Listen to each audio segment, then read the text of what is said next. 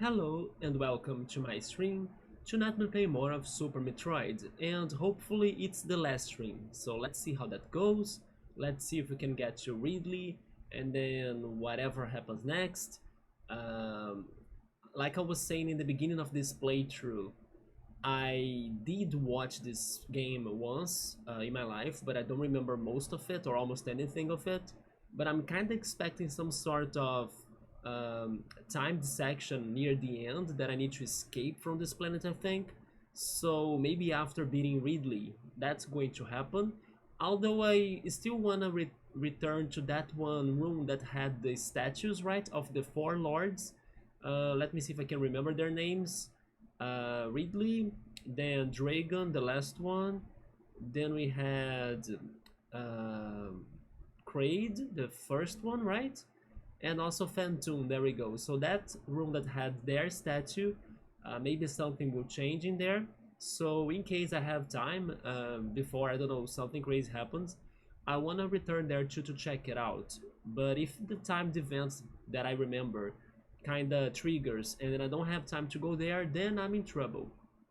But before that, we actually need to get to Ridley, because it seems there is like an extra section of Norfair that you gotta get across it to finally get to Ridley, and it's been very hard, full of dangerous and strong enemies. At least now Maridia is over. It's only this section in Norfair that we need to be focusing on. We progressed a little bit. I'll need to heal myself though, because I got beaten up by the lava. And then also the room that I got stuck at, it's a room that has some powerful enemies that I don't know how to beat them exactly, but maybe we got a hint from the last attempt, so we'll see if we can work with that. And yeah, besides that, I gotta say that unfortunately I was feeling sick this morning. I was thinking I wasn't having any stomach aches anymore, but then this morning I kind of had a problem.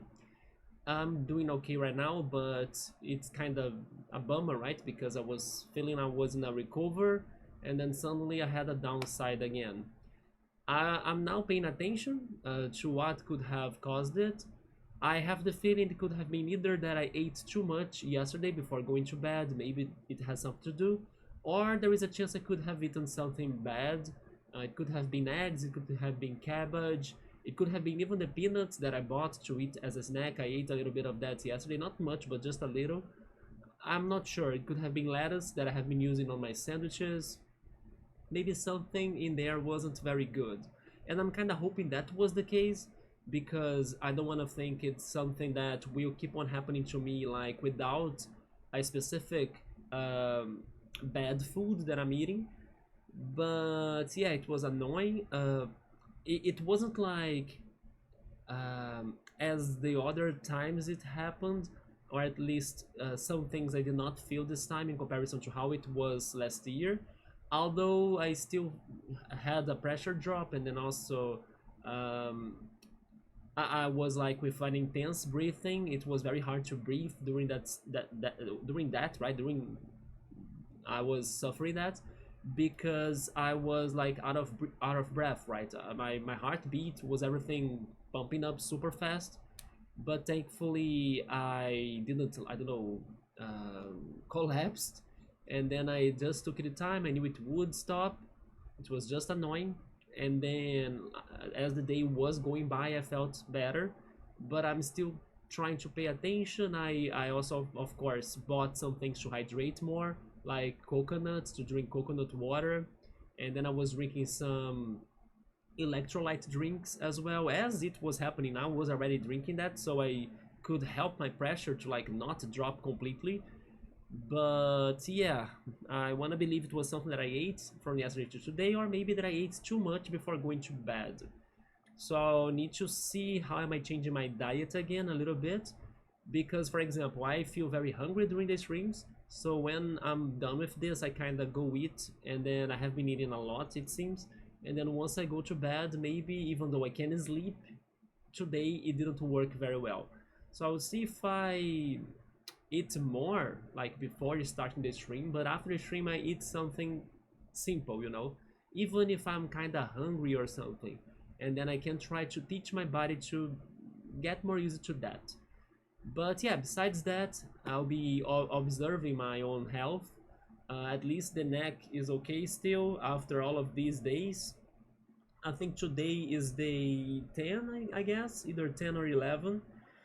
I need to check how many days are there left for us to be playing the Nintendo Switch Online, but I think we are getting to the end of it.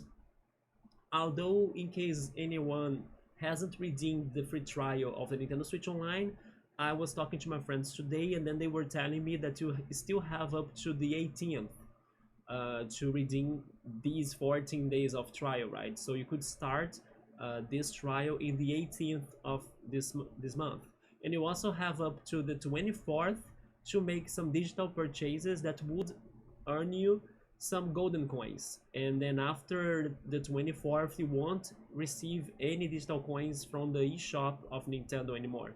But you still can spend your gold coins and also get them from some physical copies that were released up to that day, March 24th.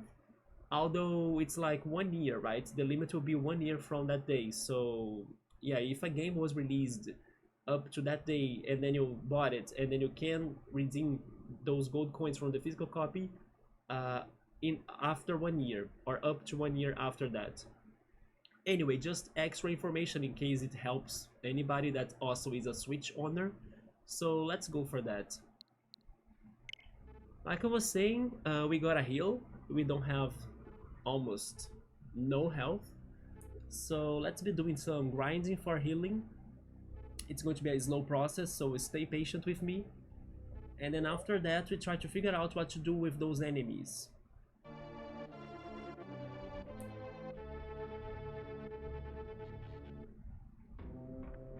Today ended up being a busy day too, not only because I woke up with like that situation and feeling sick, but also another coincidence has happened, which is like, it seems like every time I feel sick, I kinda have somebody buying my Pokemon cards, so I also had to deal with that,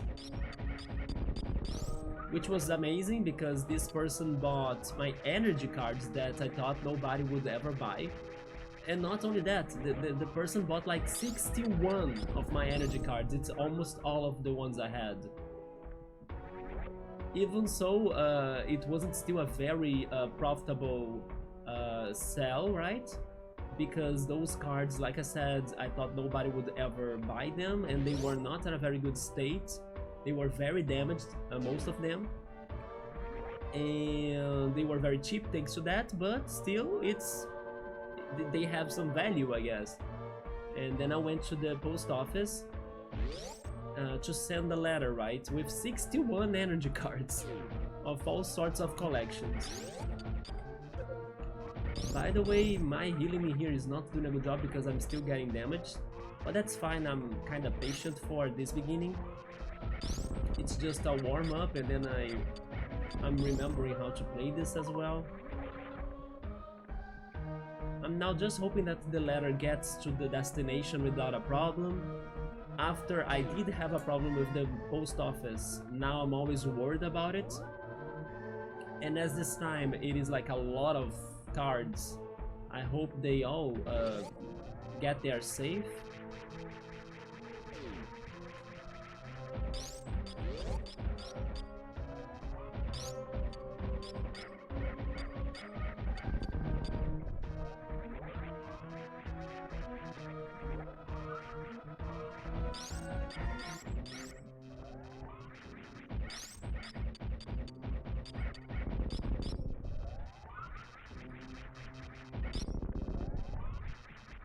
There we go.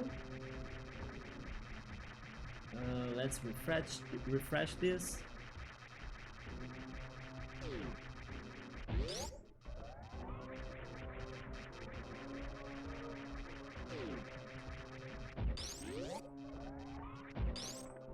So sometimes he falls on us and sometimes he doesn't. Then tomorrow, when I have more free time, I think I'll take a look on the Steam sale again to think more on what am I going to buy in case I'm buying something, but I believe I will buy something, as there are some good deals going on.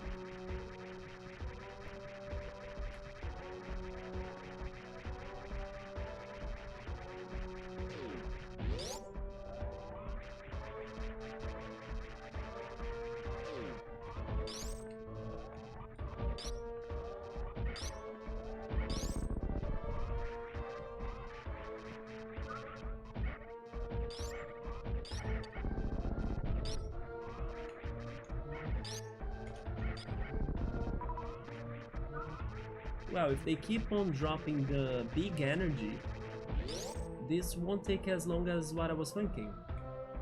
Because I think that yesterday they were dropping mostly the tiny energy, you know, that heals me in 5, I think. This one, the big one, heals me in 20.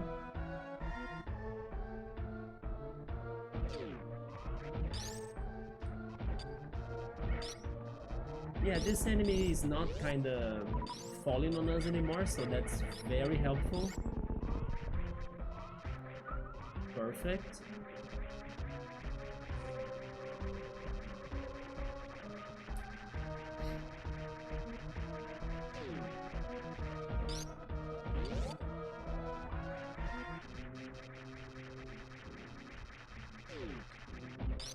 Oh, there he goes.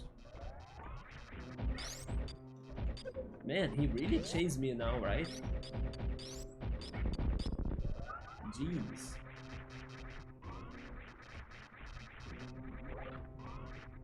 Oh yes, we have the space jump now with the screw attack. I forgot about the screw attack.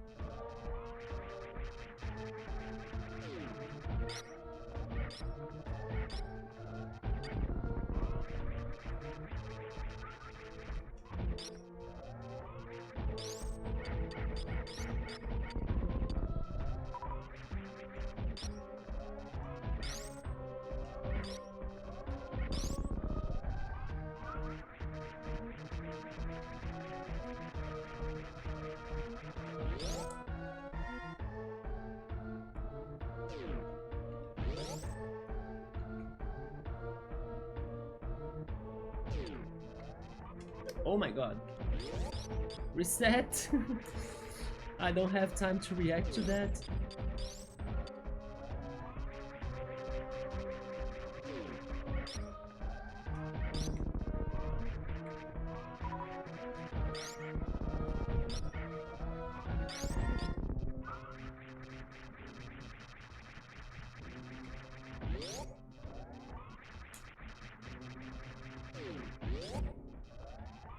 I hope I do feel better tomorrow, and then I will need to do some house cleaning. I was doing the dishes before starting the stream. At the very least I managed to sleep well, you know, I just woke up feeling sick.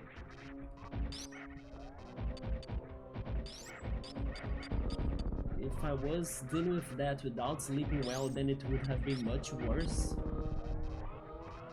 Also, I'm glad that today was not the Pilates day as well, so I could rest a little bit more during the afternoon.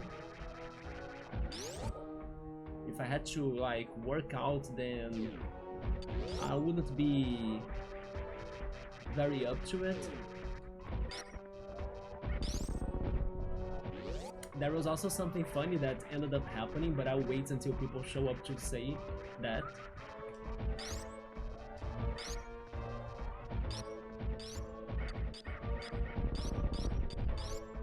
But yeah, not everything was a tragedy, right? I still managed to sell the cards.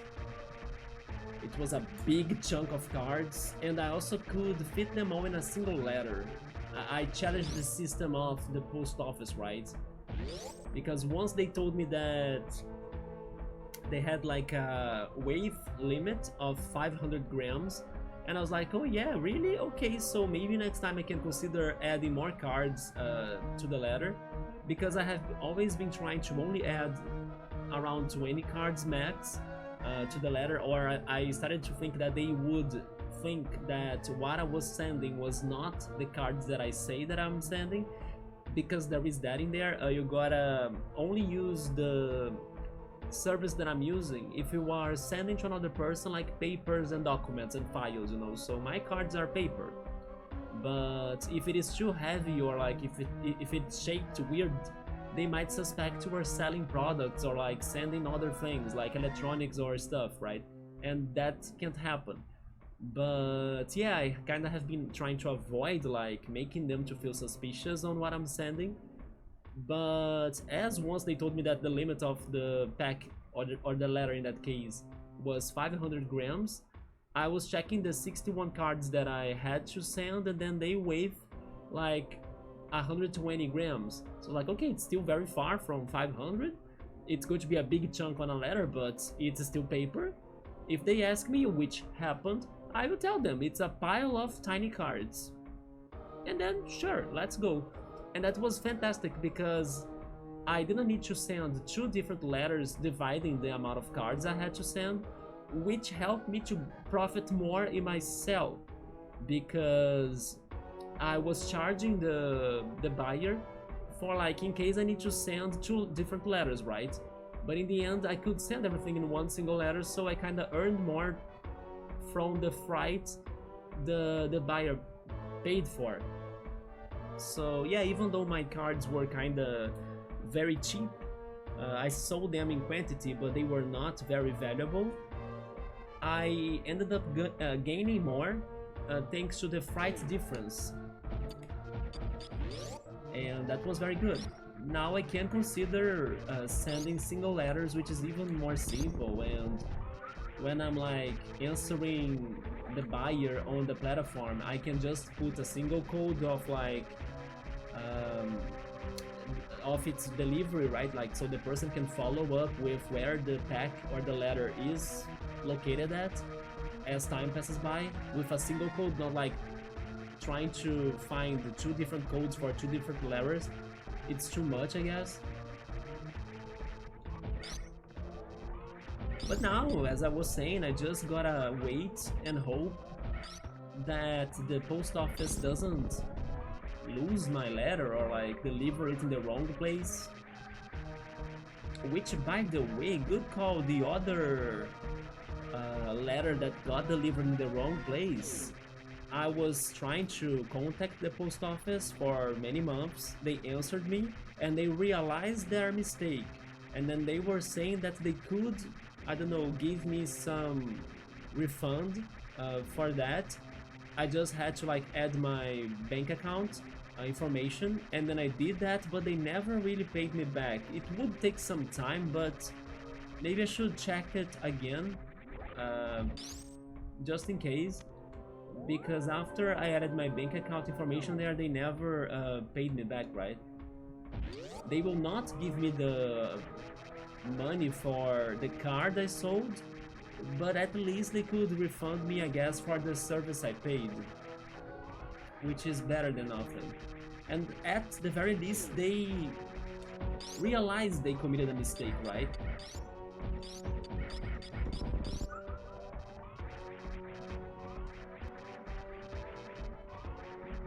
As it was very hard to communicate with them.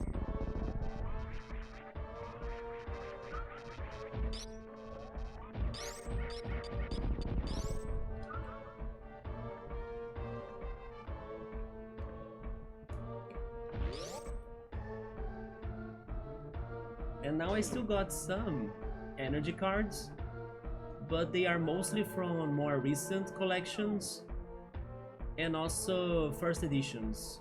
And I was charging them more, like the first editions, because they are more rare, right? And then this buyer decided not to buy them, which I fully understand. Like the price difference was very great. It was very big. I have a guess that the buyer, I even wrote that on the tiny message card of like saying thanks for buying from me. I normally write a personal message, you know, saying thanks and then like a small chat. And I was like, are you using those cards for like some sort of art project or something? Because I have seen that some people, they buy the same cards in large quantities so they can work with them on an art project, right? They can like make a, I don't know, they can cut the designs of the cards and then combine them all as a background of something and then frame that. It's hard to explain, but I have seen many people using older Pokemon cards to work on art projects. I guess not in the end, because he actually bought pretty much every energy I had, and for multiple types, like fighting, water, electric, grass. Yeah, it was those 4 types. Maybe if he were doing something like that, he would be only buying the specific type that he was looking for. But still, I was guessing or trying to understand why he bought so many energy cards.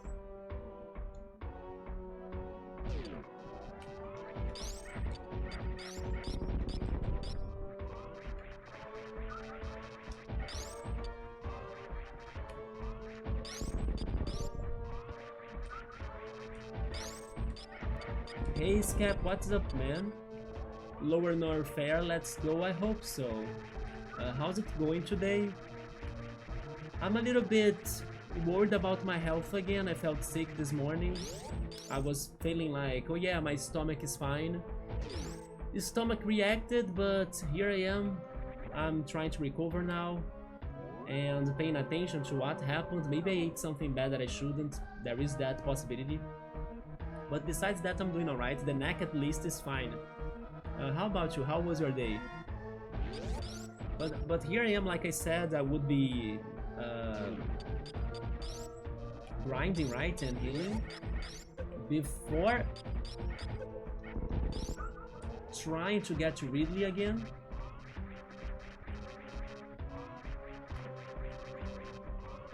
Hopefully, even though I started the stream kinda late or later than the previous days, we still have time to, you know, maybe beat it. But it depends on what happens after that fight. I'm expecting some sort of timed event or timed mechanic, according to my memory. But maybe there is something else, because there was that statue room that I want to investigate, and then I hope I will have time to investigate it. We'll see. Let's think that Ridley won't be the final boss per se. Which is good in a way, because the plot thickens, but it's bad because it's extra playtime that I don't know if I will have, like, to beat this game tonight. Not to mention that the challenge has only been increasing and increasing, right? So whatever is worse than Ridley might be too dangerous to me. Yeah, man, maybe it was the lettuce, the cabbage, or the peanuts that I have been trying as snacks. It could also have been eggs that I ate yesterday, so it kind of reacted this morning. I woke up feeling sick. I had super fast breathing, like my heart was pounding, and then I couldn't breathe very well, but I was trying to do what I could. Diarrhea, and then my pressure was kind of dropping, you know, so I was feeling like I could faint, but thank goodness I did not. And then I messaged my mom because I couldn't call them. I was like feeling super sick.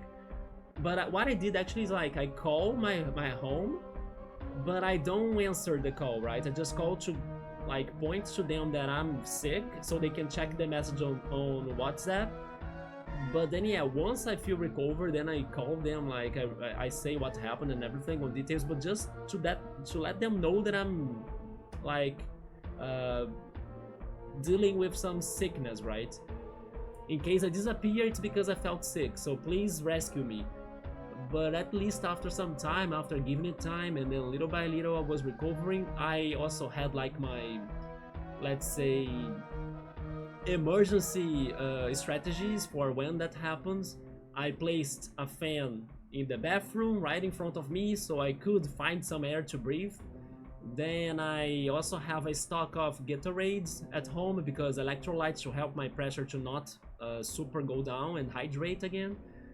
But it's always annoying, and then you still kind of feel a little bit uncomfortable, you know, it kind of messes with your head a little bit too. But it happened. I wanna really believe it was because of what I ate yesterday, or because I ate too much. There is also that. Maybe I felt sick because I have been eating too much, like before going to bed. I finish the stream, then I eat a lot because I leave this channel like starving, and then I go to sleep, right? So maybe that could also be a bad thing. And I was saying in the beginning that I'm planning to like eat more before starting the stream, but just eat like a tiny thing, a small thing after, to not like have my belly super full when I go to bed, even though I have been sleeping alright. But maybe my stomach disagrees, and then I don't know, I feel sick, right? Hi Subber, what's up, man? Stuff's been going around here. I'm sorry to hear that too. The day before your birthday last week, you were catching something. I think you told me about your throat, right? That you were having your throat feeling something strange. Took a while for the cold to peak, yeah, and it's still coming down. Be sure to be eating some apples. I actually bought apples today. Then lots of water, tea, right? Some delicious tea. If possible, some soup as well, like vegetable soup, you know, with like lots of nutrients. And honey, yeah, honey as well. And then today I went for a salad for lunch, and thank goodness I kind of found this place that has a fair cost-benefit salad. Normally salads in here are very expensive, but they don't come in like a large container, you know, so it's like a smaller container, and then I feel like, oh my god, this will not help me to feel satiated. But no, this new place I tried, I may consider buying there again other times. And it wasn't like a very bad salad. It was more limited than some other salads I have tried, of course, but the quantity was worth. Yeah, and both the quantity for the salad itself, but also the dip or the sauce, or maybe there is a better word than that. I can only think on those two. Maybe the sauce indeed, yeah. The spread, could spread be it? Maybe spread is a better word, yes. The honey mustard spread for me to like season the salad. Yeah, it came like in a big quantity too, so I was happy about that. And then I bought coconuts, so tomorrow I'll be opening them and drinking coconut water for the whole day to help me to rehydrate. I was just saying that I felt sick today again. My stomach reacted, but I think it was probably due to eggs, cabbage, lettuce, and maybe the peanuts that I have been trying, right? That I ate tomorrow, or I ate a lot. Like, I ate a lot before going to bed. I ate sandwiches, I ate the peanuts, I ate cereal, and then I went to bed. Not sure what really was the cause. I just hope it doesn't keep on happening constantly, right? Because then it could make me wonder if everything happened to me last year was actually, you know, something worse than what I have been thinking it is. Lots of healthy food. Yes, everything in excess is bad, isn't it? But to be honest, it could maybe also have been something else. Not sure, because like before yesterday, I did eat some bad things. For example, ice cream. When it was still very hot in here, I wanted to buy acai from the acai store. That's my favorite. But sadly, they have not been selling the 1.5 liters container of acai anymore. And for me, it's not worth to buy a smaller container, you know, because I want to keep the acai at my home and eat it little by little as the week goes by. So as I couldn't get my acai, I went for ice cream. And then maybe the ice cream I bought that I have been eating in this month. I did not eat that yesterday though, but you know, like eating it many days during the week, it could still, I don't know, make your body to start feeling different or worse thanks to the artificial ingredients it has.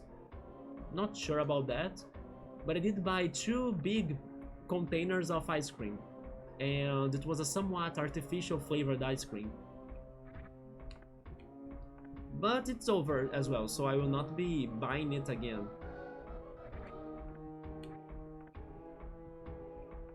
Yeah, tea and lower intestines. I mean, Norfair sounds good right now. Yeah, right? You're lurking? Okay, man. I hope I can, I don't know, get myself ready for the rest of this soon, right? Speaking of which, let's save. But then there is this funny coincidence that every time almost that I feel sick, somebody buys my Pokemon cards. It's so funny that it's like happening at least 5 times, I would say. And it happened again, and somebody bought most of my energy cards. Thank goodness, the cards that I thought nobody would ever buy. This guy bought 61 of my energy cards. It's almost all of them. It's only missing newer collections energy cards and first editions because they are more expensive. And then I send it to him all in a single letter. So thank goodness that also worked. I wasn't sure if I should send it in 1 single letter or in 2, but I could do it in 1. So I even saved more money by doing it and earned more money because of the freight he paid, and then I paid less for the freight.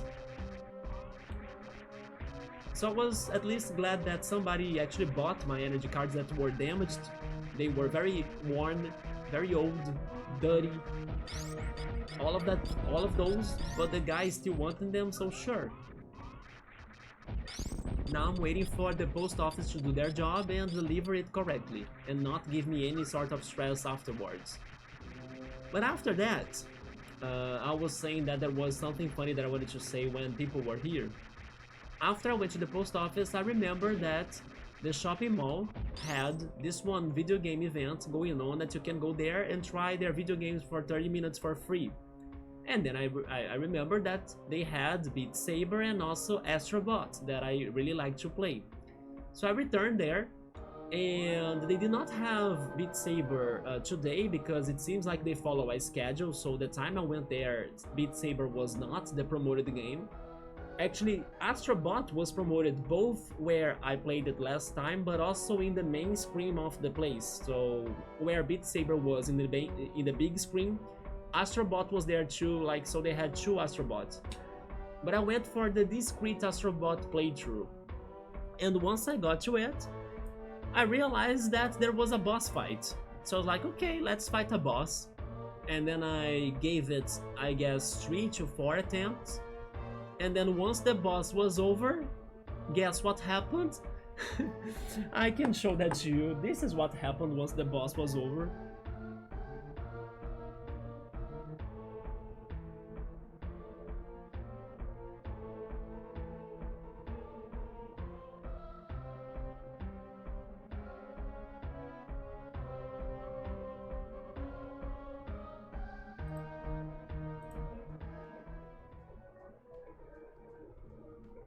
I beat Astrobot. They stopped the game right at like the last boss. I didn't know it was the final boss. So basically, yeah, I beat Astrobot in record time for me. Like, what the hell? Normally we need to like spend all sorts of weeks to beat a game. I casually beat Astrobot by hanging out in the shopping mall today. I doubt any of you could do that. Like, you could be faster than me, right? But yeah, the freaking boss that I was fighting was the final boss and I didn't know it. And then once I finished that, I was like, no, hold on, I gotta see more of the game itself, right? And then I learned how to navigate in the overworld, and then I understood more about the game as well, because the other time I had less time to try it because there was a kid that wanted to play it in my place, and then I had to give the controller to the kid, right? Today nobody bothered me, thank goodness. But I only played like one level, was trying to understand what was going on, but today I fought that boss and then I could choose the level I wanted to play, right? And I understood more about what the game was about. It's pretty much a big PlayStation promotion. It's the biggest PlayStation and Sony promotion ever. And everything is based on the PlayStation basically. Like the levels, the world, the collectibles, everything is PlayStation. Like every level or every world was based on a part of the hardware of a PlayStation console. So like you play in the memory RAM world or in the, I don't know, the processor world, you know, like every single part of the hardware of a PlayStation is the game. So that was kind of impressive, or like I was not expecting that. I was thinking they were just like an Easter egg in the game, but no, it's actually the whole game is PlayStation love. But after giving it more attempts and also fighting the final boss, I kinda changed my impression from the first day of Astrobot. Let me go back to the game while I'll talk so I can keep on grinding, right?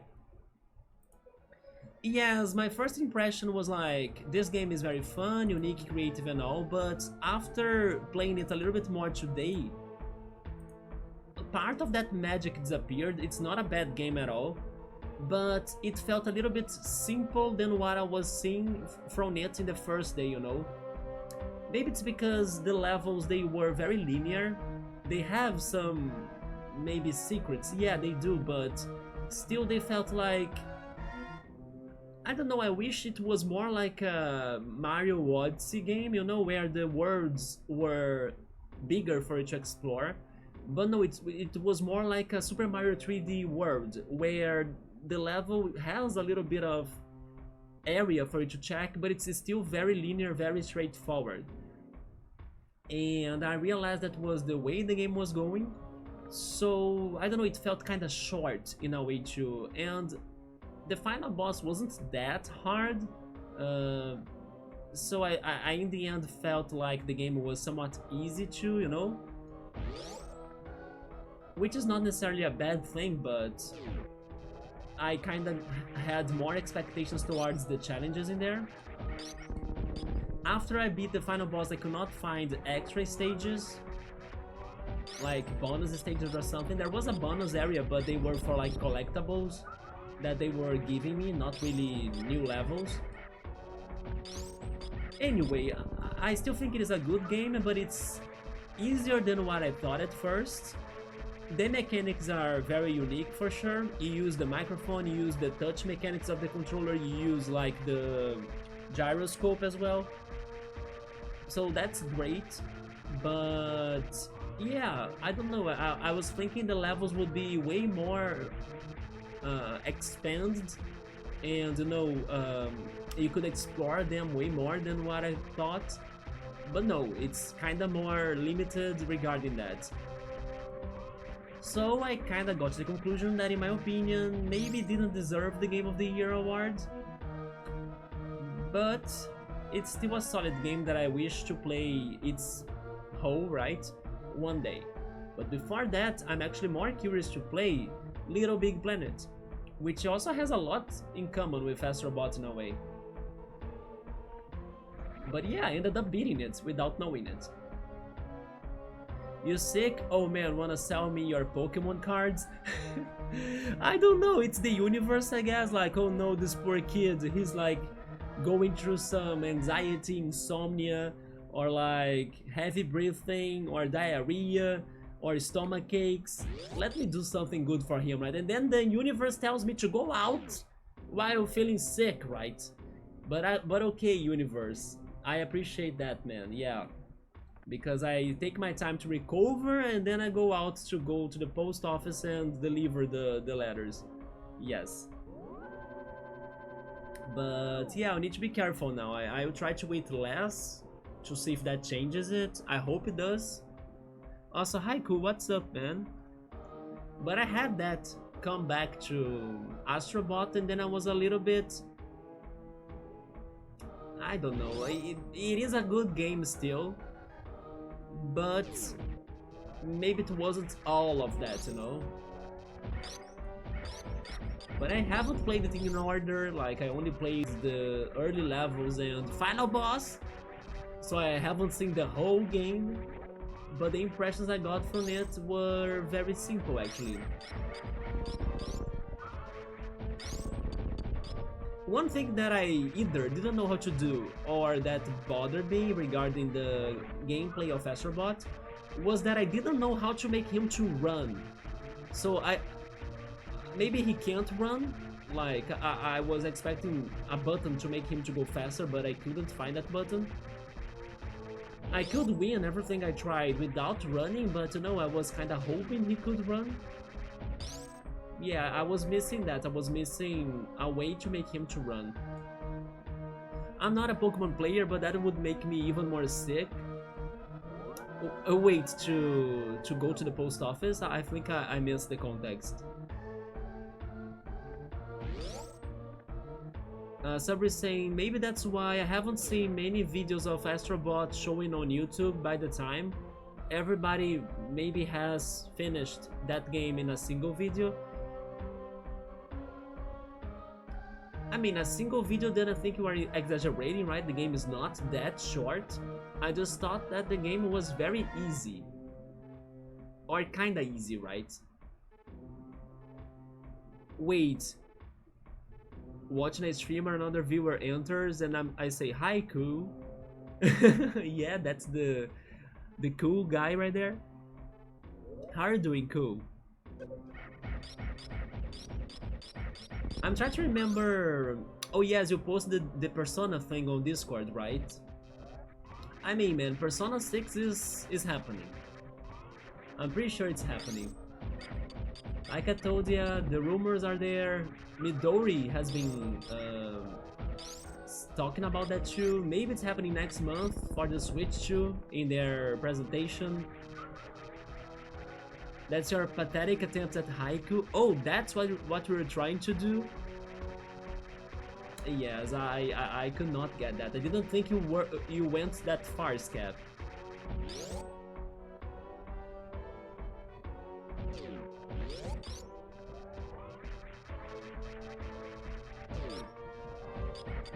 Ouch.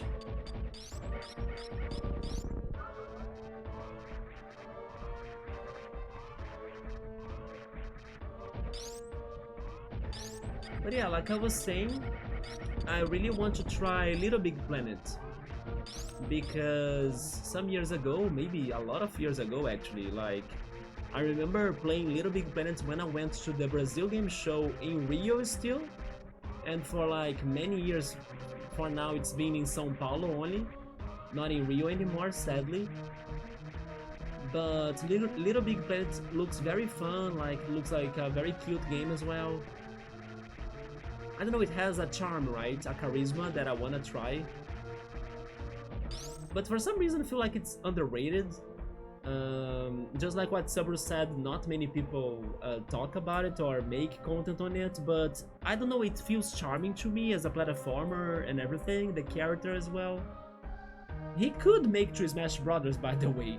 I want that... Sackboy is his name, right? I want Sackboy in Smash Brothers. Also, what's interesting, Classic changed some levels names, like they changed the Whispering Cliffs.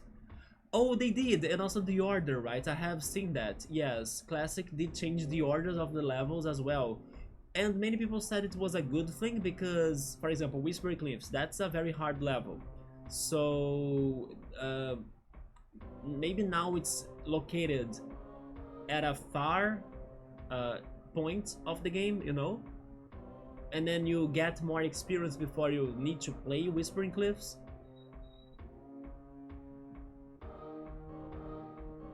I'm sick. Do you want my Pokemon cards? I don't ask for them to get them. They simply purchase. It's so crazy. The guy got 61 cards, energy cards, all of them, without even asking for me to show him like more pictures. because I do show like one picture of the cards that I'm selling, but if I'm selling, for example, 20 grass type damaged energy cards, I can only post one picture of those 20. I don't show him the other 19 cards. The guy was like, shut up, give me the cards, you know, he straight up purchased it. So I'm like, okay. And then I went to the post office to send it to him. I don't get the name changes. Can you give me examples of like which levels did change the names? I didn't know they changed the names of them. I only knew they changed the orders, right? Oh wait, no, never mind. I remember now. They did change one level, I think. Was it Dinky Park? I think they changed Dinky Park name because of, I don't know, maybe some sort of bad second impressions of that name. Give me a few seconds. You are eating, alright? What are you eating though? But yeah, I remember somebody saying that they changed the name of Dinky Park, right?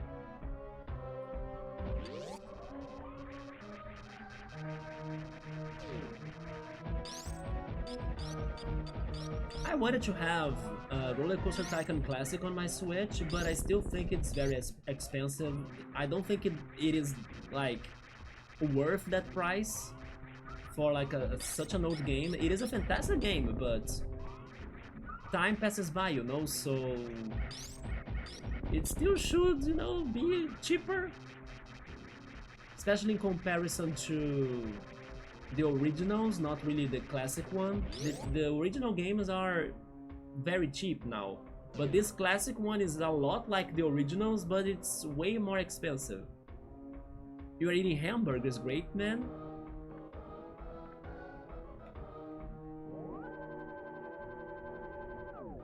I have a question. How many hamburgers do you need to eat to feel satiated? Lately, I have been feeling satiated with 2 medium to big sized burgers. Yes. My example would be Whoppers, right? 2 Whoppers, they fill me. Yeah, they fill me up.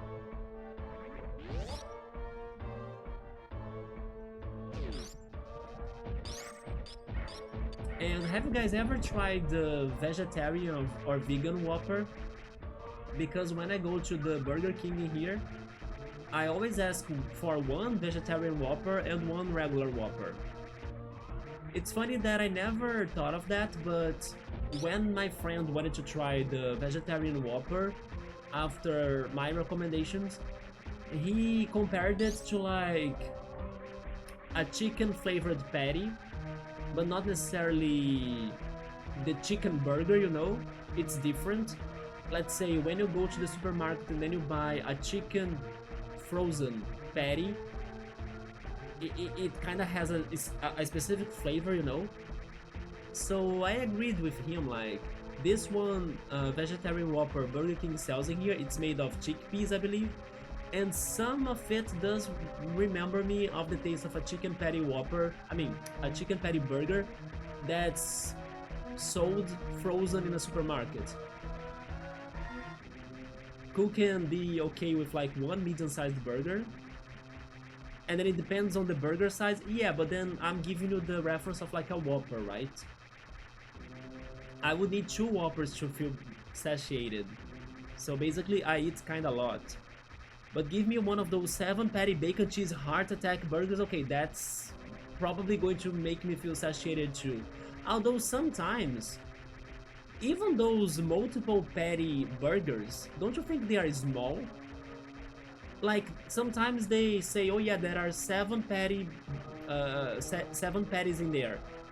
But then, they are small patties. It's not like the big patty like a Whopper, for example, so sometimes that's kind of tricky, you know? I feel like I will be satiated, but I'm not in the end because the patties are small. And then maybe -5 burgers. Sabro says 1 burger, unless it is very short, then it would be 2. Yeah, 2 tiny burgers too, right? Yeah. Here in Brazil now, McDonald's has been going for the Macfish again. Do you guys like the Macfish? As you might know, I don't eat seafood, so I have never had the Macfish. But yeah, now they're having the double McFish and stuff. They're having fries with special tartar dips, right, and stuff. It seems it's based on the English um, sauces or even McFish in there. I'm not sure, but they have been promoting this McFish return to Brazil as something that has come from London. So yeah, they're kind of connecting McFish and England for some reason. Maybe it is very popular there.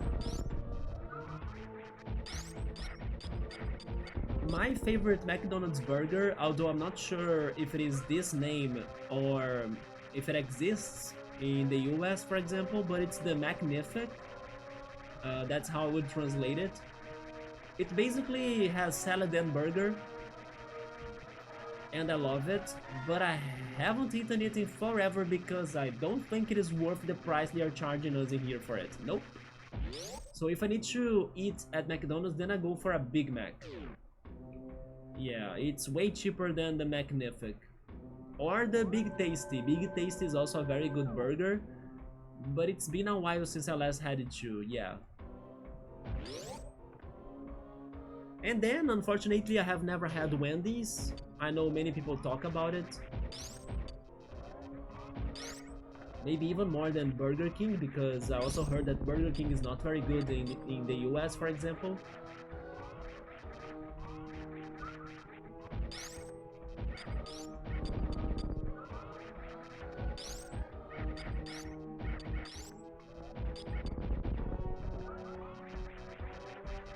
So there we go, we got 7 full energies, right? We are missing 6. Because it is 3 for the regular energy tanks and 3 for the reserve tanks.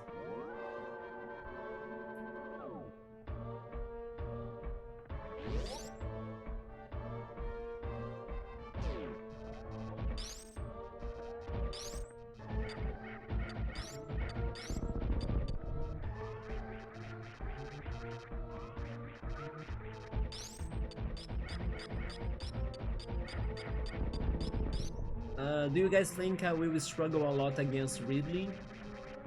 Or will he be easier than another boss that I have fought so far?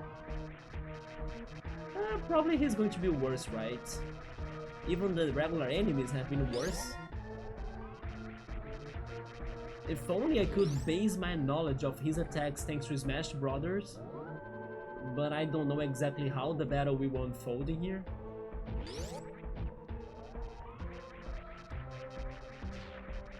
And also, sadly, this game has committed an injustice, and I will never forgive it for that. Because the best boss of this game, Crocomeyer, is not one of the 4 lords. And he deserved better than that. Yeah. I will never forgive Nintendo for their crimes. Hopefully there are mods or like randomizers that will make Crocomeyer more important than what happens in here. I also wonder if Super Metroid is one of those games that they kind of recycle bosses, you know? For example, Zelda. Zelda has a recycling pattern of bosses. Depending on the game, you fight a boss that you have fought in another game, you know? So maybe Crocomeyer could return to like another fight or something.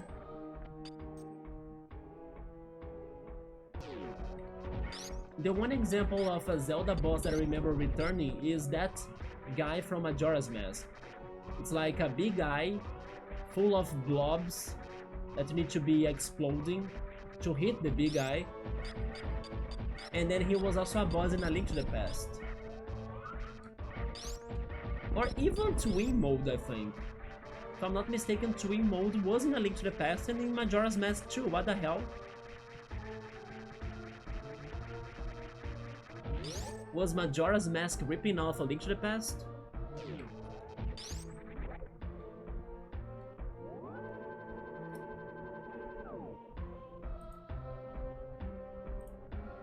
I wonder if you guys, I mean, be careful to not spoil me, right? So let's not count Twilight Princess and also Breath of the Wild and also Tears of the Kingdom or Echoes of Wisdom and Skyward Sword. Maybe I'm adding lots of exceptions, but do you all have a favorite Zelda boss by any chance? And I'm talking mostly about those, you know, dungeon bosses, not really the final boss or something. Yeah, like the dungeon bosses. Let me see. I know which one is my least favorite. It is definitely Georg from Majora's Mask and the Great Bay Temple. He's the worst, in my opinion. Him and the one from A Link to the Past that's like a centipede kind of thing that's bouncy. And then he keeps on throwing you outside of the freaking platform, and then you fall from the dungeon and then you need to climb it all over again. I remember how annoying and painful that boss was. I forgot his name, Moldorm? Something like that. I hate him. But then favorites... I don't know if I'll be able to pick a favorite, because I also need to remember them all, right? But I remember the ones that got me traumatized.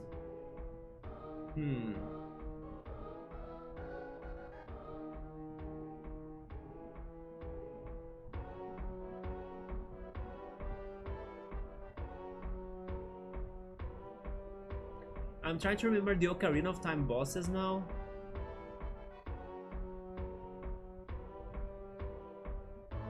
Yes, I remember them, but I'm not sure if I would pick them as a favorite.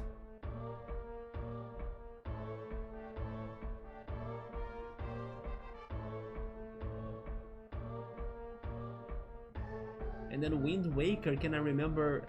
Oh yeah, there was a dragon fight, wasn't it? In Dragon Roost Island? Who do you fight in Dragon Roost Island or something? In the Fire Temple of Wind Waker, I forgot. Yes, I did forget many of the Wind Waker bosses now that I'm realizing that. This is true, he needs to be a part of the statue pile, I agree. Welcome back, Cool. Yes, Moldorm sucks. Did I get his name right? Yeah, he was such a... such a pain, right? Georg is horrible. Maybe he's better in the remake, because I know they made the battle different. But I swear to you, I could only beat him thanks to a glitch that happened in my game. Without that glitch, I think I would still be trying to beat him today, right? You have played Majora's Mask so much, so I don't mind him as bad. Oh, but in the beginning? In your first attempts, I'm pretty sure he was a nightmare. He still sucks, yeah. That fire Goma thing, yeah. I remember the fire volcano thing, right? Yeah.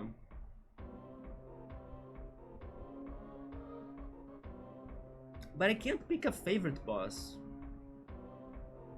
I still haven't fought the 4 ancient beasts of Breath of the Wild when I was playing that.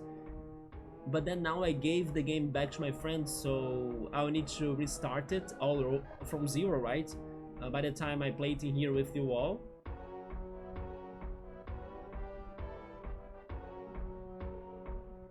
Yes, I can't pick a favorite, I can only pick my least favorite bosses. I don't like Tuirova that much. I don't like Volvadia. I mean, I know some bosses are very epic. For example, the one from the Forest Temple that you fight Shadow Ganon or something, or Phantom Ganon, I don't know. That fight is awesome, but I don't know if I would pick it as a favorite. The freaking jellyfish-like thing from the Water Temple is also not a favorite.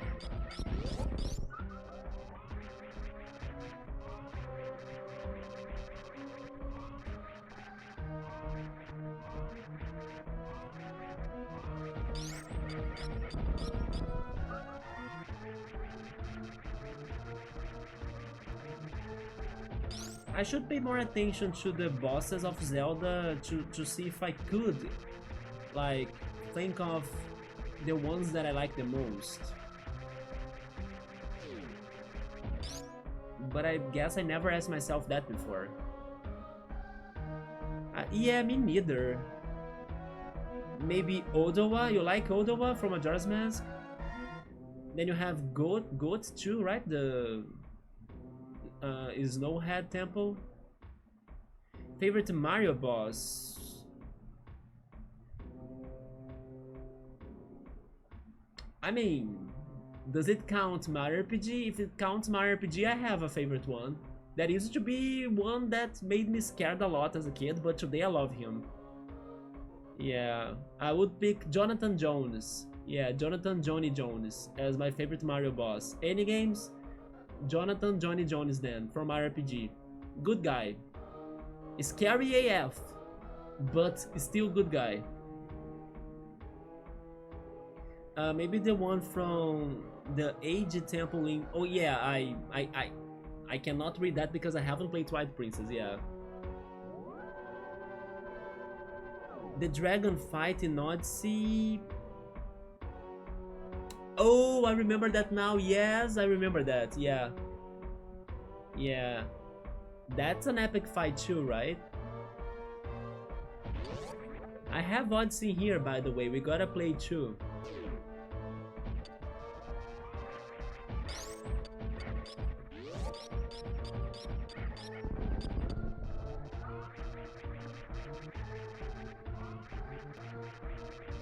It's funny that sometimes I see bosses as like epic fights, but an epic fight doesn't necessarily make it my favorite. I'll give you another example, the XM Rangers of Mario RPG. It's an epic fight.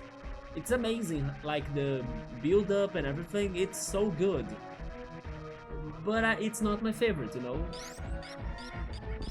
Isn't it funny to think about what makes it your favorite if it's not something epic?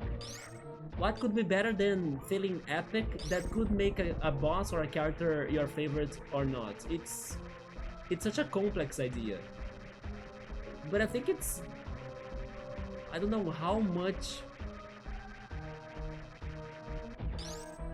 How many feelings you kinda put to the character. For example, I had lots of bad feelings towards Jonathan Jones because I used to be super scared of him. I struggled so much in that dungeon as well. Because we didn't know the password for the sunken ship, and then when we figured it out, it was amazing. I was scared of the squid too, and then we got through that. I was scared of everything in the sunken ship.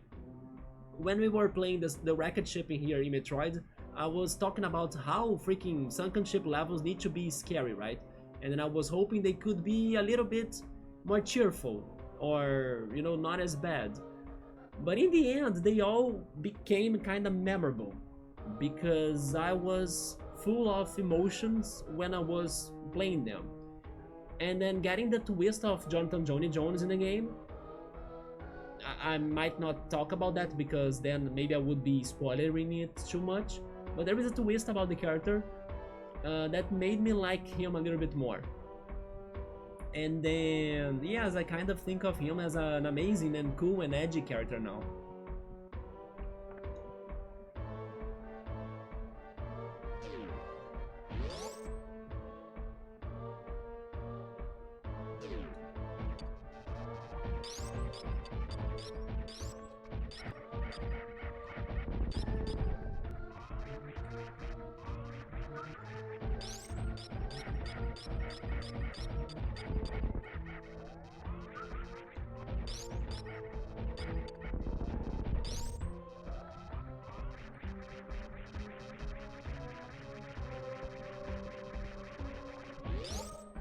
Thinking of favorites is a very good exercise, but it's funny how most of times we don't have a clear answer, right?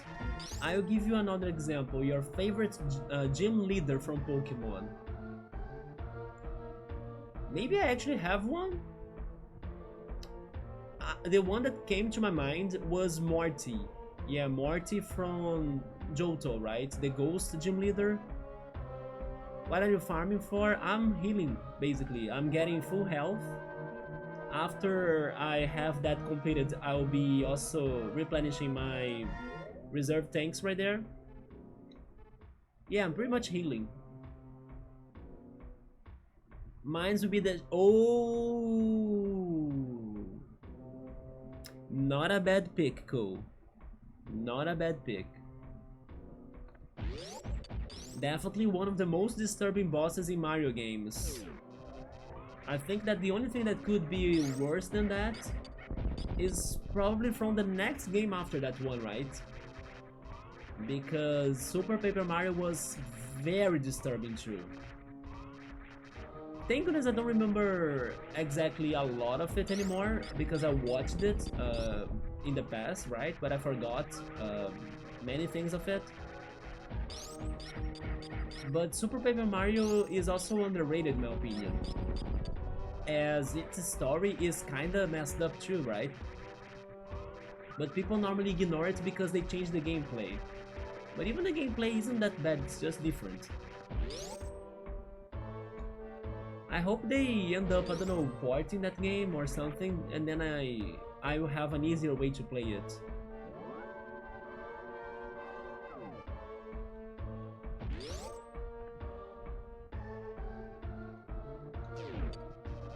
But again, there are bosses we never forget, even though they are not our favorites.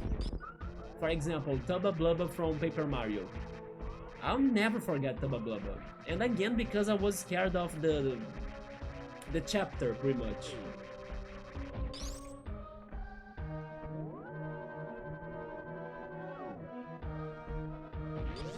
Some people really like the Crystal King as well from the first Paper Mario. Oh my god, yeah. Many people really like... I won't say his name, but... Chapter 4's boss of Paper Mario The Thousand Year Door. Many people like that boss a lot too, I understand why. He's another epic one and memorable one. But I should not say his name, right? It's funny how I remember the RPG bosses more than the platformer bosses, right? For example, Mario 64, I can only remember the Big Boo and the Bomb Bob, wait, Bob Bomb King, right? Or King Bob Bomb, there we go. Are there other bosses in Mario 64 besides Bowser? Wait, there is a Wiggler fight, isn't it? In Tall Tall Mountain, I think. Oh, the bullies in Little Lava Land. Oh yeah, there is also the thing in the pyramid. Yeah, you have a boss in the pyramid, right? In Shifting Sandland. Okay, so there are more bosses indeed in Mario 64. King Chili, I forgot. Oh my god, Scap. Me. Ah. Yes, that's definitely a fantastic pick for sure, Scap. Yes. I am the great mighty Pooh, and I'm gonna throw my at you. There we go. Somebody's saying his favorite gym leader would be Flannery. Yeah, she's from Hoenn. Flannery has a fantastic design. Yes, I like her design a lot. And also personality. I want a remake in style of the Thousand Year Door for Paper Mario 64. Me too, I was surprised they went for... I mean, maybe not that surprised because I know it's the fans' favorite. But at the same time, I like Paper Mario 64 more thanks to my own nostalgia, and I kind of think that Paper Mario Thousand Year Door got a lot of its plot and recycled it, you know, so it's not as original in my opinion. But not for everything. Of course, there are things in Paper Mario Thousand Year Door that they do for the first time. But there are other things, for example, Chapter 5. Chapter 5 of the Thousand Year Door is a rip-off of Paper Mario 64. Even, I don't know, Chapter 1 as well. Like the Koopa Brothers castle and then Hooktail Castle, you know, it's a castle again. So there are some rip-offs that it kind of loses it for me. Not to mention the same class of character, like a Goomba, a Koopa, you know, a Bomb. It kind of feels like a recycling thing of the first game, but they did it better regarding the mechanics. The battle mechanics are amazing in the Thousand Year Door, but the first game still gives me a better nostalgia for the soundtrack, even for its vibe. Its vibe is very enchanting and magical and mystical, you know. There is some sort of peaceful vibe. Most of it is thanks to the soundtrack of Paper Mario 64, but also thanks to the looks of it, while the Thousand Year Door is a little bit more gloomy and darker, you know. It's something like that, mysterious too. Klepto is the vulture, right? But yes, I kinda hope one day they give us a remake of Paper Mario 64 as well. I'm trying to remember why this one YouTuber that I follow, that I really like him, he's a Brazilian YouTuber, and I'm trying to remember why he changed his opinion regarding Paper Mario 64. Like, he used to like that game and recommend it to many people, but once he got it again to play it after many years, he kind of felt like that the game was feeling different to him, that wasn't as great as he remembered, you know. I don't remember exactly what was the thing that changed in his opinion, but it was one of the few times I heard somebody criticizing Paper Mario 64. Murder Wintertown, Murder Train, that's true as well. Yeah, we have those two connections right there. Also the snowy level, right? And especially like late snowy areas. The volcano too, right? Wait, no, wait. In the Thousand Year Door there is no volcano, I think. Yeah, but there is the grotto, so it's kind of close. I don't know, I just hope they went for new locations, you know, new things. But both are very good games.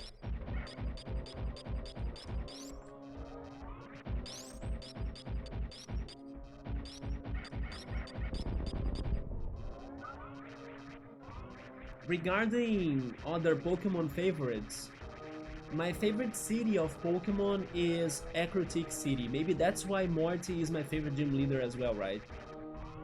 Now it all makes sense.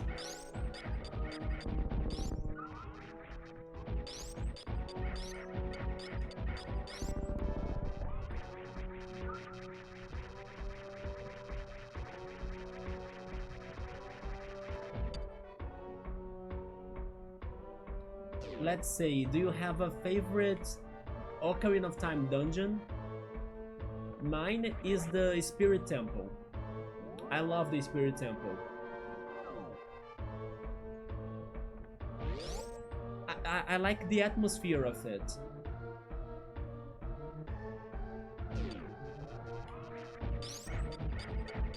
Funny enough, one dungeon from Ocarina of Time that makes me disturbed and unsettled is the Fire Temple, believe it or not.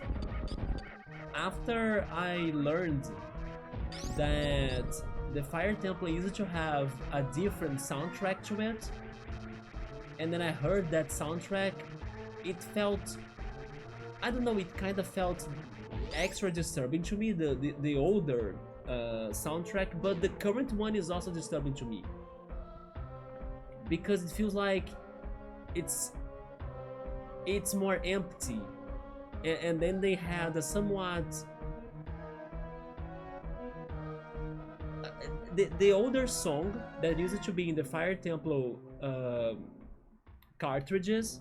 I mean, in the Fire Temple for the older Ocarina of Time cartridges, right? In, the first released cartridges, before they changed that song. Even though it was also a disturbing song in a way, it felt like there was life in the Fire Temple. And then the newest song is way more like heavy and lower in sound. So it feels like, I don't know, there isn't life in the Fire Temple anymore, everything burned or something. So it's kind of more intimidating to me. It makes me feel claustrophobic in a way, you know? It's hard to explain, but that music changed, and then once I heard about this situation that the music has changed, and then I compared them both, it made me extra unsettled because it felt like the life that used to change in the original song for the Fire Temple disappeared. And then now it's a more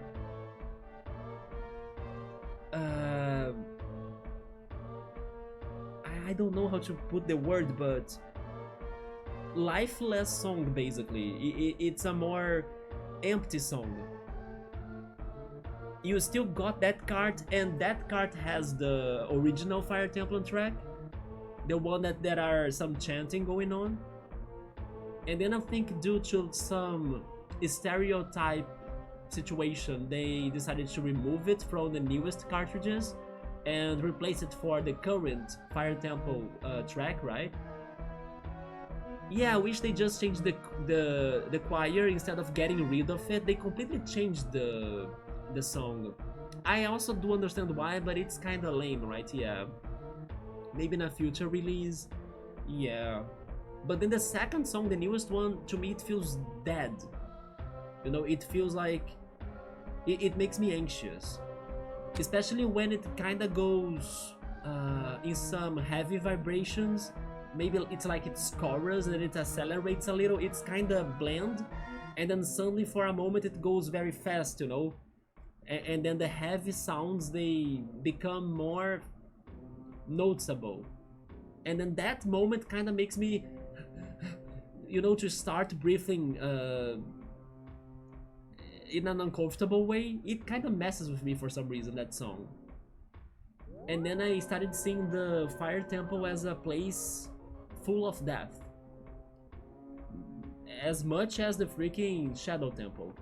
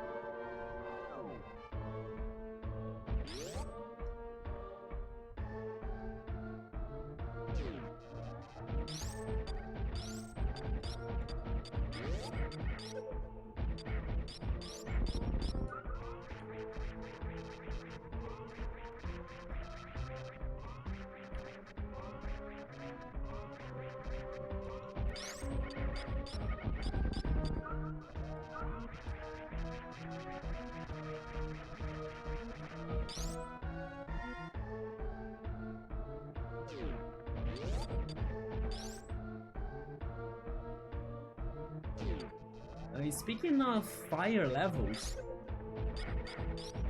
I used to be scared of Little Lava Land from Mario 64. Mostly thanks to its painting, right? But also because the level was a lava pool, so like it's super dangerous, I can't do anything. But it's funny that once I got the hang of the game, what used to be very hard today is actually very fun. So Little Lava Land went from like I hate it to like I love it.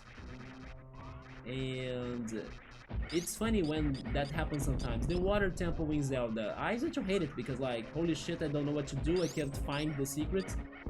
But today I not only like it, but I also respect it, as it kinda teaches people to become different people when they overcome the challenge of the Water Temple. So it's like it changes lives, basically. You feel like you're a different person after it. And then, even though I know Scap loves the ice levels of Mario 64, I don't like them, especially the second one. It's the one with the boss that Cool mentioned, right? King Chili, yeah. Is No Man's Land, I think that's the name. But I mentioned Shifting Sand Land. Shifting Sand Land is also very painful. To walk on the 4 pillars, like next to the pyramid, it's such a hard thing to do.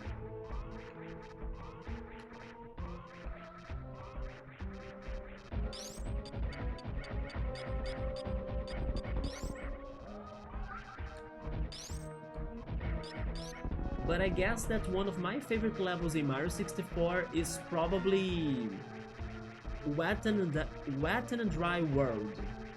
I still remember getting to the Sunken City for the first time and I felt like, holy shit, this is awesome. Yeah, Wet and Dry World. It's a water level that surprised me a lot. I somewhat also grew respect to the Hazy Maze Cave too, for some reason.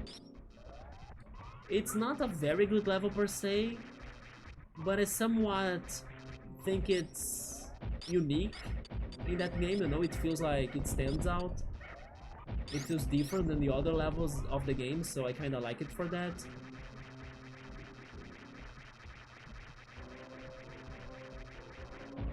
You like the water temple? Today I like the water temple too, especially to watch people suffering the water temple. I'm that person, yes. But I also kinda try to motivate them, like, don't give up. If I did it, you can do it, you know? Pay attention to everything. It's fun to be like a motivational person when people are trying the water temple for the first time.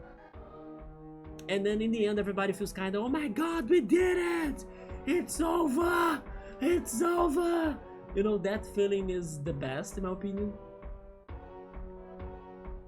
It's better in the 3DS for sure. That's something that oh yeah, and remember that they changed, like, by adding some signs on the walls, so you can kind of know how to change the water levels better, right?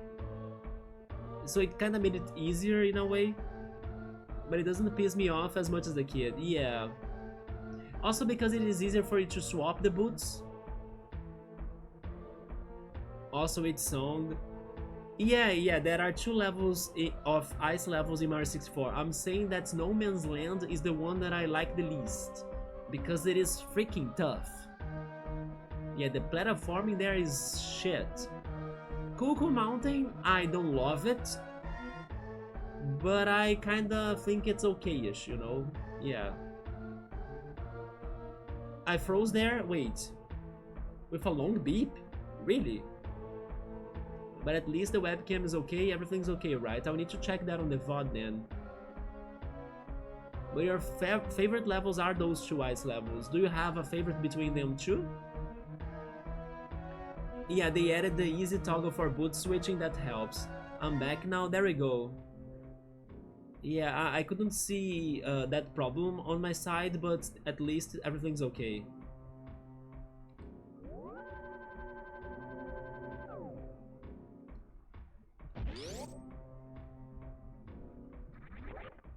Maybe one of my favorite ice areas in video games is Snow Point City of Pokemon Diamond, Pearl, and Platinum. Also, I would say maybe Hailfire Peaks. I really like Hailfire Peaks in Banjo-Tooie. Oh yeah, definitely Ice Cap Zone from Sonic 3. But I had another place in my mind. Oh yeah, Shiver City. That we were talking about one of people's favorite bosses, and then I mentioned the Crystal King from Paper Mario 64. I like Shiver City combined with the Crystal Palace. Yeah, I think it is a very cool it's a very cool chapter, right? Can I think of other favorite ice levels of mine?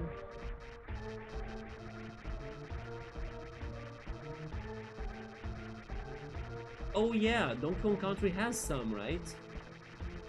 I mean, the freaking ice worlds of Donkey Kong Country 1 is very tough because the save point is like up ahead in the world and then the levels are brutal.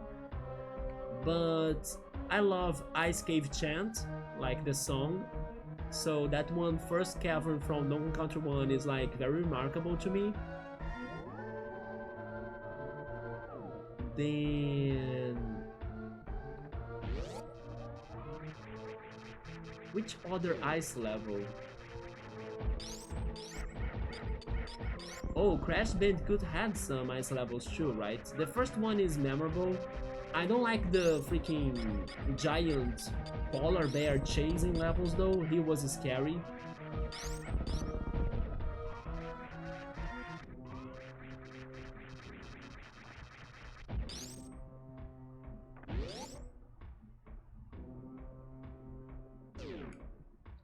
And I also don't like the Mario Brothers 3 Ice World. It's too hard. But I understand that it has a very good vibe. Yeah, it has a very good atmosphere. But the levels themselves are very hard. Maybe in Mario Galaxy there might be a nice world that I like, but I can't remember. Yeah, the Snow Mountains. The first one is very unique too, right? It's so silent. It's such a long level as well, so it's a big deal for you to get across it. Did Kong Racing ice levels? I need to remember them. I know they have them, but I forgot them in my mind, right? Wait until I get to Metroid Prime. Escape is so certain that it's going to happen. We will see. Now it has more chances, right? We will see how that goes. By the way, I was reading today that it's not Metroid, it's another game, but it made me remember that I read this today. They were comparing the number of sales of Final Fantasy 16, and they were saying that Final Fantasy 16 sold as much as Pikmin 4.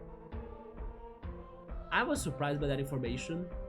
That means that Nintendo's promotions of like, let's play more Pikmin, yeah, people need to like Pikmin, maybe it is actually working, you know, Pikmin is becoming somewhat more popular.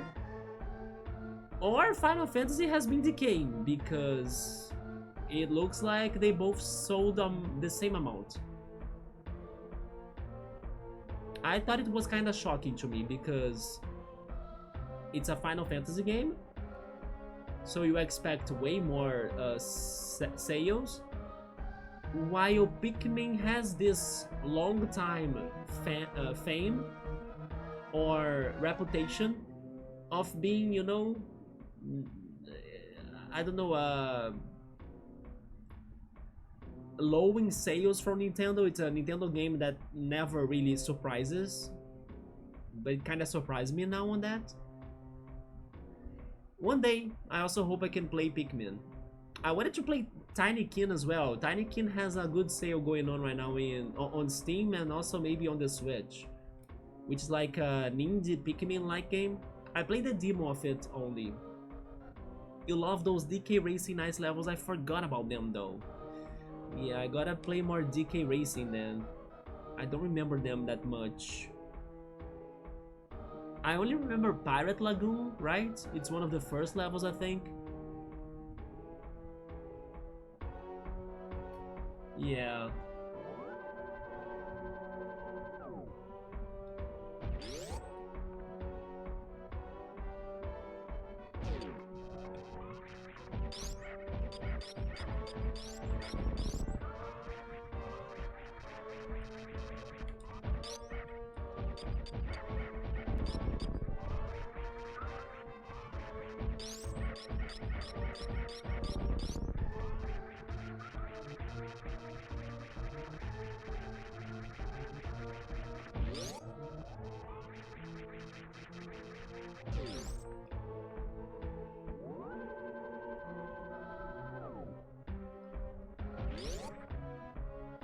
So have you guys got something from the Steam sale already?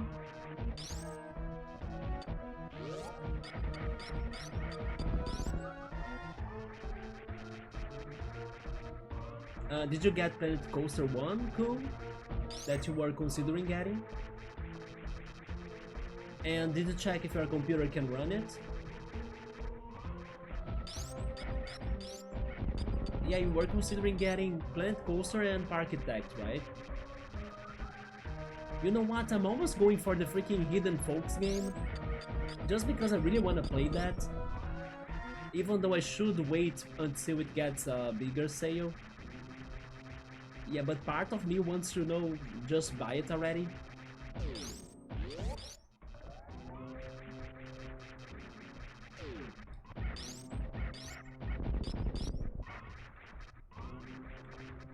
Don't lose that! No! There we go.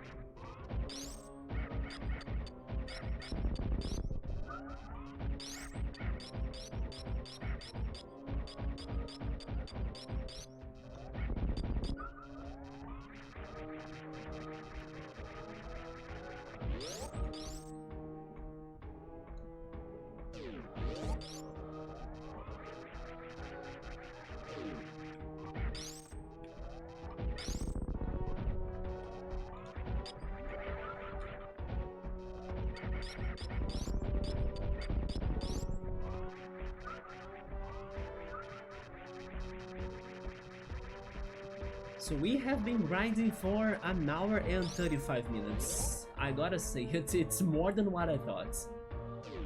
Man. But we're almost there.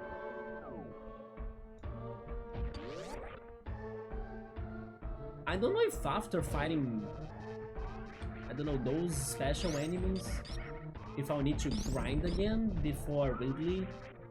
Maybe. Because I don't think I'll be able to win that fight easily.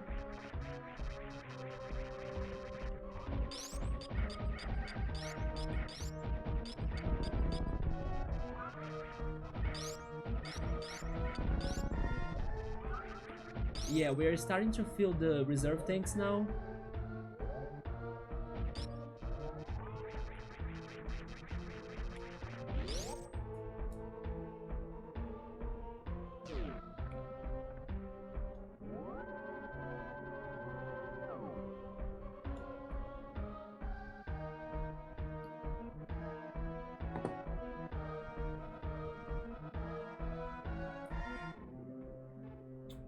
Maybe in the future, because the Prime Remaster is only 40 bucks as opposed to 60 bucks, they are already getting discounts.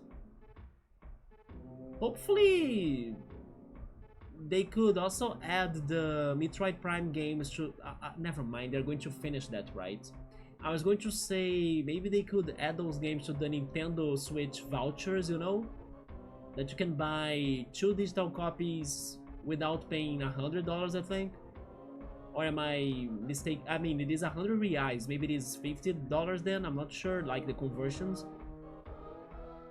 But I kind of think that they should go to the voucher thing.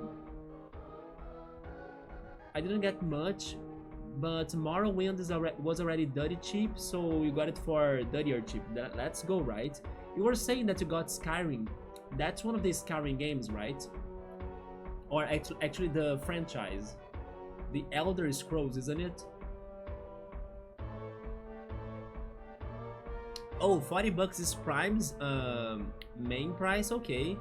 So it's already cheaper than the regular prices for Nintendo games. That's good. I wanted to get freaking Captain Toad, but I still think it's expensive, you know, even with the discount for the Mario Day.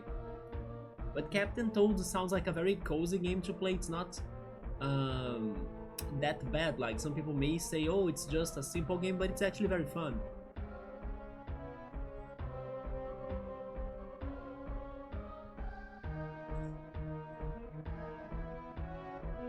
I have also been checking on the prices for Mario Party Jamboree as well, and today it got to a lower price than before, so little by little the physical copies of Mario Party Jamboree have been getting to better deals here in Brazil. So I'm kind of following it up, because if it gets to a better price, then I might get it. I'm also interested in getting WarioWare. Yeah, WarioWare Move It, I believe that's how it's called.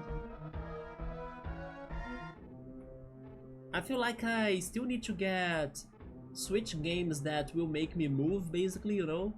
I'm also really hoping that at some point I can get those fitness games, especially the Ring Fit Adventure, but I just think it's too expensive.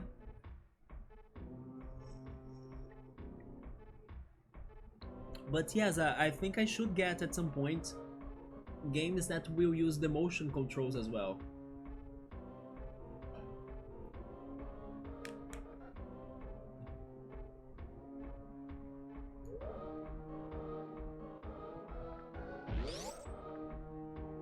Okay, we gotta go a little bit more.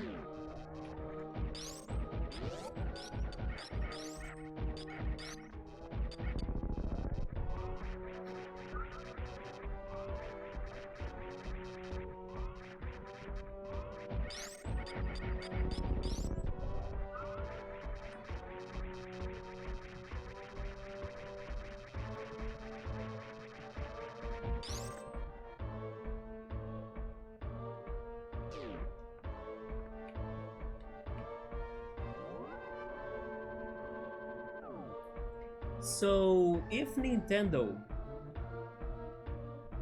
and probably they will have still something that they are hiding from us regarding the Switch 2, right?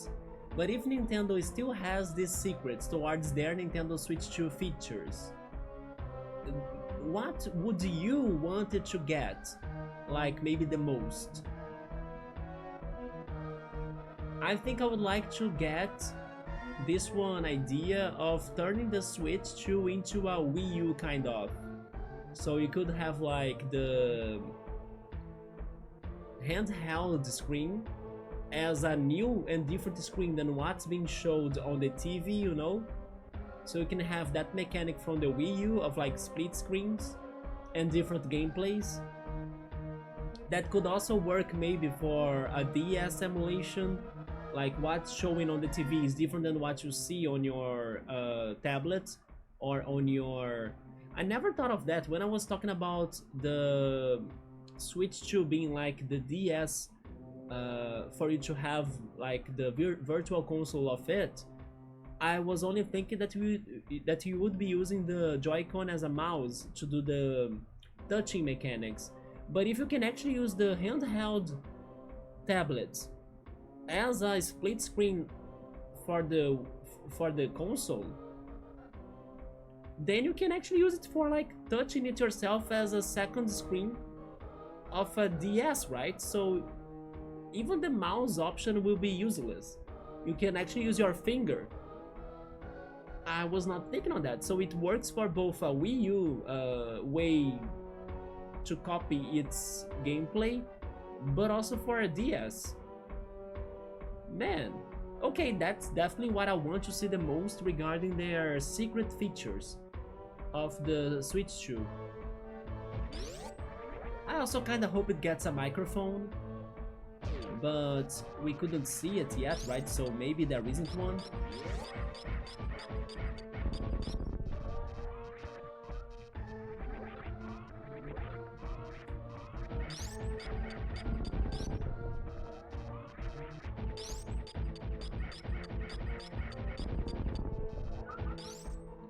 So how's the reserve tank? We need a little bit, okay.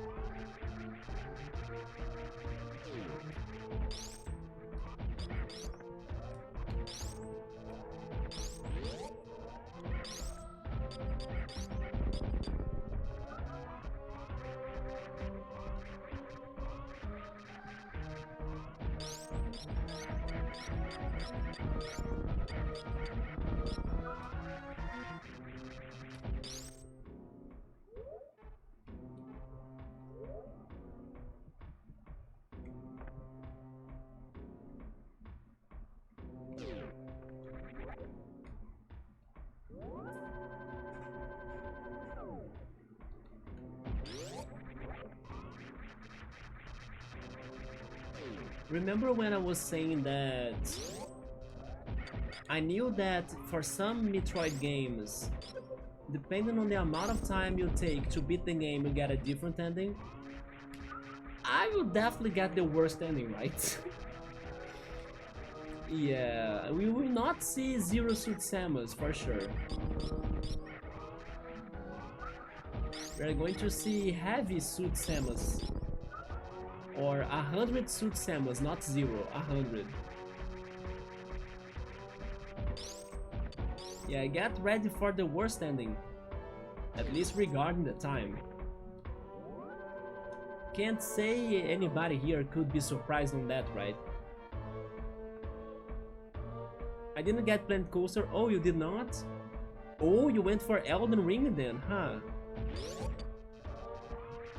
Let me know what you think about it. If it is like too hard or too brutal. I was talking to Subaru that after seeing the opening of Elden Ring, it felt to me like it was Inuyasha's plot, right?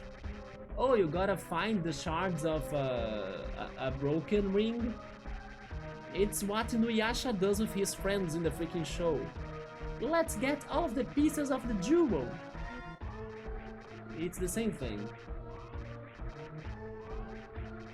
I never get the best ending anyway, there we go. But do you know how long is your time for this game mostly? Is it like 6 hours long, maybe 5 or less, maybe 4? I don't know. You guys were saying that the records were around 1 hour, right? Except in Prime Trilogy, since it's not based on time, just the collections.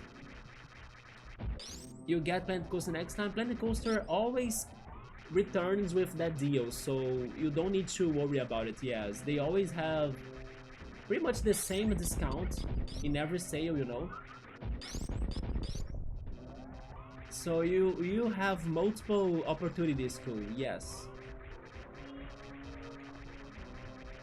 7 to 10 hours, okay.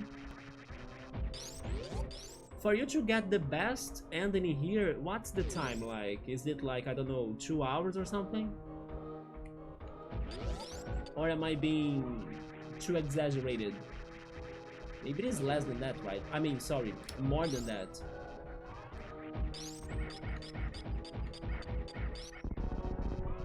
Wait, is it over? I think it is over. There we go. 3 hours? Yeah, so it's a little bit more. It's still quite a feat. Well, 1 hour and 46 minutes after. We healed, we saved. We shall proceed. So, how do I fight those guys?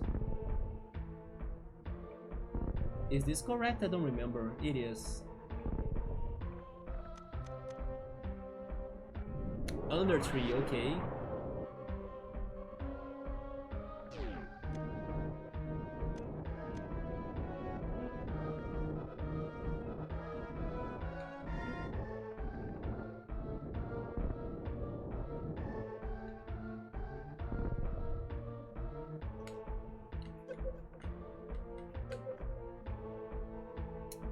I took too long to like change my weapon, right? He's going to be there forever.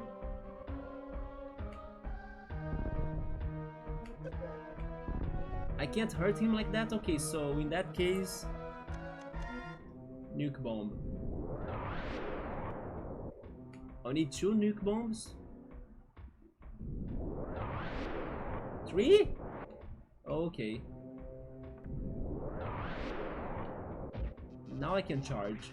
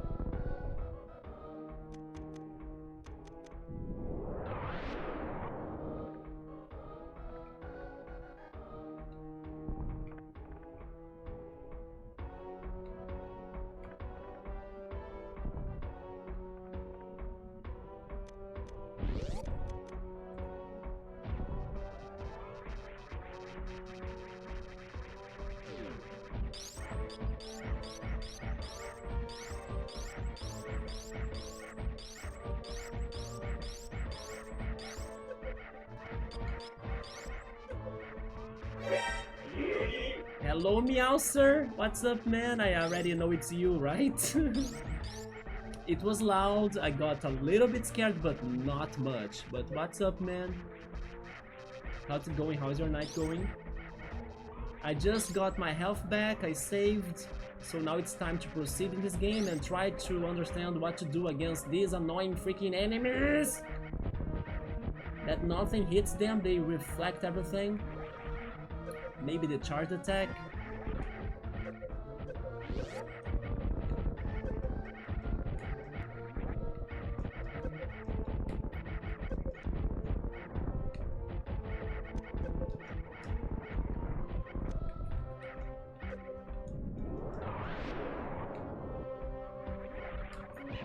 Oh, I actually got a hit.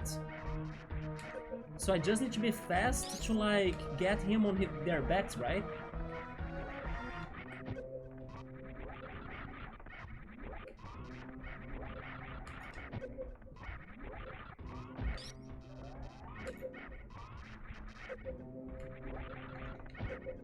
Yeah, there might be a way to distract them correctly.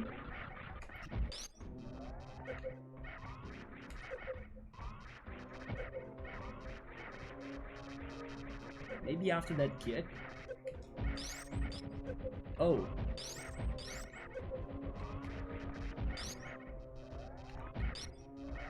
A faster way to do this? Oh, there we go. By the way, I just noticed that when they get hurt, the noise they make reminds me of the freaking vultures enemies of Donkey Kong Country. I don't know if Scap will get that sound, but it's just like those tiny vultures, you know? Yeah, that was Dr. Meowser sending us the stickers, right? Wait, my chat? There we go.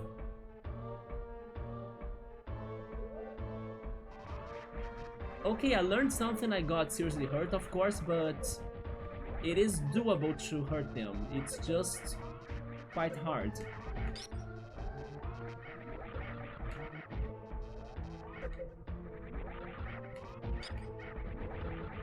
It's like they have special... Oh! One is down. But they have like special frames where they can get hit.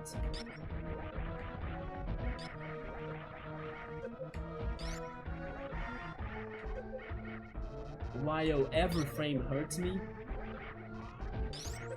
Samus doesn't have an invincible frame.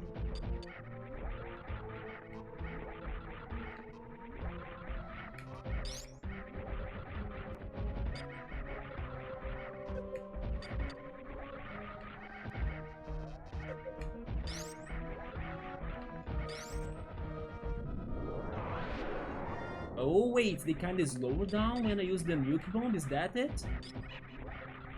Wait, this was... Yeah, the nuke bomb has this effect of slowing down things, just like Chaos Control from Shadow, right? We talked about Shadow the other day, we talked everything about Sonic during this playthrough. So if you have Sonic problems, Sonic doubts, Sonic questions, the answer for your problems are probably in one of the episodes of this entire playthrough thanks to Semic. But okay, maybe if I need to redo this, nuke bomb for like a crazy lag, recreate lag in the freaking room right here, and then we shoot the lasers, right? Gotcha. And then when they become yellowish, they seem more susceptible to suffer hits. It felt more easy when they were yellow. Yeah, right, it's the same sound effect. You know what? Could I save? Because if I save now, that door would probably be always open. It is worth returning, right? Wait. Let's check it and then return. Okay, return. The enemies are not here anymore, are they? They are, but the door is open, so I can now kinda skip them forever. Yes, I think. Nice. Are you guys up for some other healing section? What do you think about that? Oh, that's bad.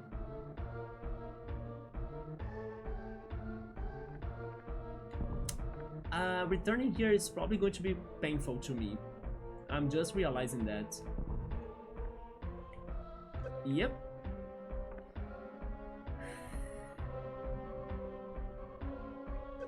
Ouch.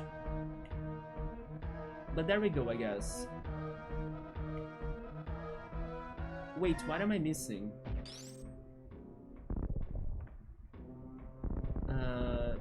There we go.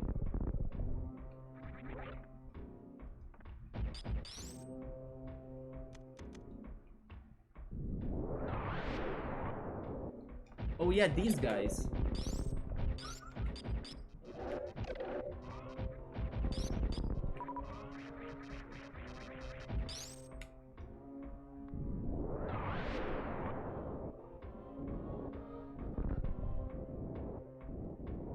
This is also going to hurt.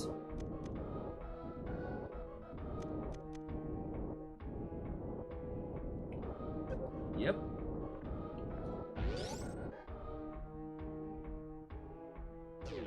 But here I am.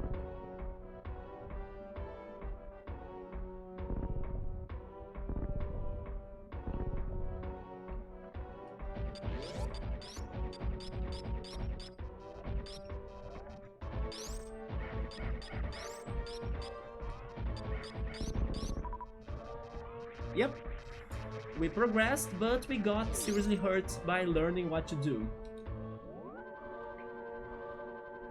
What do you guys think? Should we go down there and explore just to see what's up ahead?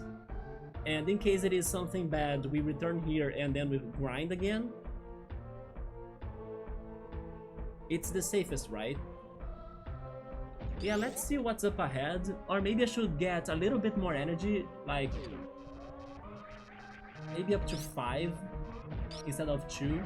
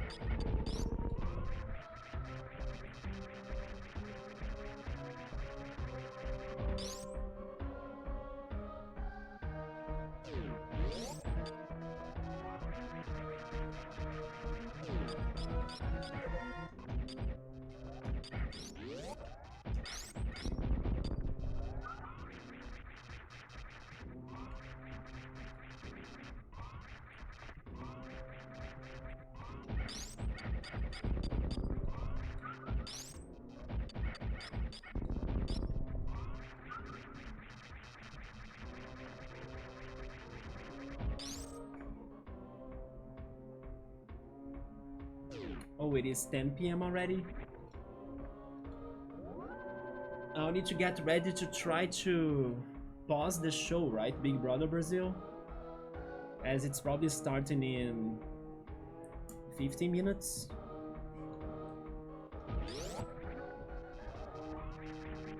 But I believe I won't be able to watch it today. But I will try it anyway. Unless somehow I can beat this game like in the next 2 hours or something. But honestly, I'm not sure if I can do that like that.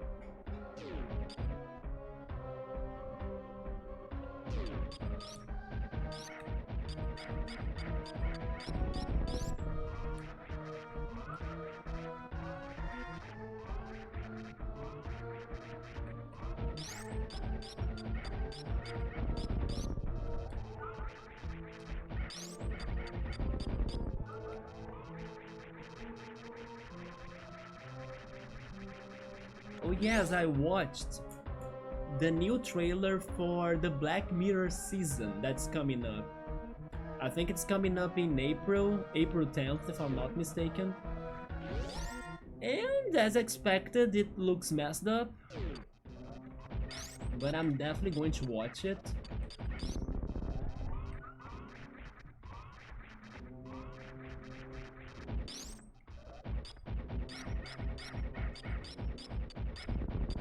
One of the episodes will probably do something about virtual reality, even when people are gaming, you know. There was a scene like that in the trailer. They're also returning to one of their old episodes that's about a spaceship. It feels a lot like Star Trek or something. Yeah, there will be another episode on that idea.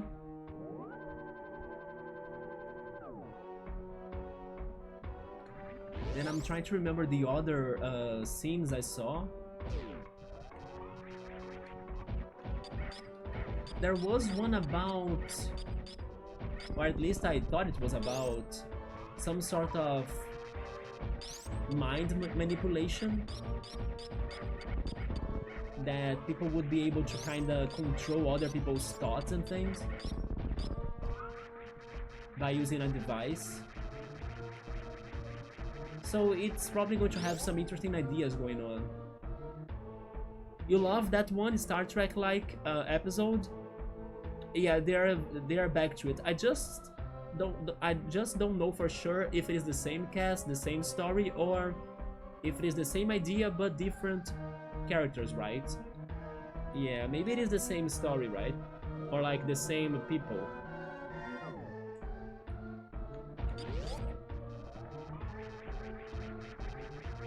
I think there are going to be 6 episodes, I think. I'm not sure. Ouch. Same cast? The girls was the same? Okay. Yes, I couldn't remember that anymore.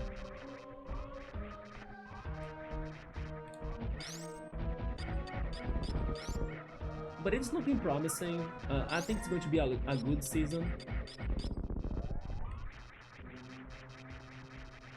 Especially because the creator had time to think about it, right?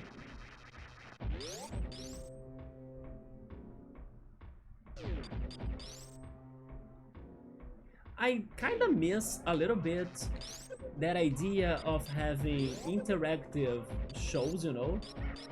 Because there was that one episode of Black Mirror that was Black Mirror Bandersnatch, that you could pick what you wanted to see next by using your remote controller.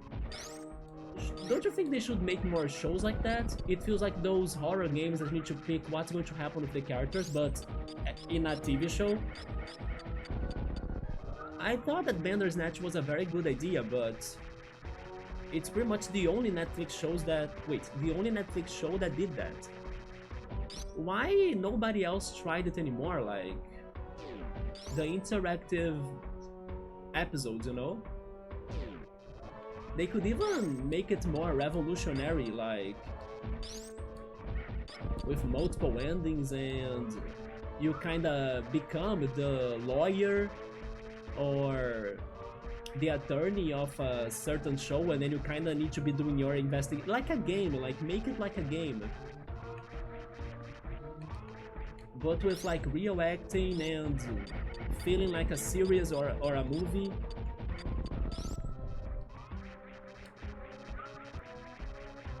Yeah, they should make it back. Maybe they gave up because it could have been expensive to like come up with that, and then you would need to score multiple scenes. But even people on YouTube, they do it. Like, you need to be picking the path you want to keep on watching the story by like clicking on the related video or suggested video by the end of the video. You know, I have seen that on YouTube as well. So even if people on YouTube can do it, the freaking big companies could do it too, right? I did think it was a good idea that they could invest a little bit more on it to come up with something else.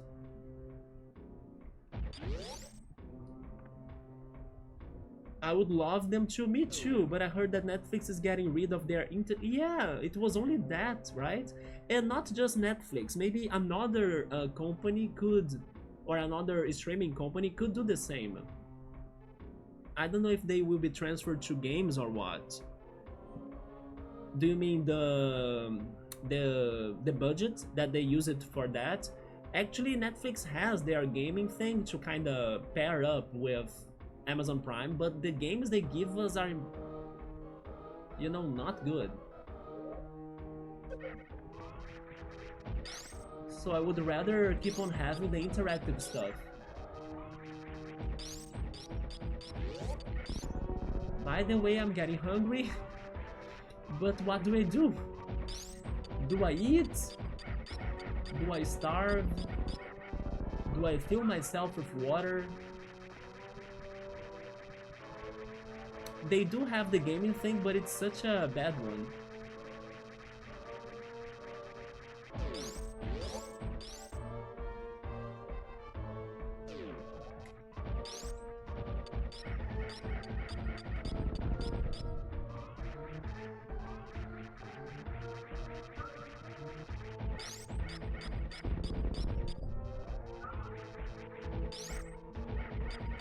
Oh, I think I know what to do.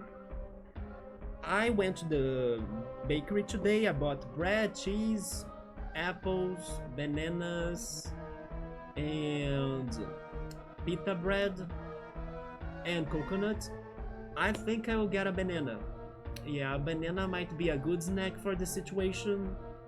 And then I believe it won't make me to feel sick later, right? So I think I will get a banana. I'll be right back.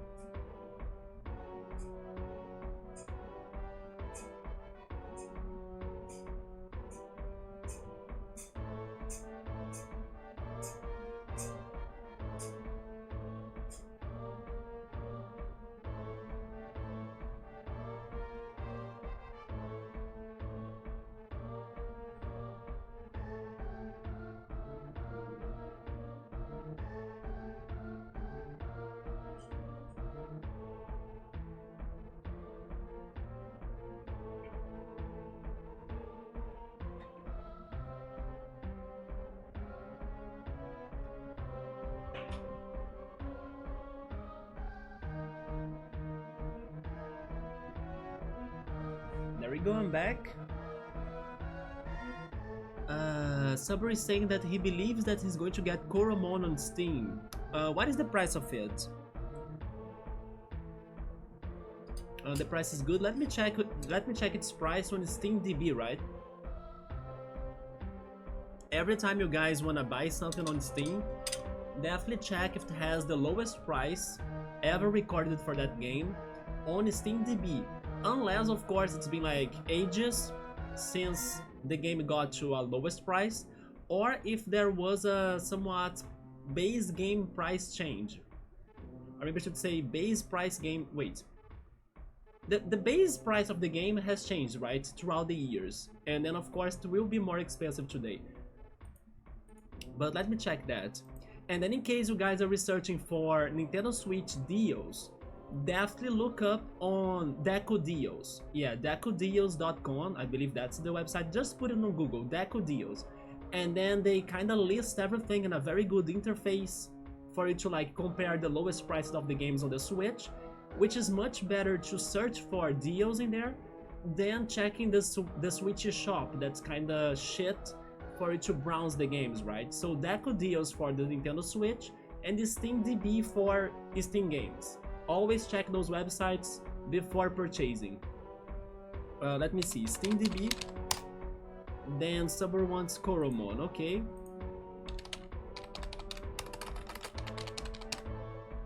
Yep, Koromon. Koromon has its lowest price right now.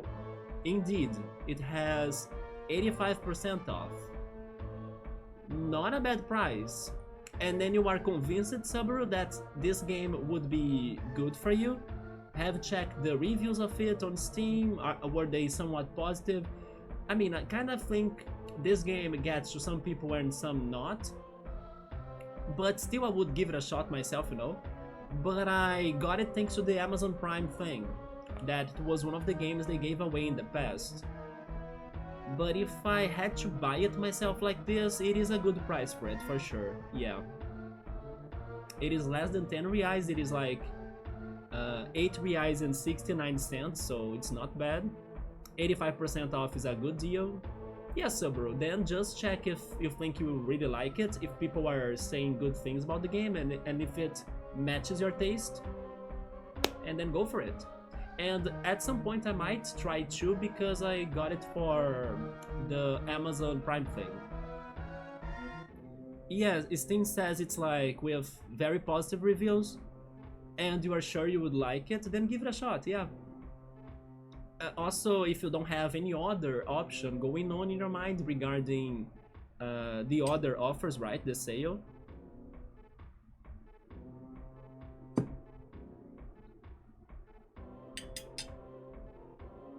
at least it would be something different than the things you have been playing regarding Final Fantasy games or Tactics games, right? It could be a fresher game for you to try.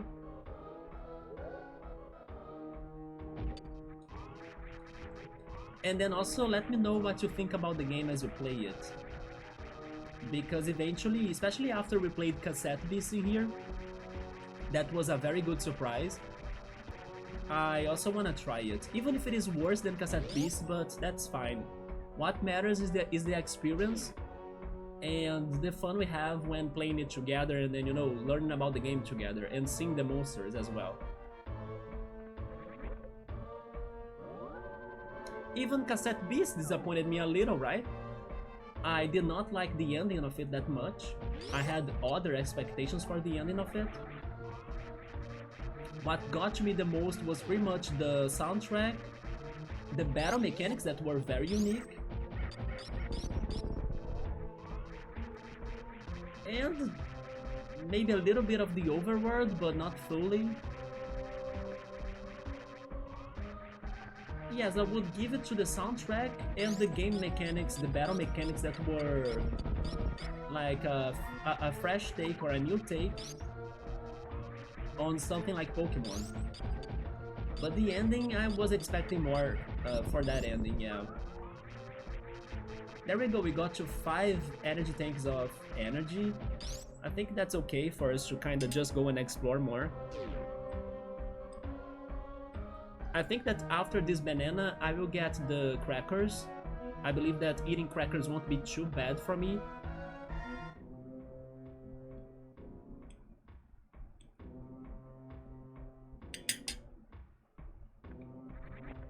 But I think I will start buying bananas more regularly, because it is a very good easy snack, and I can also consider starting making more banana shakes. How do you guys say that in English? Because in Portuguese we have a very specific word for like banana shakes, right? Yeah, I think banana shakes work, or it works. And then you add banana, milk, but I go for vegetable milk, Then you can add some nuts or like other fruits like apple as well, or even chocolate, like powdered chocolate as well. And oat, right? I would like to add oat to my banana shake. When I was getting this banana, I was craving banana shakes.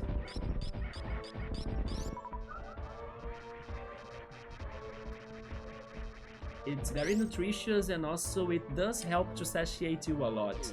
But you gotta drink it fast. As soon as you make it, you gotta drink it, right? Or it's going to lose its texture and start feeling weird as time passes by. So the only complaints that Subaru is seeing regarding Koromon is that people didn't like to solve puzzles. Pokemon has puzzles too, especially the OG games, come on. No, Subaru, buy it, right? Because good games have good puzzles. One game that my friend wanted to buy on this sale was The Witness, that it has a very good deal right now too. It's not the lowest price, but I kinda had the feeling the base price of The Witness probably grew through time. Oh, by the way, let me prepare the freaking TV show for me here and pause it. So he's probably going to wait for another sale to get The Witness. I also told him that The Witness was given away by Epic Games before. I think that's also another thing for you to think or check yourself. Like, if this game that I wanna buy on Steam was before given away, because sometimes they are and then maybe you lost that week, you know? But there is always a chance they will repeat someday the giveaway, like they have been doing recently. Like, I think for 3 weeks in a row, maybe 4 even, the games Epic Games have been given away are repeated games. So it's also something to think about. And then as I told him that maybe he could wait for another sale to like buy The Witness. In that meantime, maybe Epic Games also repeats the giveaway too, right? So it's worth waiting, I guess. And he also told me that he didn't want to play that game right away, or he wouldn't do it right away. So another reason for like, don't buy it now, you know?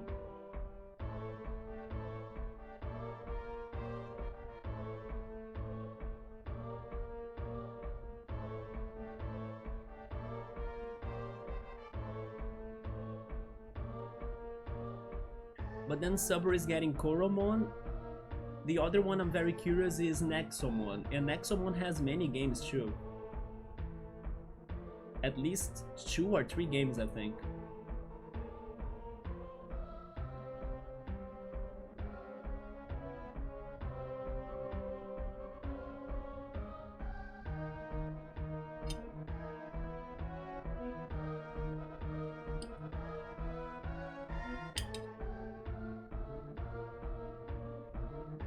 There we go, I paused the show here.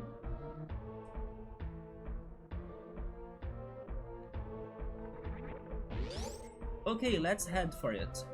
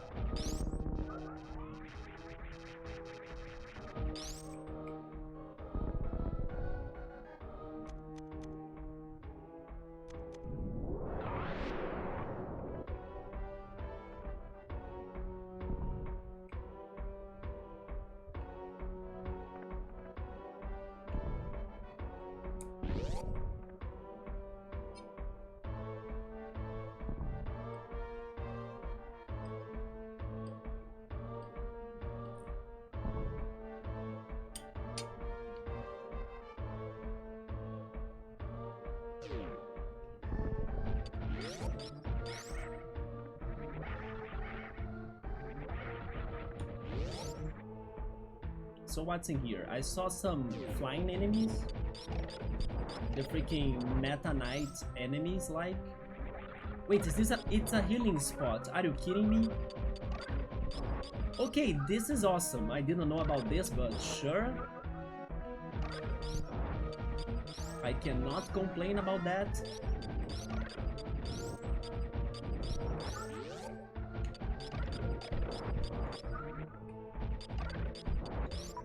Could they give us another save point too, please?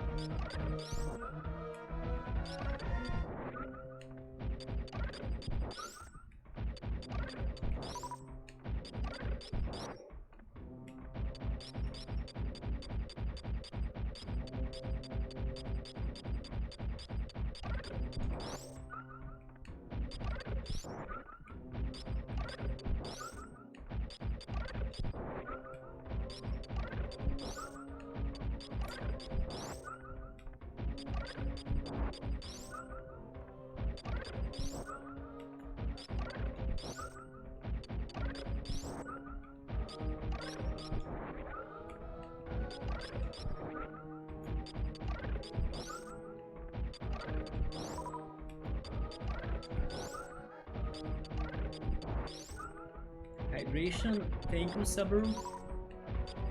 Just in a minute.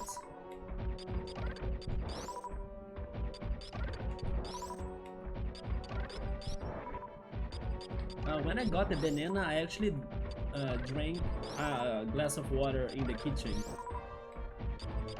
But it's never enough because I dehydrated today thanks to feeling sick, right? So I gotta drink extra.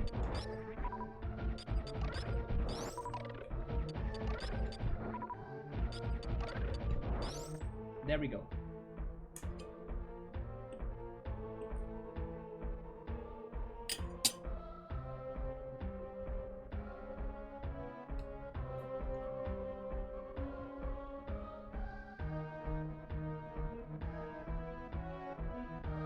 I mean, never mind.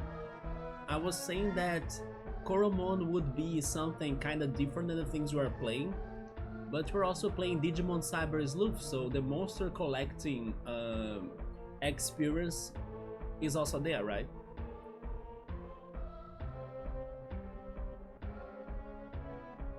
But Koromon would be something completely new, and Digimon, you know a lot about Digimon already. I wonder how long is Koromon like for an average player.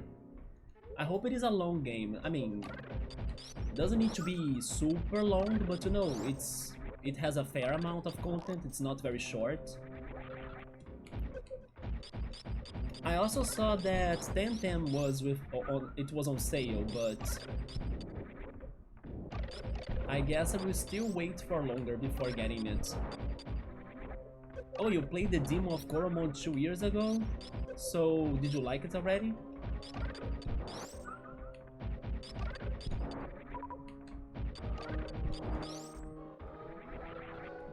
Oh, I thought I would fall in there.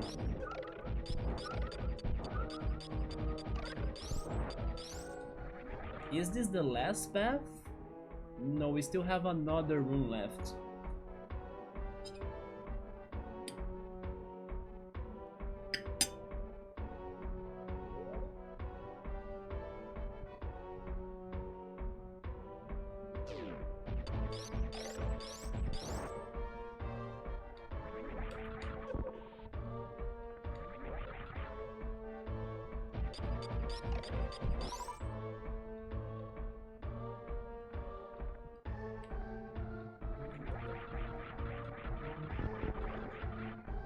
Oh, here we go.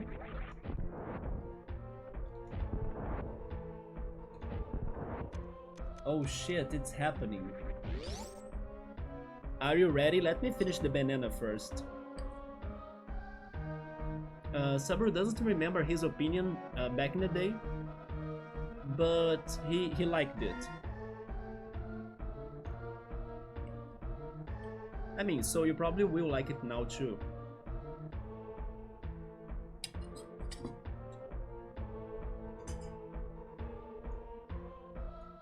Alright. Ridley? We are here to save the baby Metroid. Can I believe in the first try? Oh my god, this room feels a lot like Super Mario 3 boss, right? Oh shit! We got lava. Oh, okay, open mouth. It's where missiles go. Or maybe not just head. No, body, right? He must have a second phase. This is not sounding too bad so far. Unless he's bulky, right? And has... Oh, he can grab me. Just like Dragon.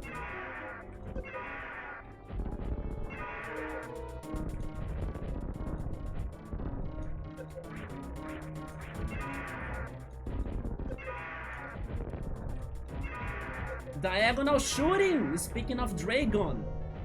Diagonal shooting!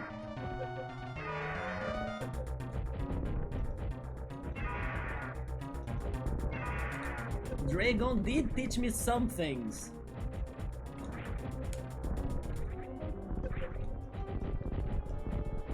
But I still think he's not even close to die though. Time for green missiles as I'm almost dying.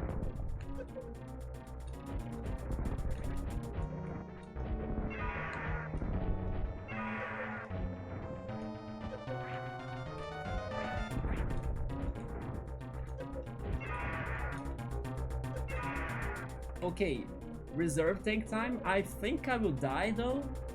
He's not changing his colors. I'm not sure how bulky he is. It is not hard to hit him, but... Does it count if we hit him and then he doesn't die? No. So, yep. Come on, Ridley!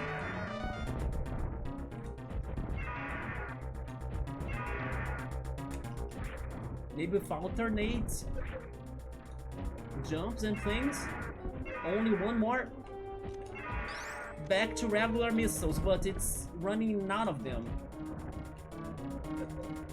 Yep, I'm out of them, like...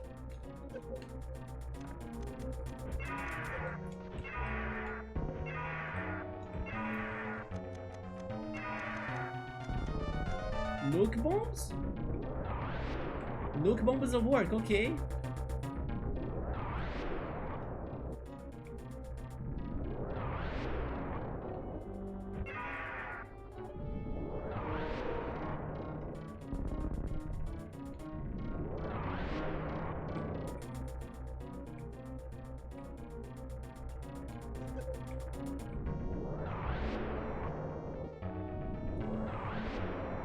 I can place them on air, good.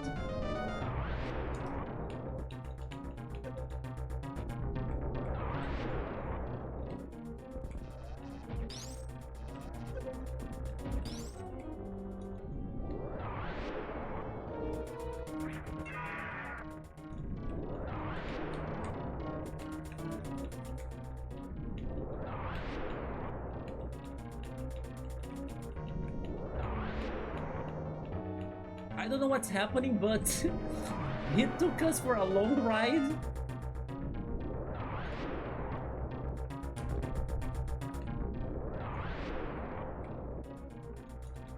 Yes, I think we're dying and he's not even close to die, right?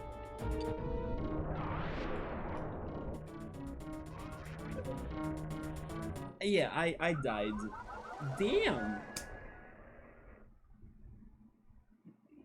At least it didn't feel as bad as what I thought, but I need to be more careful about defending and protecting myself. It is not as bad, like he doesn't do many things, it's just that he doesn't die. And I used all of my ammo basically.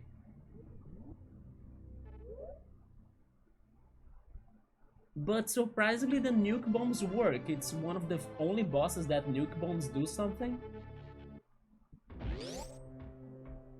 Let's go, Scap. It was learning process, right? At least now I know that diagonal shooting was a thing, and then I should use it again. I started the fight without it, so maybe that makes some difference. But still, I'm not sure if I was any close, like... He did not change his colors, you know, the other bosses when they were dying, they changed their colors. At the same time, the battle was not too bad, like I was expecting something much worse. At least, even though I was bad, I had some control of myself. While against Dragon, for example, it was way harder to like predict his moves and things. Oh yes, I always forget about these guys.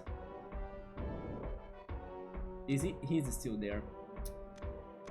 It's okay, after that we can heal, right? So it's fine. Just avoid them like crazy.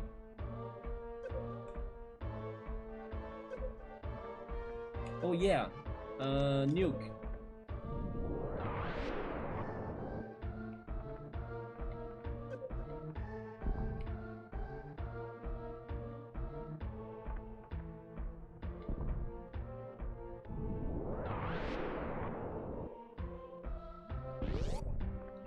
Sabru also saw that Koromon is going to get a spin-off. It's called Koromon Rogue Planet. It is a roguelike capturing monster game. If it is a roguelike, Joe-san taught me that if you die, you die. So it's a Nuzlocke-like game? Interesting.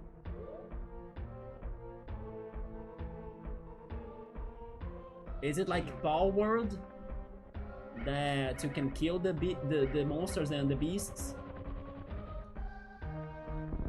I wonder if anybody has tried Power World actually. No judgments. I just think it is, I don't know, very different. Some of my friends, they were addicted to Power World.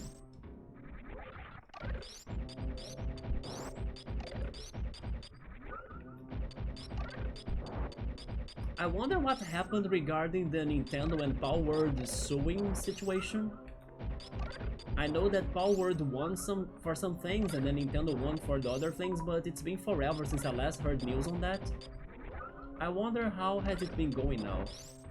I mean, Power World still exists, right? So maybe the Nintendo lawyers, they were not as effective so far.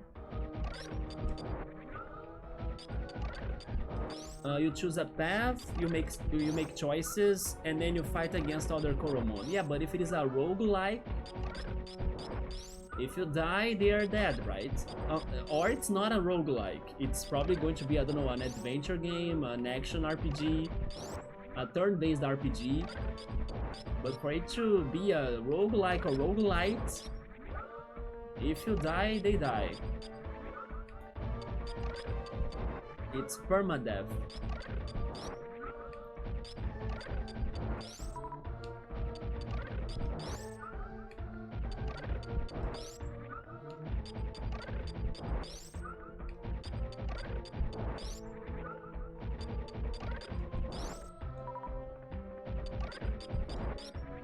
How to be more defensive against that?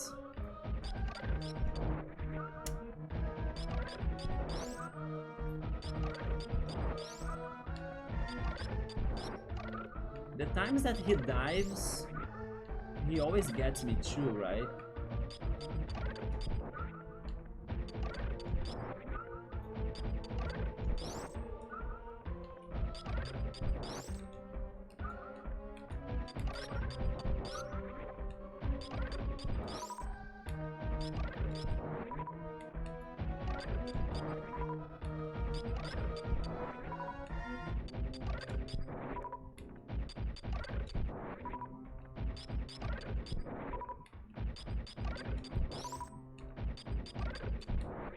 Wait, maybe I can attack him with the freaking screw attack? I didn't try that. And the screw attack seems to be very powerful, so Once I'm out of missiles, maybe it is the best pick instead of like trying the ice lasers, because ice lasers need to recharge. I sometimes miss them.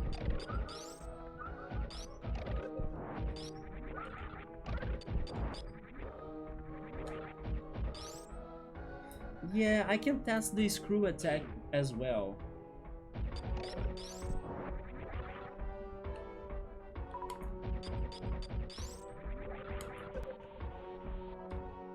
Ouch, ouch.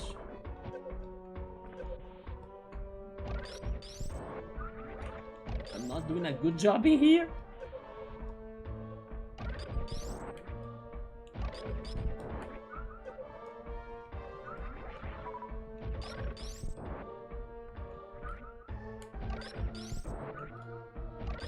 But I can recover.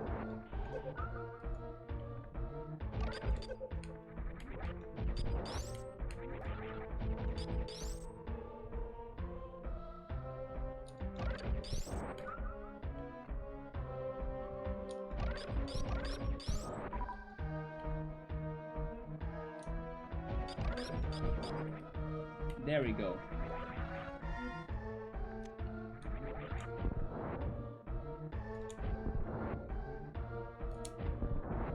Yeah, let's try the screw attacks if possible, but first we use all of our missiles.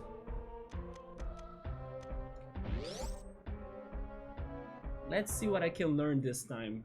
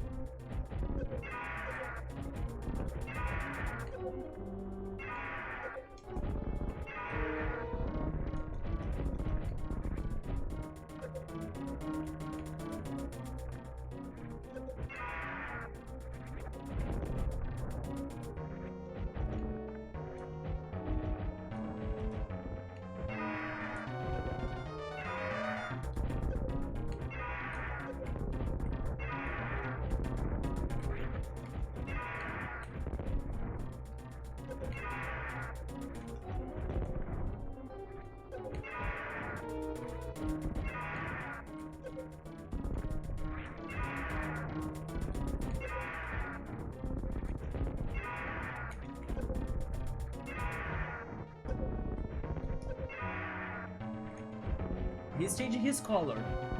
I noticed that he's reddish now, yep. But I'm almost kinda dying. But I think I did some progression now. I found a good way to attack, but I need to predict where he is more, because when I touch him I get hurt, right?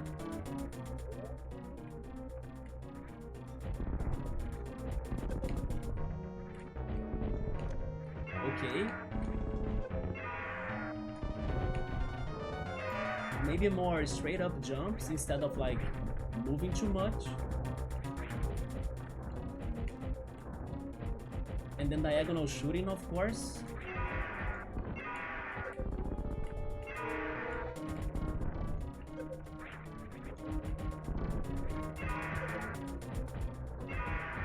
Come on. I'm running out of missiles, unfortunately.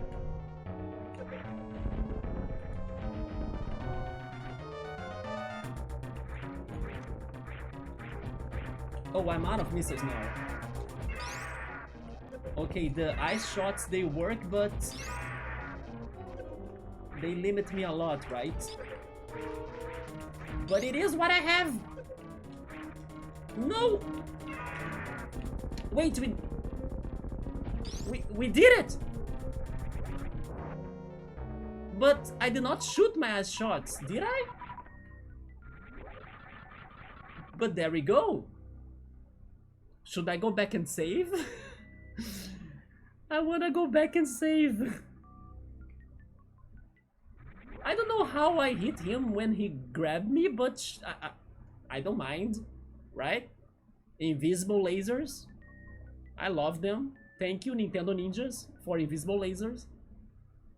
GG, thank you so much. Did you see what killed him? Because the laser was like, I could not shoot that, but he died. Let's go! Thank you so much, Scap, for the resub. But then what killed him? No, the door was not open, man. The door is open now because we killed him, right?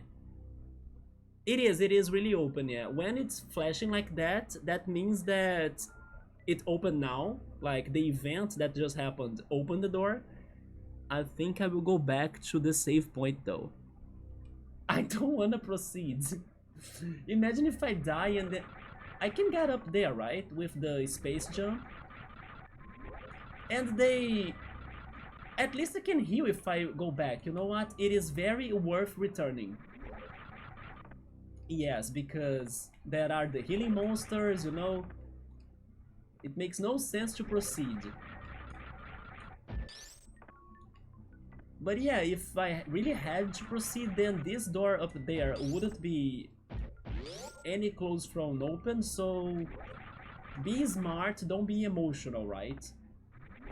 The rational thing to do is like go back, heal, and consider saving as well, as you don't know what's up ahead. But don't you think that this platform, and also the colors, the theming, it feels a lot like Super Mario Bros. 3, especially the fortress levels? These metal blocks are a lot like those freaking fortress levels where you fight the boss and you need to jump on him like 3 times. That bulky guy that keeps on walking like this, you know? Forgot his name. It's Bam Bam or something, and then there is the girl version of him in the future. The reserve takes are gone. I won with like clutching. Yep, that's why I wanna go back and heal. Imagine if there is the 5th boss up ahead, like the one after all of these statues, you know? There we go, maybe? No, almost. This boss room is a lot Super Mario Bros. 3 in my opinion.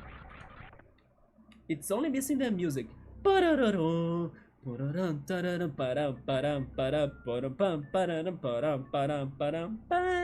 then I don't know the rest. Check my Discord, sure. Let me just also update the thing in here for the TV show. Maybe now, then go on Discord.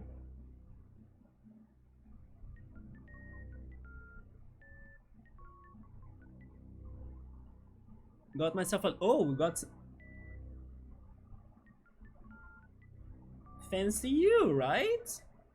Damn, do you have the others though? I also have been seeing some sales or deals on amiibos myself, Scap. I wanted to buy the Link ones, or at least one Link amiibo, right? I from time to time keep on getting updates on their prices, but that's Scap's Ridley amiibo. Sadly, my webcam doesn't focus right on things that I show it like very close to it, but it's a very cool one.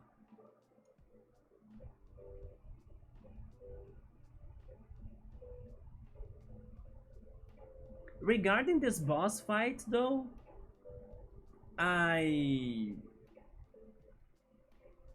thought it was better than what I was expecting, so that's good. It saves up on my time a little bit. So Scap has all of the others but Dark Samus. Interesting. I say you should go after Dark Samus too to complete the collection, but maybe it is a very rare one.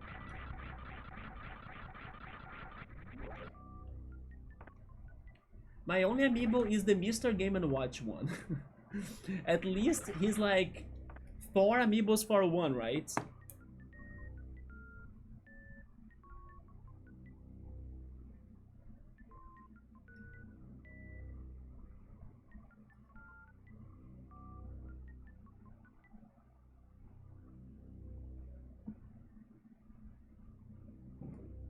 Yeah, my Mr. Game & Watch has many different poses. So it's like 4 amiibos in place of 1 amiibo. And I got him because he really had a very good price. Like, it was an unbelievable price for him. There he is. And then I can change them on the stand if I want. And surprisingly, I kinda like to play as him on Smash Brothers for fun, so I'm very happy with this amiibo actually. But my favorite one is probably Toon Link. Yeah, Toon Link is the one that I think I would like to have the most.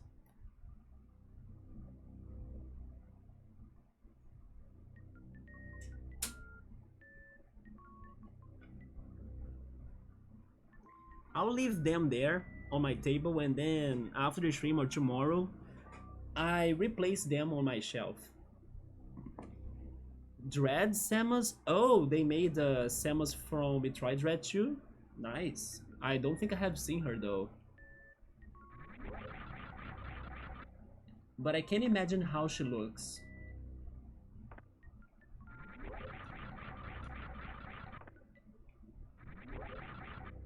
You know what they are missing, right? Do I need to say what they are missing? Nintendo, where is my Crocomire amiibo, please? If they make a Dragon amiibo before a Crocomire one, I'm going to be upset. That's all I'm saying. There we go. Wait, don't die. Please don't die. I'm scared now. I'm very scared now, actually.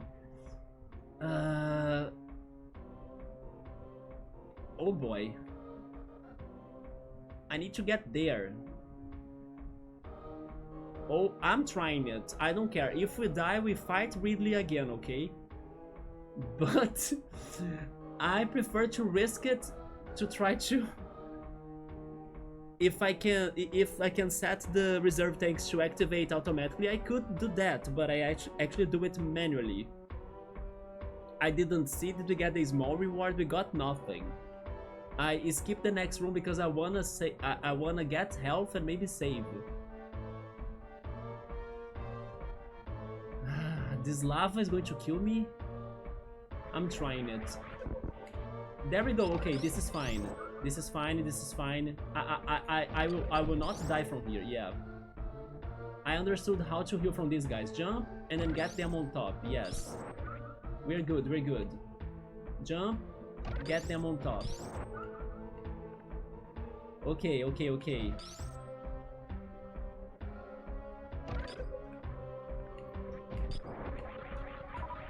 And don't panic, please.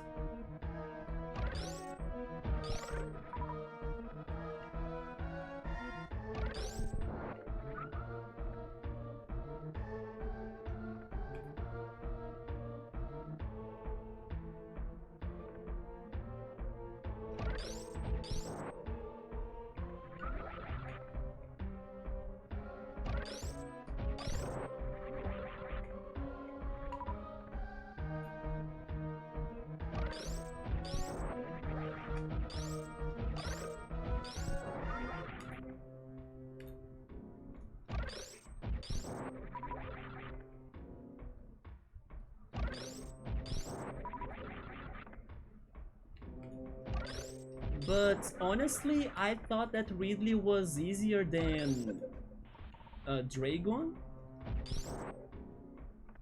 He was definitely bulkier, but again, if I didn't have as many missiles and ammo as I have, that fight could have been worse for sure.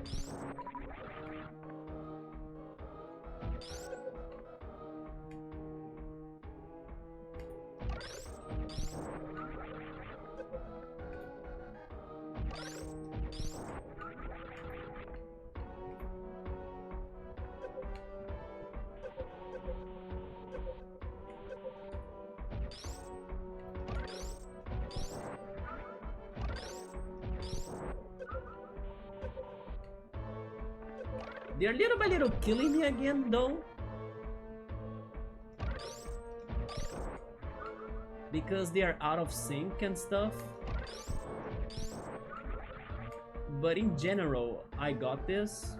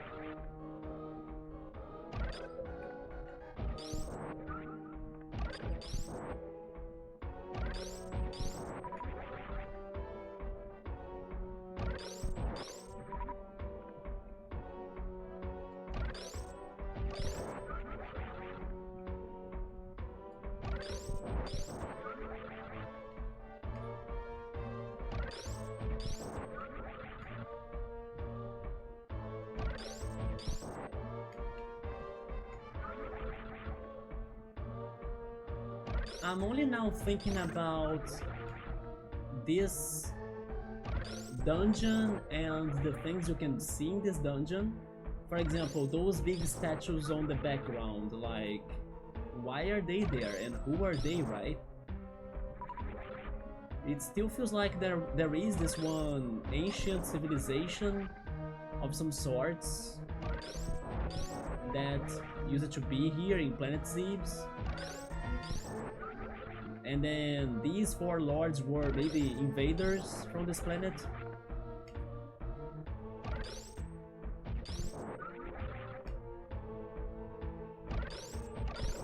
Because if this is like Ridley's dungeon, I don't think it looks like Ridley's dungeon because of those statues on the background.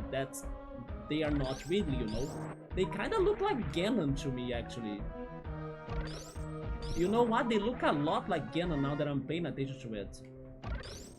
Like the faces even.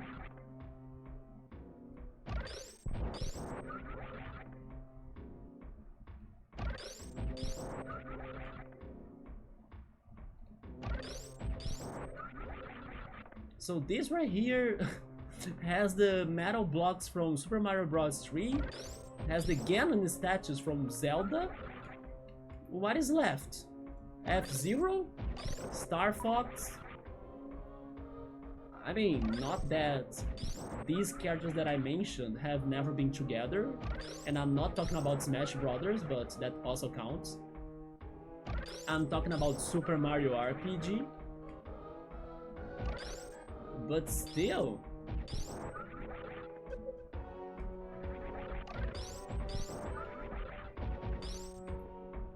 Or maybe even, I don't know, Link's Awakening in a way, with like the Mario-like enemies. And also Ocarina of Time with the pictures and frames of Mario and Mario characters inside Zelda's castle.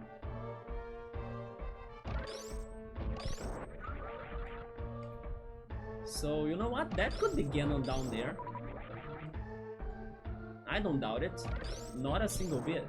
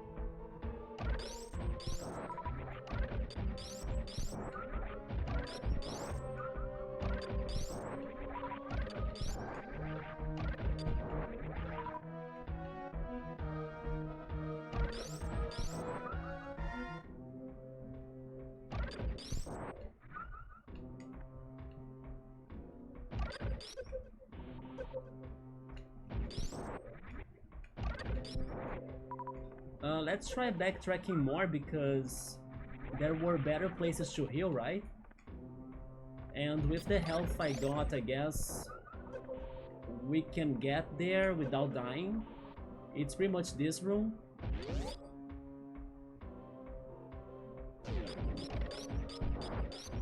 Yeah, this is better now.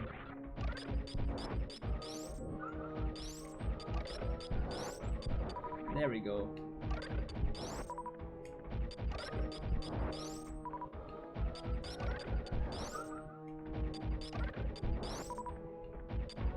Yes, we did beat really cool, and then I'm healing before proceeding because I don't know what's up ahead.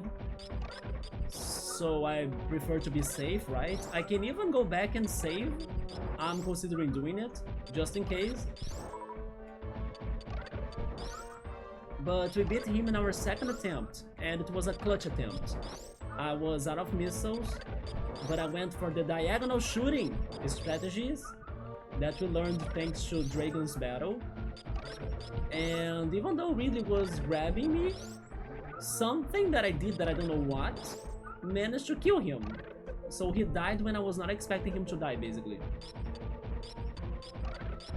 But yeah, it was a close shot, like I almost died again, but he decided to die, so sure, I take it. I don't mind me the invisible lasers that kill bosses when I can't attack them. Why not have them around, right? So yeah, now I'm healing again, getting my missiles and everything. And I will go back and save, just in case, to be safe.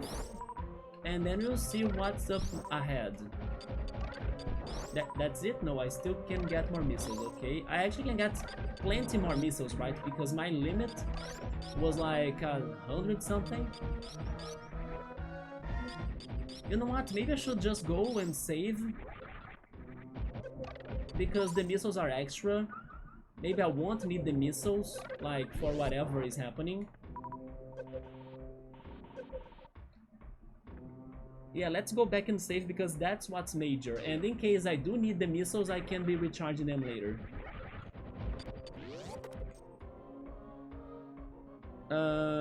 Yes, Subber, there was a big statue with them the four lords. I'm planning to return there.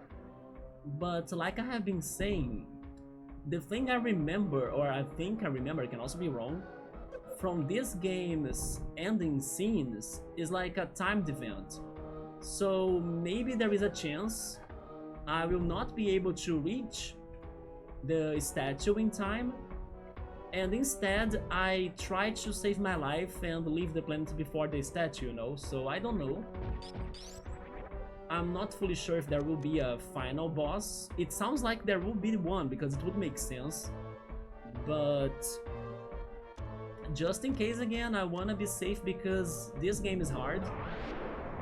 And I play safe in video games, so this is what I feel like doing for the best, you know, even if it is a backtracking, it's slowing down things.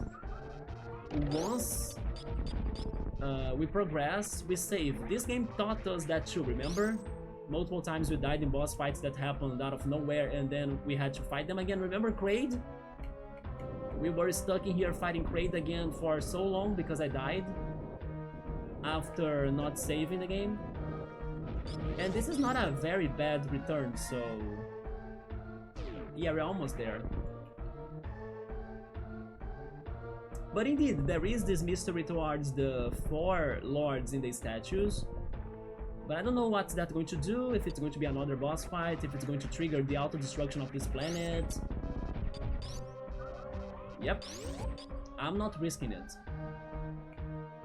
But if I can save, I'm saving. It's fine as well in case like the next room had a save point. Playing safe here. Let's go. Now we can check it out. Let's go see what was it about.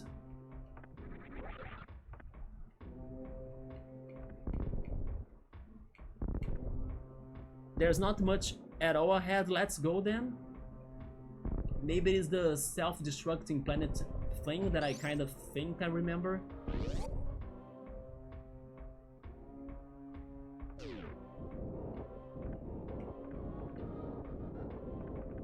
You know what could be in that statue though? Maybe it is where the baby Metroid is. Where is the baby Metroid?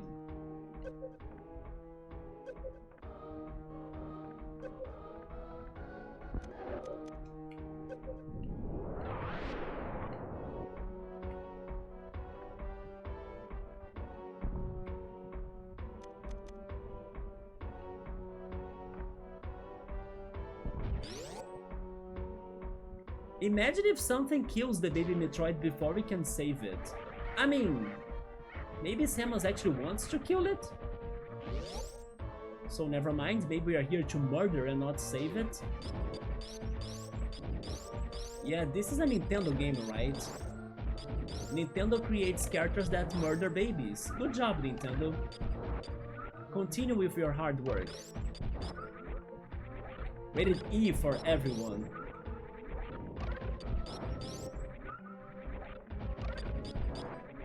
E for evil, right? Just to make it clear.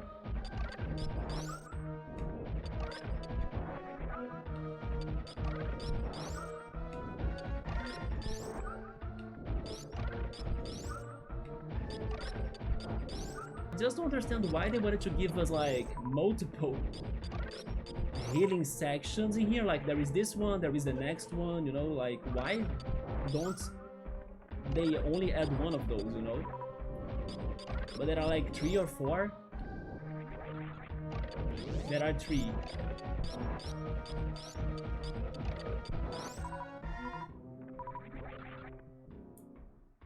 Alright. Last room before Ridley's death.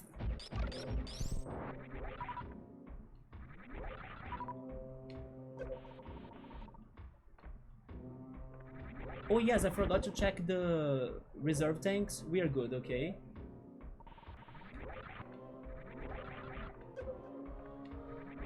Here we go. Hi Piero, what's up man? Piero, I gotta check your cards still, but today I was kinda filtering the ones I still need. But I think tomorrow I'll have more time to do it. I also sent a trade request already, so I wouldn't be able to do it today with you. But yes, I'll totally look at your list and see what I can get for Pokemon TCG Pocket. Well, Disney is a company that murders parents. Disney is very evil. You are right about that, Scap. Now, Mrs. Samus is looking like Smash Bros. Yeah, right? The screw attack. Oh, we will not trade until they make the changes? Really? My friends were like desperate to trade before they make the changes, so they won't waste the... like the item, right, that you need to collect to use in order to trade, because those are, I believe, they are probably going to be deleted from the game, and then they're going to use the other thing, the dust or something like that. I know, but then from what I read, it seems like they're going to get rid of the new item they gave us, the gems, I think, and they're going to be using the dust item that already exists. Oh, it is going to be converted? Okay. Wait, does that make Batman a Disney protagonist? Why Batman though? Because of murdering parents? Does that happen in Batman? I don't know Batman's lore that much, but I'm thinking that's why.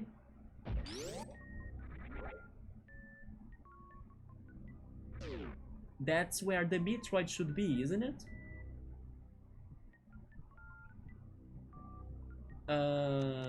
Hello?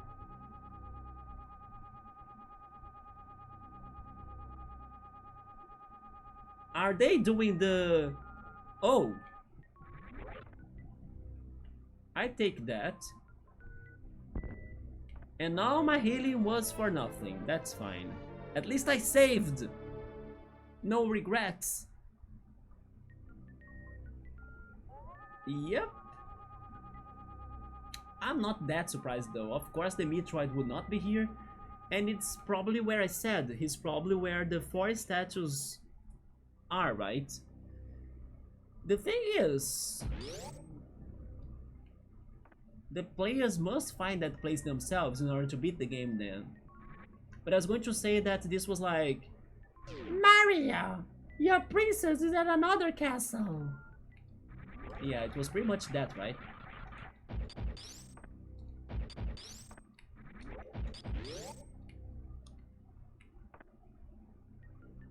His parents were dead. I have a feeling that they will be very generous with the conversion rate, so you're holding your tokens, that's alright, man. I'll be trading with the other friends in the meantime then, but I will still check what I could have to give you, right? Many people complained a lot about it. Oh, definitely. Since they showed us how it was like, everybody was upset about it. But you think they'll be generous? I hope so. At least I'm surprised they were up to listen to the fans, right? I can't say that's normally something that Pokemon does.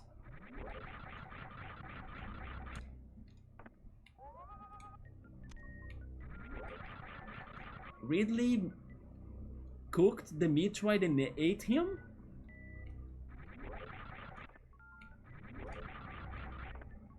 Not ready for tomorrow rain? Tomorrow rain? Is it going to get a storm there? I mean, I think rain's coming for me too, right? Today, surprisingly, it was more like a sunny day. I kinda thought it would rain as well. Maybe it rains now during the night, I'm not sure.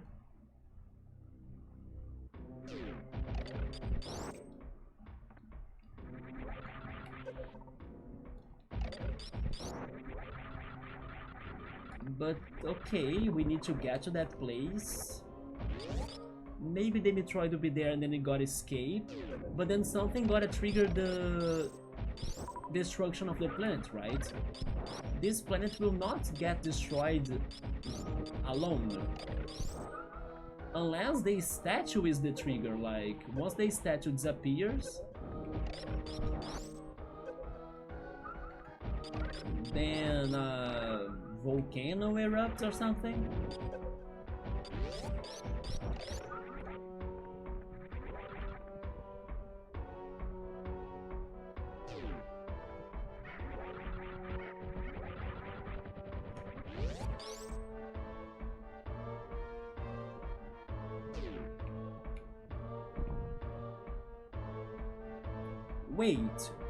Wait. I thought I saw something in here. No, never mind. The scope lenses, they don't show anything down there, right? Yeah.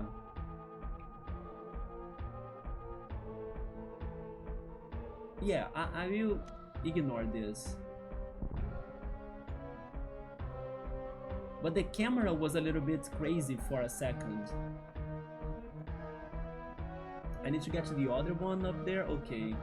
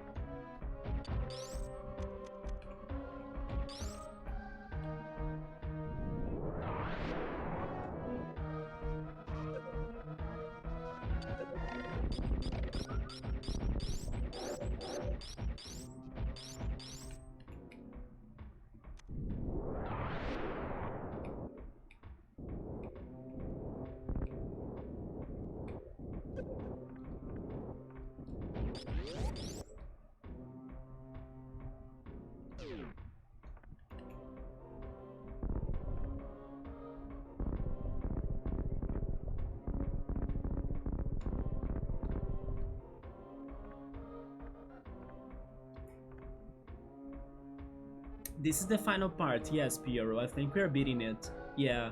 We actually beat the boss. I'm just not sure if there will be another final boss, or if it is going to be what my memory says regarding a timed event that we need to escape from this planet. Because it's going to be destructing, right? It's going to be self-destructing itself or something. Oh, Cool is going to sleep, alright, man. Yeah, good luck tomorrow. Maybe I'm back tomorrow as well. Not sure what I'll be streaming, but I might be here. But thank you for coming. I talk to you later, and take care. Good night. Yeah, I have no idea what I'm playing after this, by the way. But we'll come up with something, right?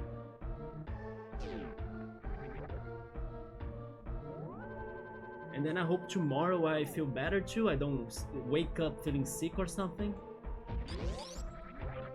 I wanna eat my things without feeling sick, please.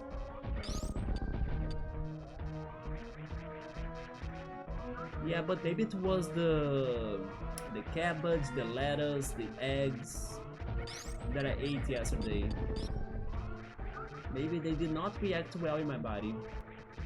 Because they were kinda old maybe, or you know, not good from the restaurant I bought them. I'm actually not buying that restaurant anymore. I have the feeling that was not the first time that I felt sick after eating there. Let me see. The place we need to go then. Man, this is such a large area that I don't remember how to leave it, but maybe if I... Wait, what? What's in here? The map says nothing. This is new. Which room is this one?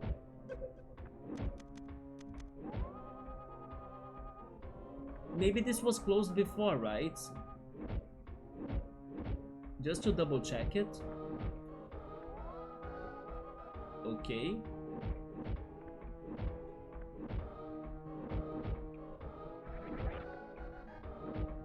That's dangerous.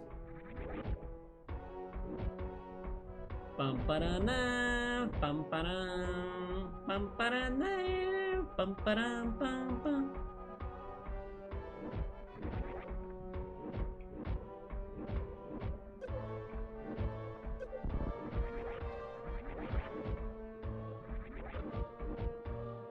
Yeah, I have no time for secrets anymore. We are finishing this game.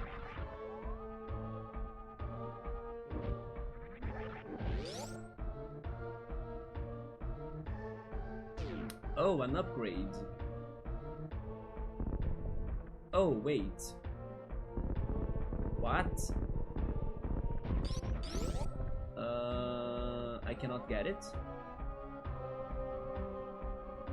The statues are fake though. Yeah, but I'm stuck in here.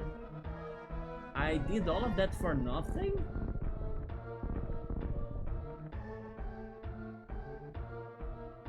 Wait, what? No. There is something else going on. It's not possible.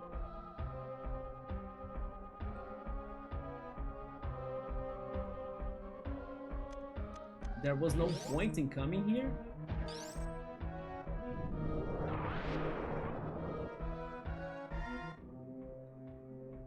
I don't get this.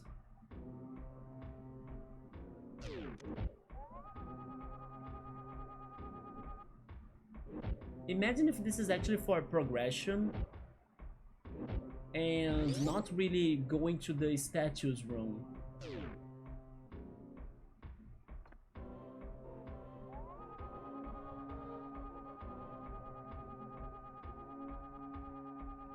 If only I could destroy these things with like the screw attack, you know?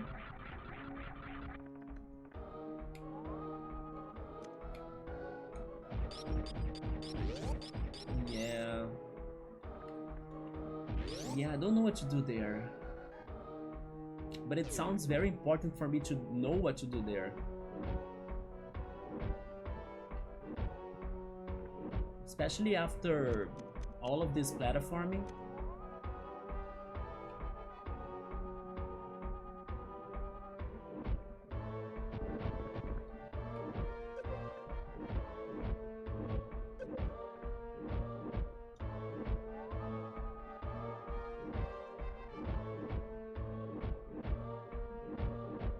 I hope I'm not giving up too early. Remember my items.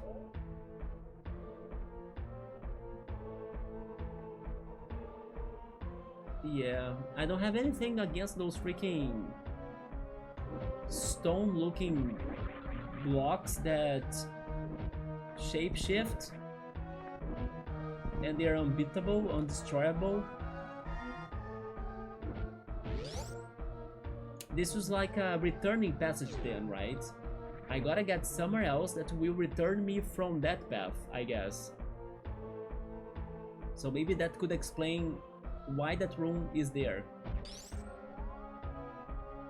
It's more like an exit than an entrance, right?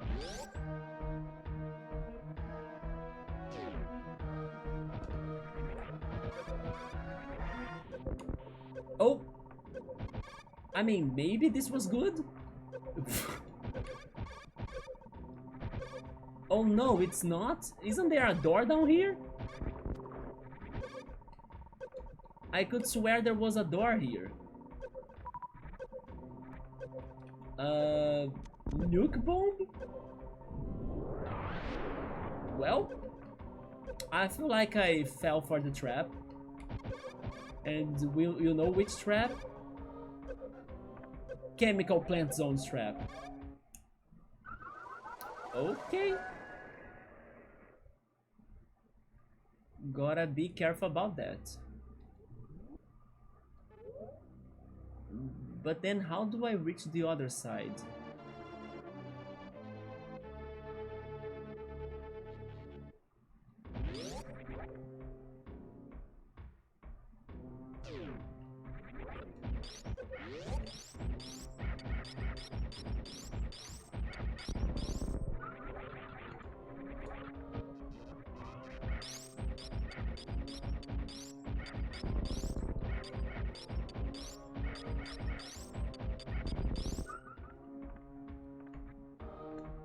Space jump, maybe?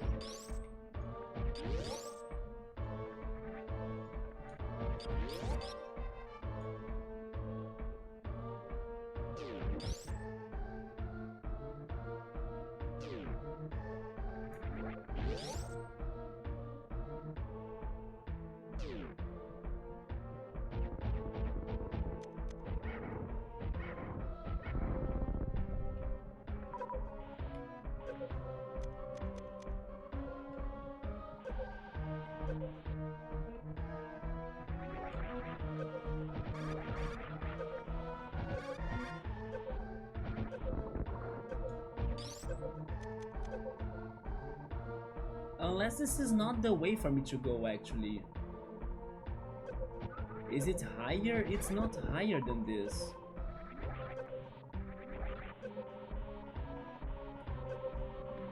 I cannot backtrack then. That's why there is the other passage, but I could also not find anything there. So basically, as always, we're stuck again, right? Oh yes, I forgot I could freeze them. That's going to help me to understand what's going on.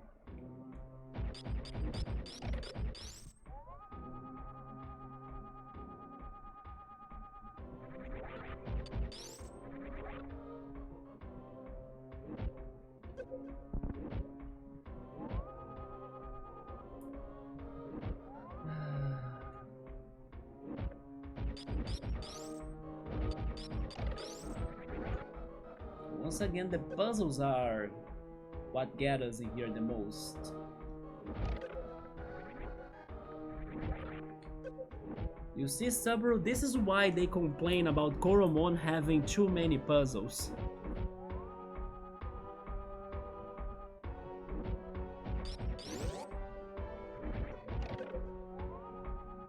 Yeah, this room is not helpful at all. And the next room is like a trap as well, like... But I could not backtrack either, so... what am I missing? Koromon... Oh my god, Piero, are you serious? Maybe we'll hold off on it. Yeah, Subaru bought Koromon on this Steam sale, and then he was saying that... Oh, the only thing people complain about on Steam is like it has too many puzzles. I didn't know you were against the puzzles though. I'm team puzzles. Yes, I like puzzles. But I don't like to be stuck though. Like I am right now. I don't get this. Unless I need to reveal the...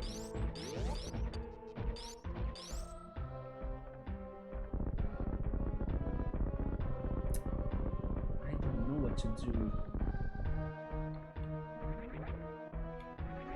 Is there something I didn't learn about these things? I doubt it.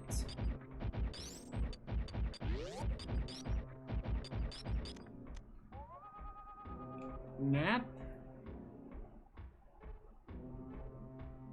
This is going to connect to the top area right there. That's probably our way out, right? But the lava room doesn't have anything for us.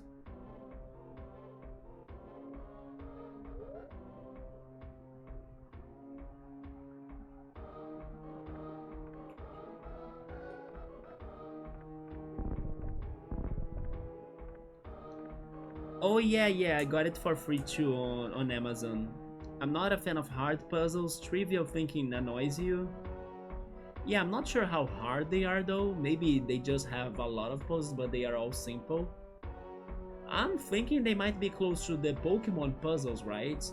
That you need to use the HMs for you to solve them, like strength and pretty much strength, right? For most cases.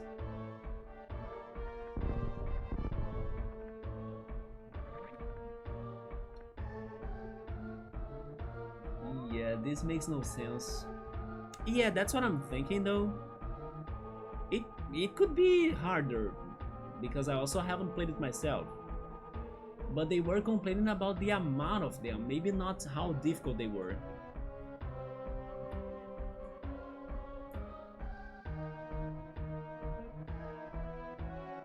Yeah, there is nothing for me in here.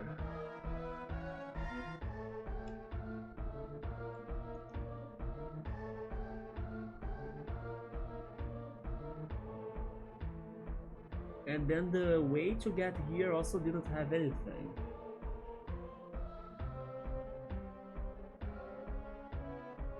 But the answer gotta be either here or in the lava pit. The lava pit, I just went there and it was too dangerous, I couldn't see anything.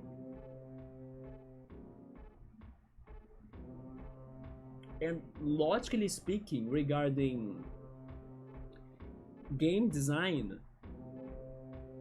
it feels like the game is telling me that the answer is in here, because this is the new path, a path that probably was blocked before, but now it's available.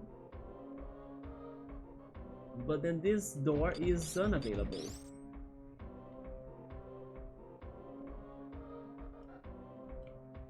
And pointless.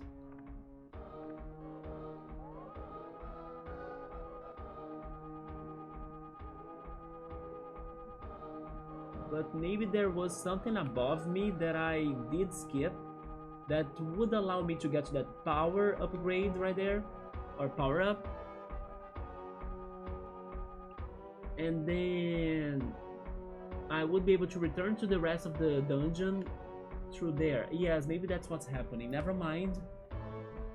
Maybe there is a chance the answer is in the lava pit. I just couldn't find a good way to get to that room before, right?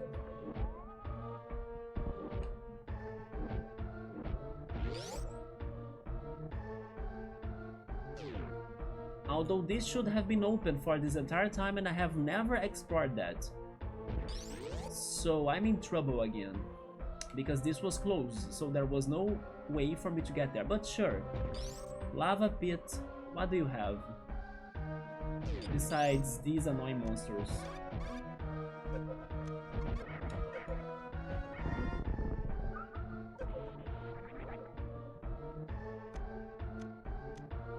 I wish they showed doors, you know, on the map, but they don't.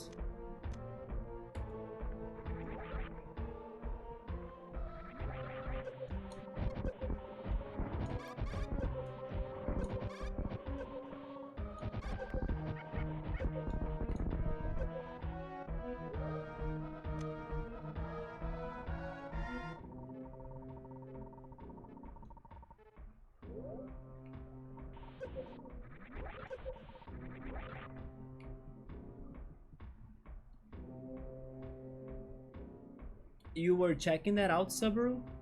Maybe you have to... Yes, I was thinking about that, dropping down from there to get the upgrade and then that's the way to return to the rest of the area. I just never found that connection there. But it's funny that I don't find as well the entrance to the lava pit.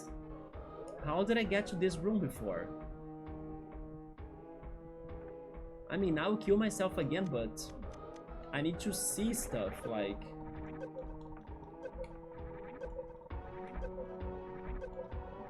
There is nothing on that side. There was also nothing on the other side. It's just death.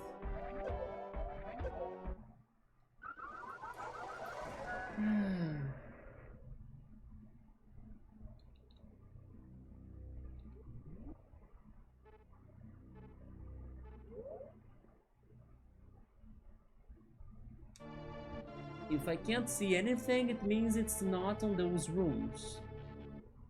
It is somewhere else. Where could it be? Could it be here? With these guys?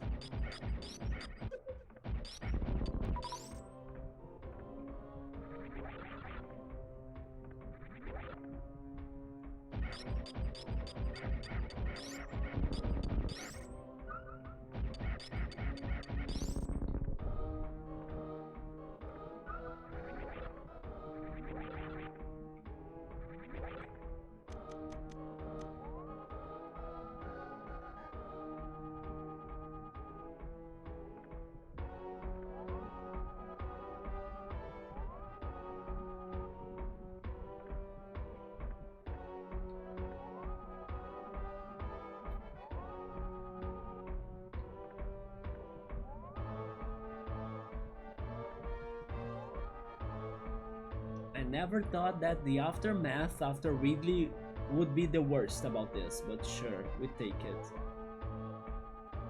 At least it is not timed right, like I was scared of. Or maybe not yet. Wait, yeah, that's the passage to keep on going, but... yeah, that's the only passage.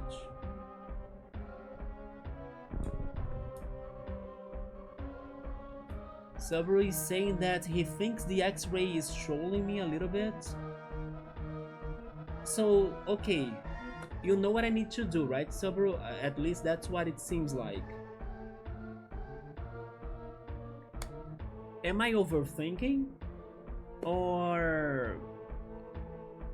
like the solution is super simple? That's all I want to know. Simple or overthinking?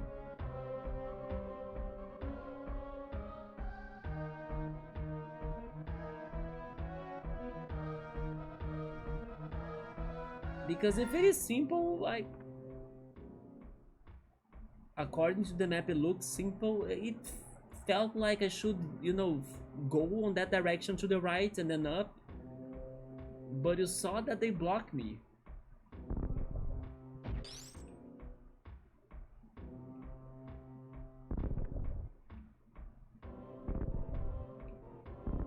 Maybe there is somewhere else that I need to find. I remember these statues used to break down too, right? But for no reason.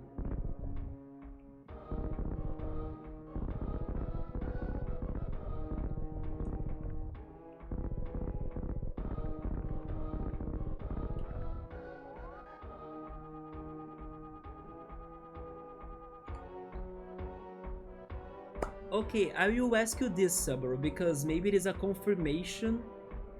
Maybe you also don't know it, to be honest. In case you don't know it, that's fine, but it feels like the game is telling us that that one room that has the rocks that are blocking my passage,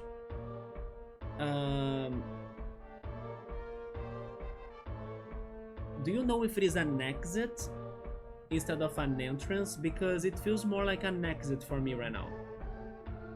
Subaru says, I wouldn't say overthinking, it's more like an illusion. I mean, but the X-rays is supposed to see through the illusions, right? Yeah, Subaru says it's more like an exit. Yeah, it feels like that. So I gotta find another way. Okay, let's work with that for now.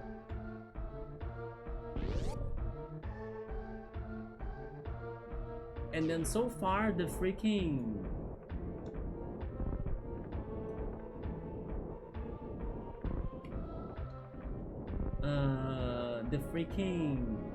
lava room that's like completely filled up with lava feels like death. I don't think it's in there. I have the feeling I should return to where I was to double check it, like return to the room that we fought Ridley. Maybe I did not see something that I should see, and then this is not as linear as what I was thinking. I forget about these guys all the time.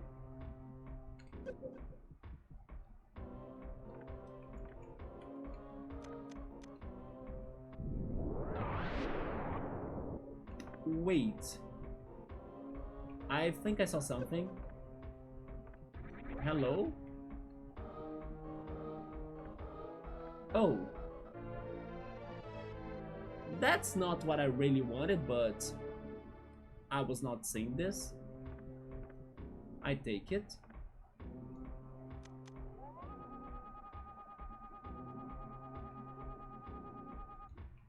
Okay. I really missed that, right? I did that move multiple times, and I could never see that.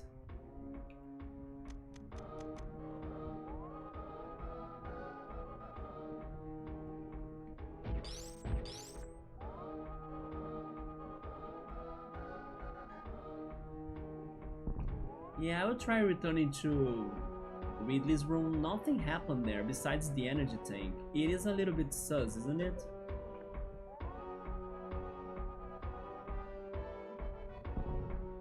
There is also this right here. You know what?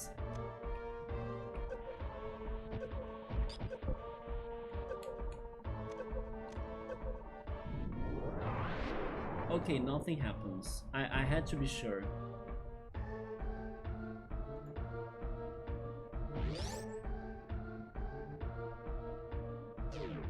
Then these fools.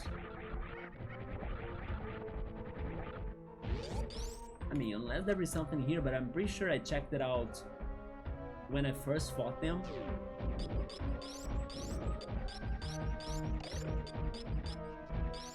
I only now realize the face, just like in Crate's room right there, there is a face above us.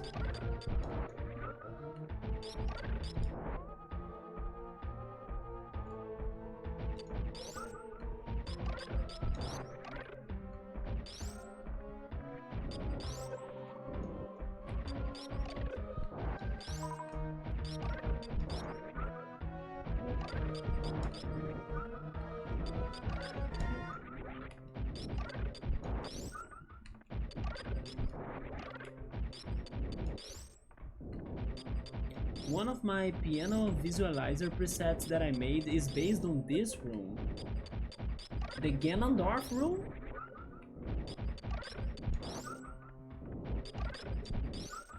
I'm starting to think that Scap's favorite character in this franchise is Ridley.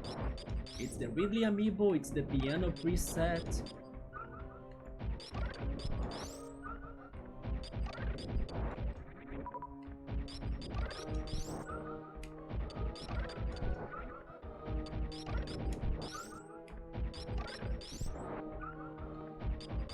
Pretty much, you see?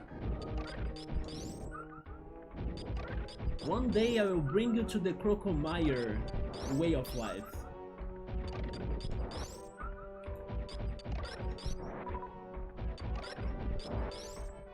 Crocomire for a Smash.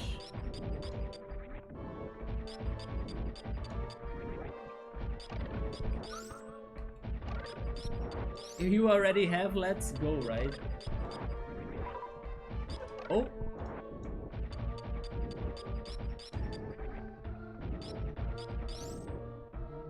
I mean, am I...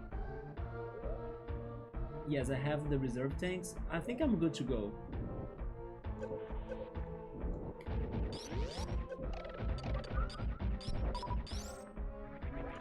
Did I miss something in here, please?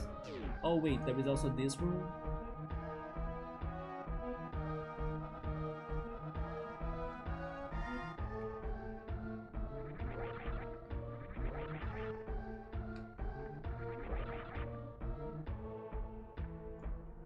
Oh shit. Okay, I was going to say, am I actually doing this platforming?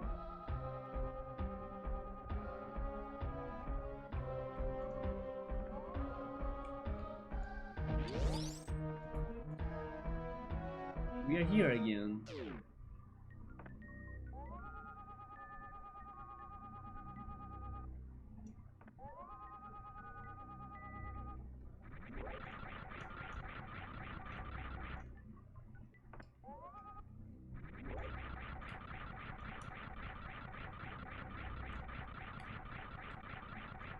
Nothing on the ceiling.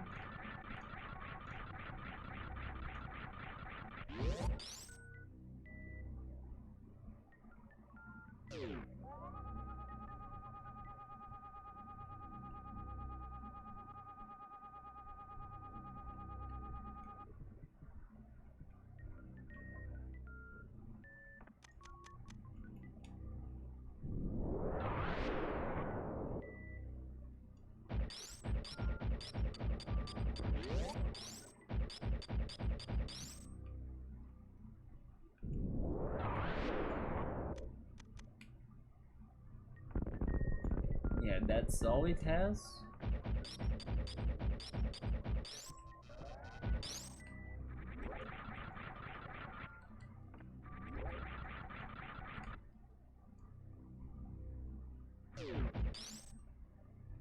What the hell?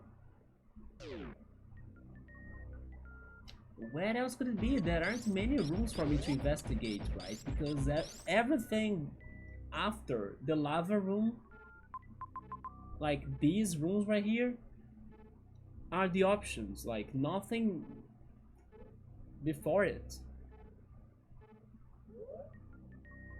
Man. So it's not in here, like it sounds first like this. You know something else that I see in this room? There are some blocks that they look like the symbol from Yu-Gi-Oh! Like the Millennium Puzzle. I see the Millennium Puzzle symbol on those blocks right there.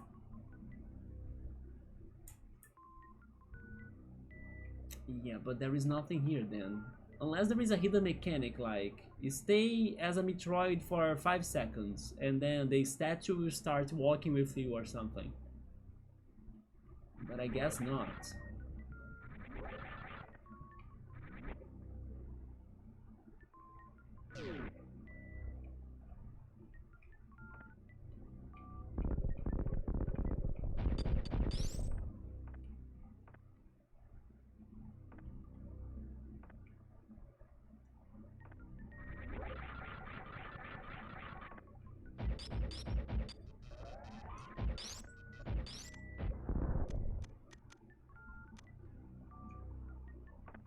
I have a question actually.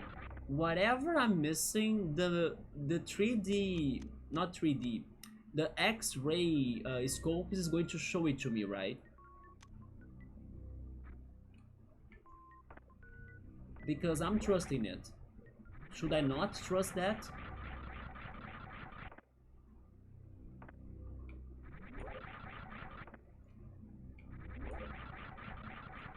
I learned throughout this game that I should trust the X-ray thing, but not the map. So I'm trusting that thing. Somebody is saying that that's the thing. I think you should have seen it. Me too. And it's not showing it to me? Whatever I need to see, it's glitching?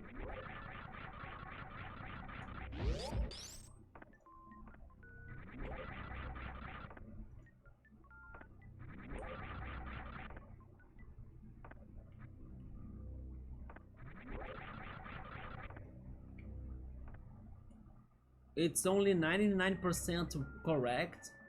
But don't you think this is the first time it's not correct? I don't remember another time it was incorrect.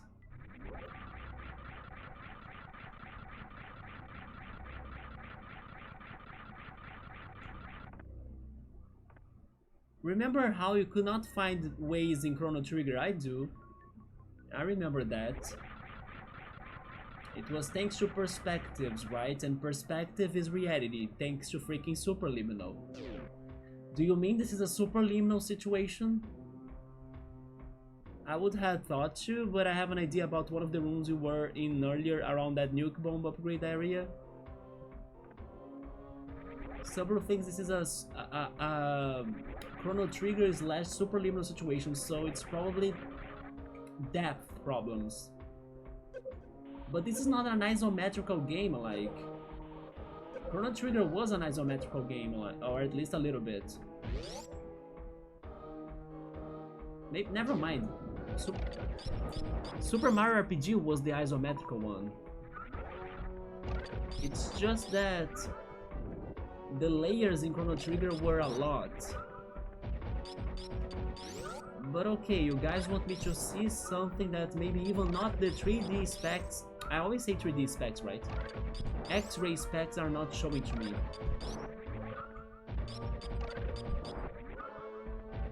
Again, at least it gotta be in one of the few rooms we have available. But in the last room we have been to, like regarding the progression, that feels like an exit, there was nothing there. There was something around it, maybe, and above it, but then how one could get there. There is also this room that I haven't investigated it again, but I remember investigating it a lot when I was trying to fight these guys. And then I couldn't see anything.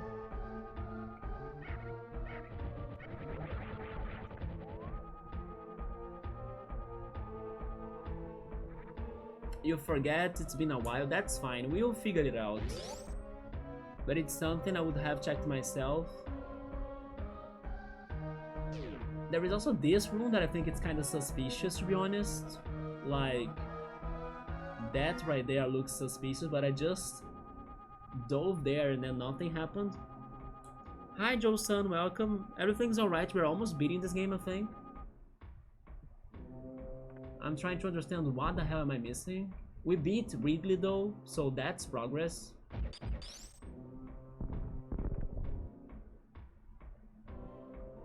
But then I need to think more about what could it be then, huh?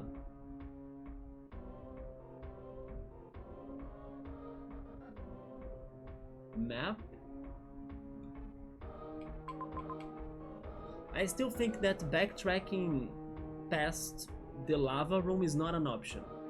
It feels like impossible to do something there.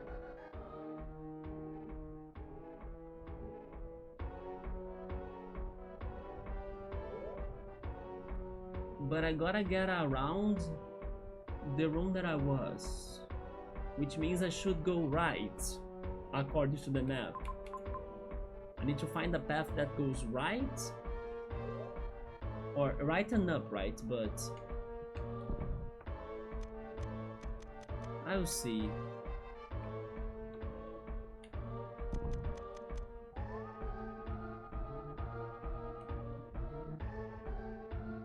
Oh, you got a new roguelike game? Nice.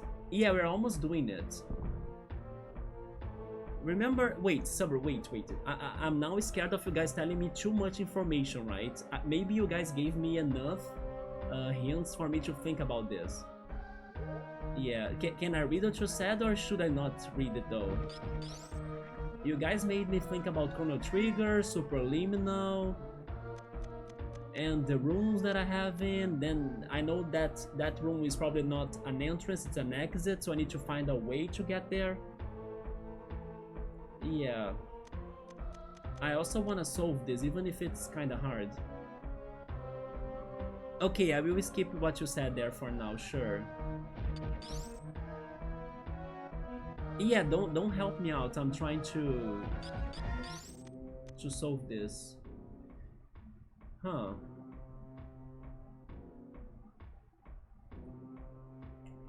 I will try. I found that, for example, that I skipped for a lot of time.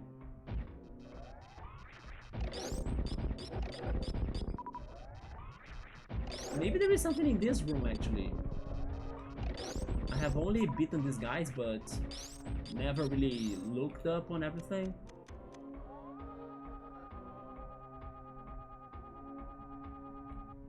But this is not the room that I was thinking about the most, that could have a secret.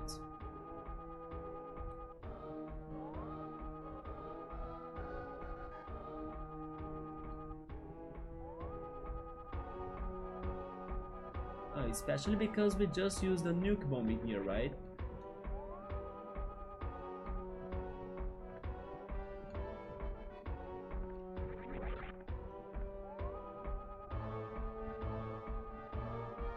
And also, there wasn't anything, right?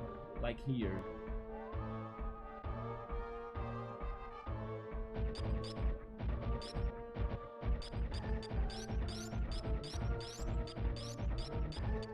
Yeah, this is just a regular room, isn't it? Just in case. Yeah, nothing has changed. You got a Teenage Mutant Ninja Turtle game. Those are very popular. Yeah, people do love the Teenage Mutant Ninja Turtles. If I like them, I remember watching a little bit of the TV show as a kid, but I wouldn't say I'm a big fan. Yeah, you're getting it now. So your stream is buffering. My stream is buffering. Oh, maybe it's because of your downloading it. Yeah, I didn't get any frame drops. I wonder if I have quality changes, like quality options. Maybe you could try dropping the quality. I'm hoping I got them, but it's kind of up to Twitch, right? Sometimes you got them, sometimes you don't. But when it's buffering, maybe the best is to drop the quality of the stream. You like it? Have you played the Super Nintendo ones? I remember the Super Nintendo games. Do you have a favorite turtle? I think my favorite is the purple one, but I remember the last time I talked about that, I got mistaken towards their names. Leonardo, Michelangelo, Donatello, and Raphael, right? I think Donatello is the purple one with the like a stick weapon or something.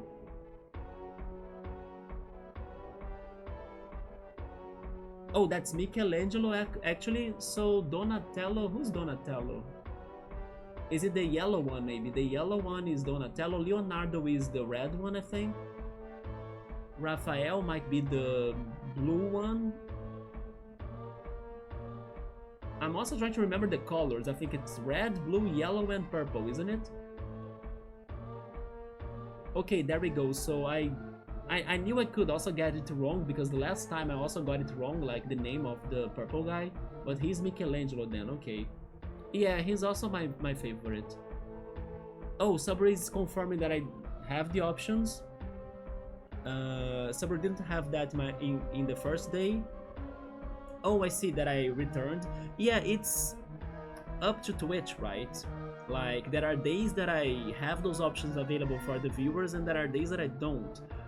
I think it has something to do about Twitch's bandwidth, and it could also depend on Twitch's servers, or maybe how many people are watching Twitch in that day, in that time, and then they will give those quality options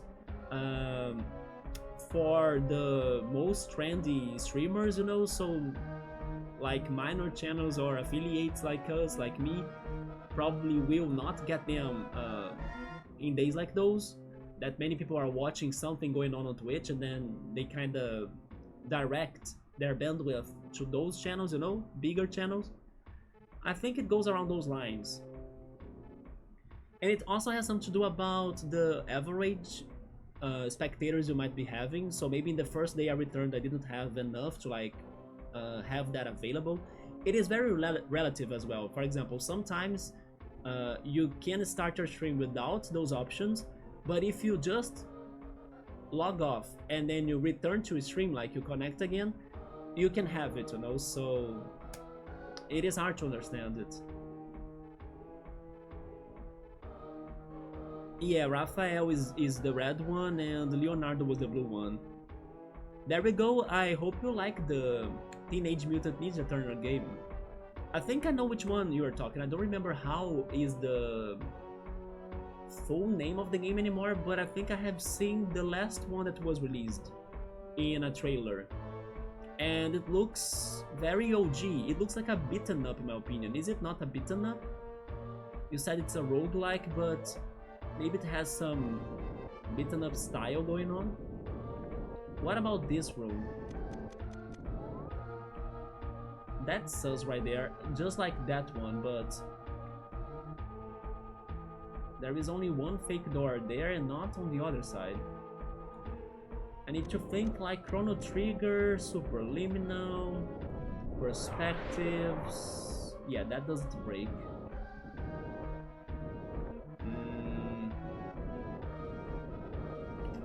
I will go there just in case, but there is nothing in here, right? Yep.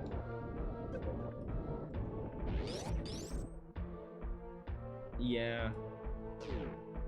Then there is also this room that it's very sus, and I think it could be one of the possible answers to allow me to go up, you know, and then go around that room. But then again, wait a minute. No, I'm overthinking this. Okay, I do have a question. Is there more to this room right here?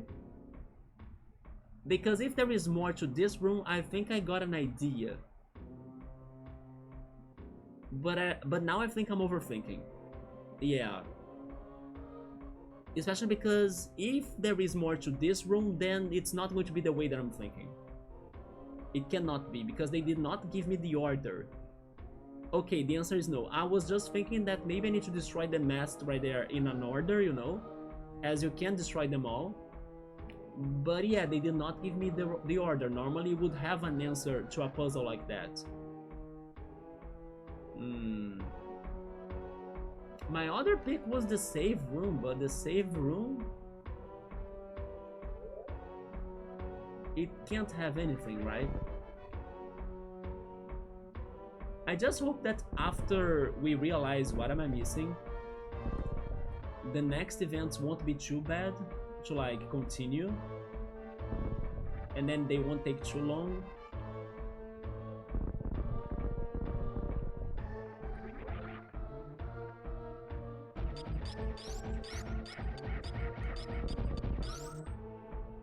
Yeah, but the save room, I gotta check it again. I was kind of thinking about it.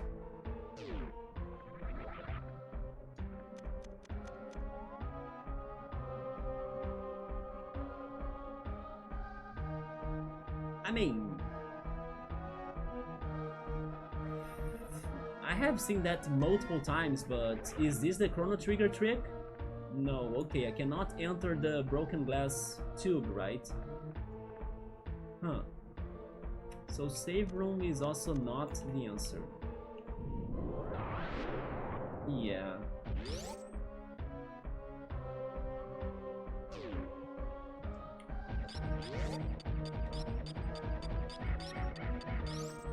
Alright, I'm running out of like possible answers, which is something good actually, because we are discarding what doesn't work.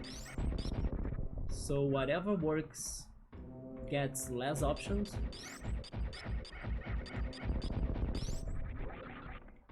But this is a big room too that could have something, although I have checked all of its walls already. But I need to look at things maybe with more attention because of depth and possible passages and stuff.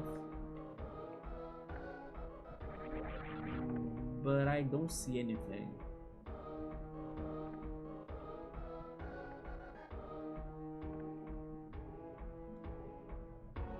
Not all roguelikes and roguelites are shooters, that is correct, yes.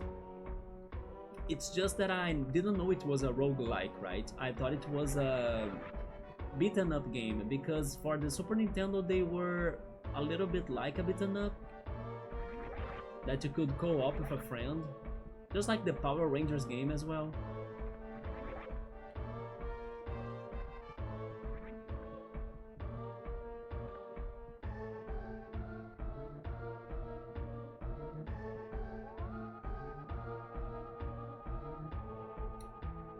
What is that gap on my map to my left?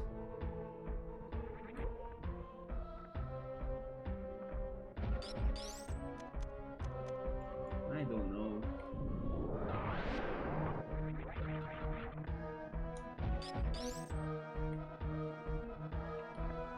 There is also this area that I cannot see anything. It could be a suspicious area. But I'm thinking it doesn't have more than that.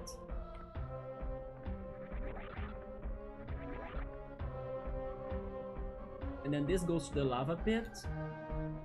That's hopeless. Yeah, this is hopeless. I don't think this is it. And then we have this room, the Indiana Jones room, which is the new thing, but could also be like the exit to another passage.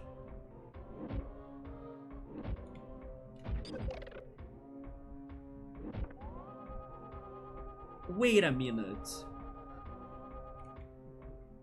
No, those are real spikes. I was imagining if they could be fake spikes, just like in Dragon's fight, right?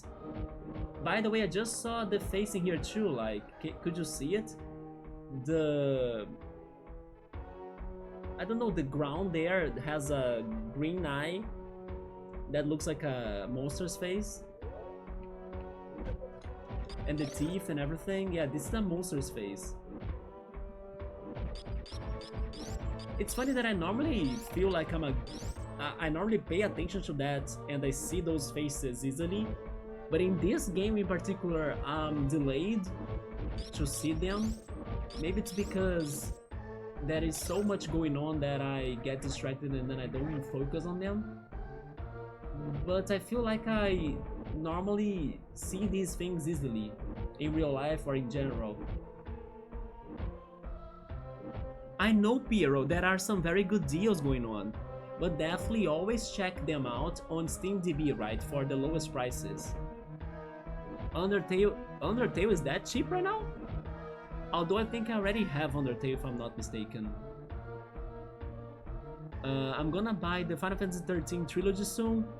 Are you going to risk it, man? You know, do you know the legacy of Final Fantasy 13, right? I saw it on sale too, but people were like, stop, stop, stop! Yeah. The beaten up to roguelites, I'm gonna have to get used to. This is where I'm thinking. I mean, but this room is... I have been to it already, like... I investigated this plenty of times, and... It has only platforming, Indiana Jones, and monsters. And these guys. And rocks. And traps.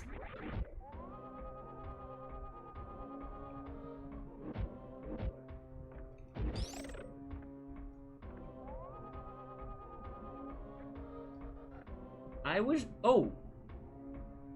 I was going to say that. I wish I could go left. This is BS. Can I just say that this is BS? I don't like that. Chrono Trigger at least made more sense than this in my opinion. Yeah, this was very bad, like... Evil bad. Especially because they don't do this like in the rest of the game. They did this now pretty much. Because for the rest of the game, there were not illusionary walls. There were pretty much like, oh, you cannot see the breakable wall right there, but then you gotta try to find it, and then you break it, and then you find a passage. It's not like this. So if only they have introduced this before, like an easy way to find it, or like an obvious way to find it. Oh yeah, you are forced to go through that wall, so walk there. And then you realize, oh okay, this game has that going on. Then sure, I will be touching every wall I see.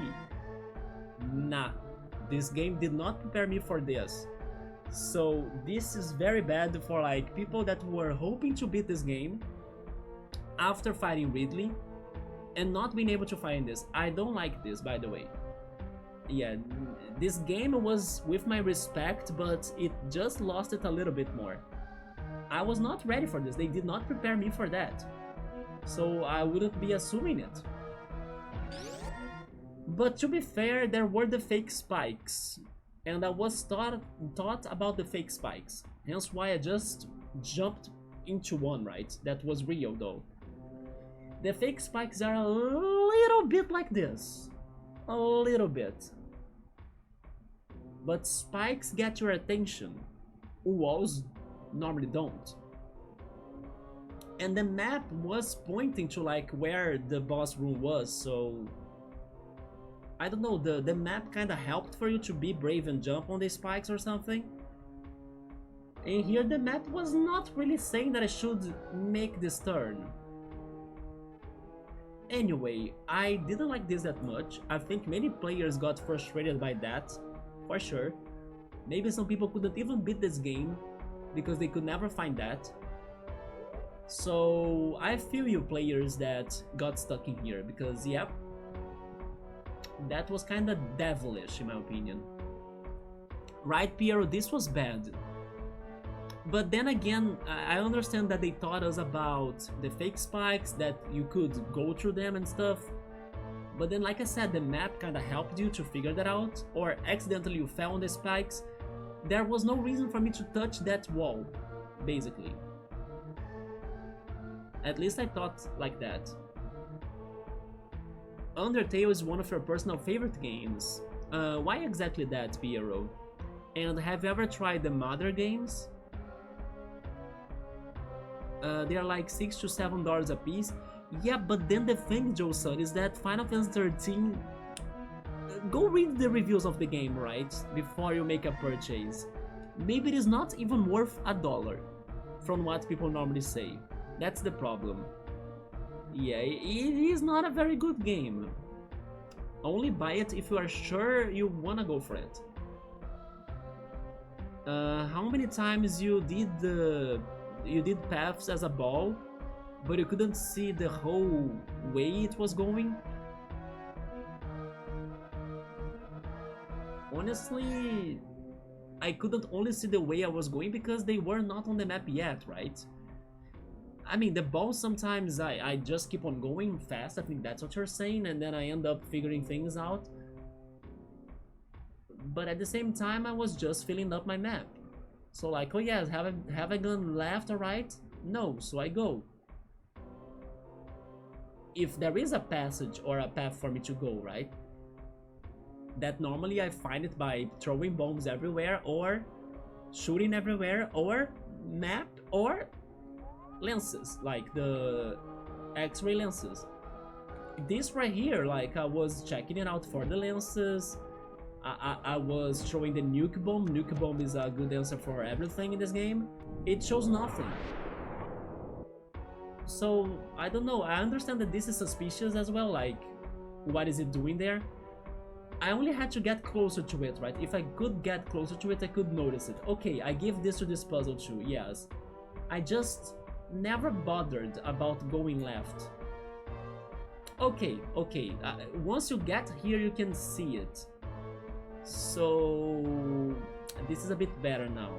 But I still think it is a little bit like they could have prepared you better for this. If only I could see it from... I can actually. I mean, never mind, look at this. From there, I cannot see that. So you don't think there is anything there that can't be revealed by your other items. Also, by the way, did the enemy... Oh, okay, no, he's down there. I was going to say, where is the enemy right here? Never mind, I think I killed it with the nuke bomb. But anyway, not my favorite puzzle. I still don't defend it fully, but now I see that they show it to you if you just get here. So that's at least something, right? I'm seeing more people liking 13, so it could be someone's cup of tea. As long as people know what they are jumping into, right? Just expect a linear game, maybe with not a fantastic plot. Don't compare it too much with other games. If you go with like a somewhat normal to low bar for it, maybe you can enjoy it more, and then your expectations can be I don't know, because you don't have many expectations, you can be surprised by it, right? But that's the thing, you gotta know what you're jumping into. Like, they are not as good as some other titles, most people don't like them, but it has a loyal fan base. You guys are almost convincing me to buy two. Is that what you want me to do? Am I going to become a part of the loyal fan base of Final Fantasy 13? Yeah, it is one of those games that are polemic, but at the same time, Final Fantasy 8 is polemic, and I loved it. So you know what, maybe Scap is right, like, he sees more people liking it, maybe you should give it a shot. Yeah, maybe. Piero likes Undertale because the characters are very wholesome. I think that Undertale has one of the best quotes I have seen in my life. Again, I'm not such a big fan of Undertale. I'm not really sure exactly why, I can't explain. It just doesn't click on me like it clicked on many people. Although I also gotta play it myself, I have seen everything, so I don't think it's going to be a complete new experience, right? It's just going to be challenging for me to actually do the mechanics it has to offer, basically. But the plot, I kind of have seen most of it. And by the way, final boss very creepy. But sure. Which, by the way, I have never done this connection to Earthbound. Both of them have final bosses very creepy, right? Yeah, hence why they are inspired on each other, but...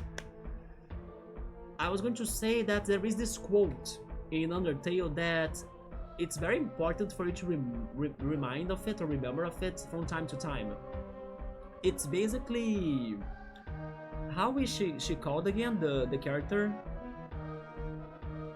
I forgot the name of the character, the protagonist.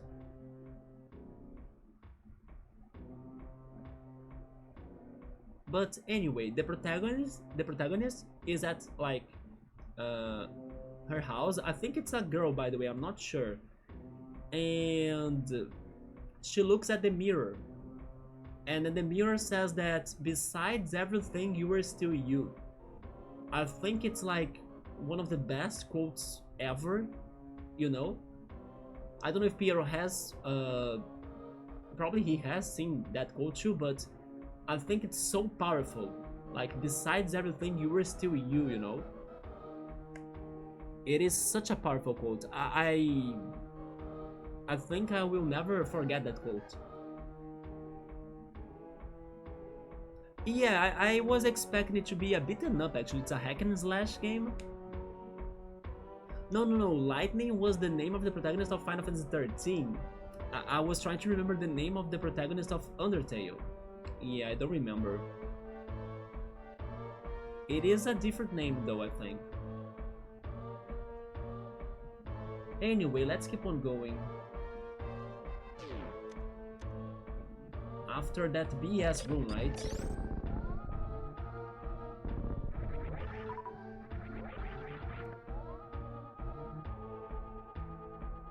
Frisk! I knew it was a different name, that's true.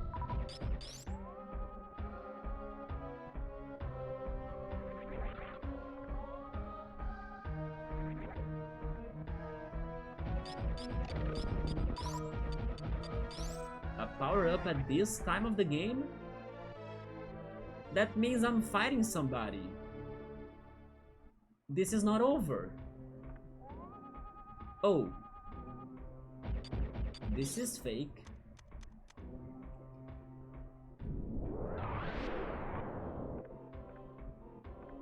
Also down here maybe? Yeah.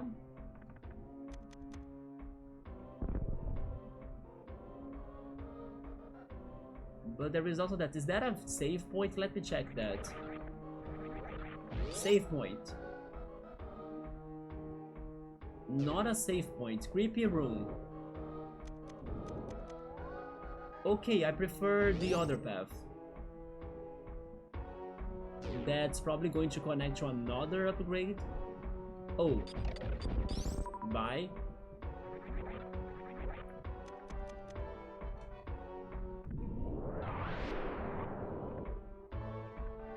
It does, I think. Wait.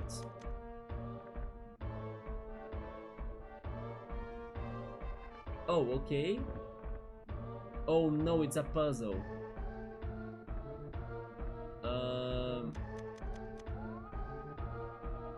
Oh my god. Oh my god. Oh, wait. Where is the best spot for me to look at this? You jump, I guess. You fall there, but then they're going to be locked, I believe. And then return there. Yeah, I need to avoid that one. How to avoid that one? Just being fast, I think? Yeah. Okay. I guess I did it. Okay.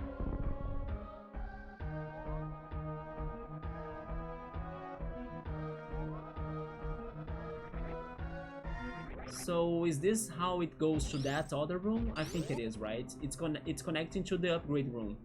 Yep. There we go.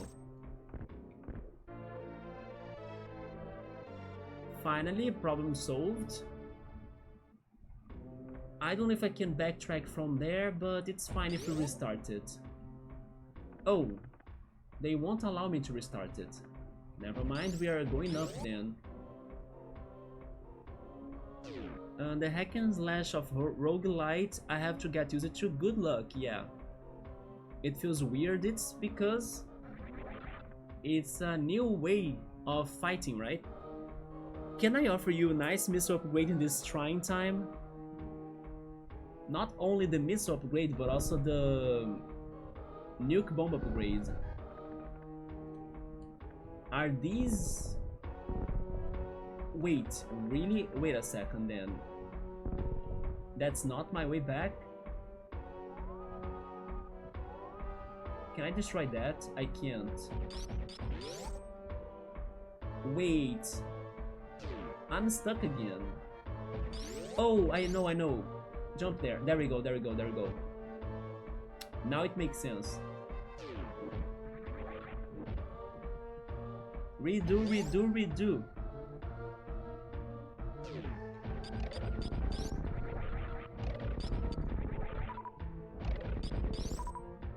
Not today, losers. Let's go.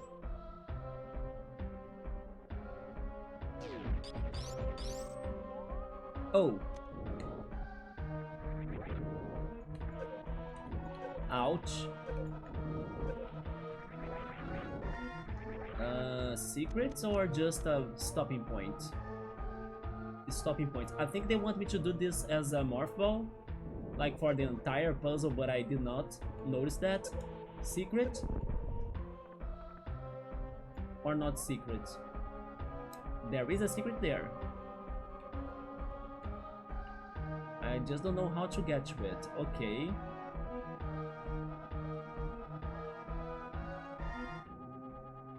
Just in case, nuke bomb. Oh, that was it. Nice. Do you mind if I give you more missiles then? Yeah, there is another boss. It's Ridley part 2, isn't it? He's not dead.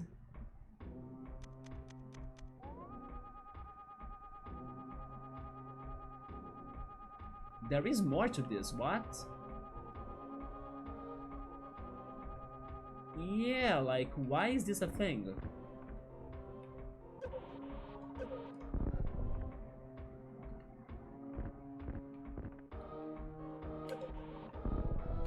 Just to hurt me more? What? That's a passage.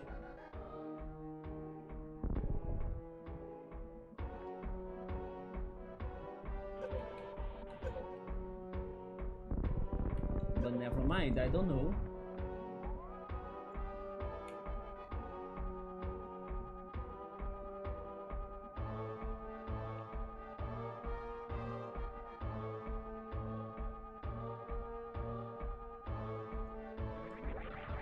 Let's check. I give up.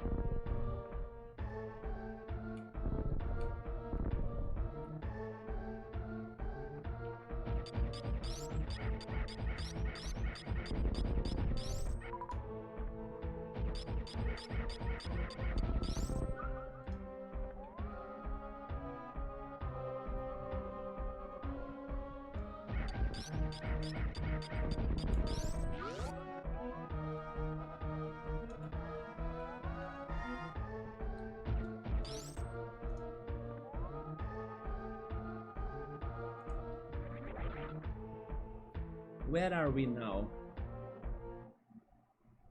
Music? Okay, something is going to happen. You might have to play it with a controller. I hope you got one. I think there is something else in that room that pissed you off earlier, but that's fine. Like, no backseating scap. If I missed that, I missed that. That's fine. Yeah, controller always helps.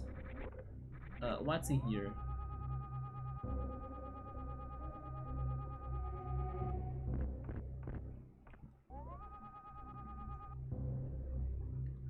Where am I? Sure? What is going on in here?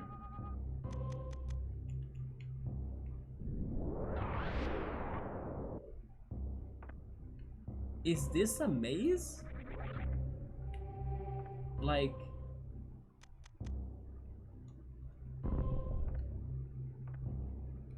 they are repeating the same pattern over and over?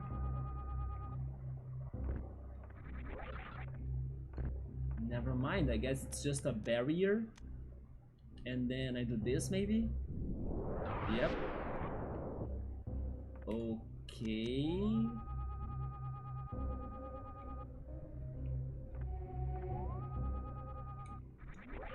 Yeah, oh wait. No, this is nothing. Sure. Yeah, it's fine, man. At least I found most of the secrets. It's okay. What's in here? I'm back. Okay, I'm back to Norfair. Like previous areas. Okay. So they really want us to get back to the status room. So getting there is not extra, it is required, right? For people to beat this game.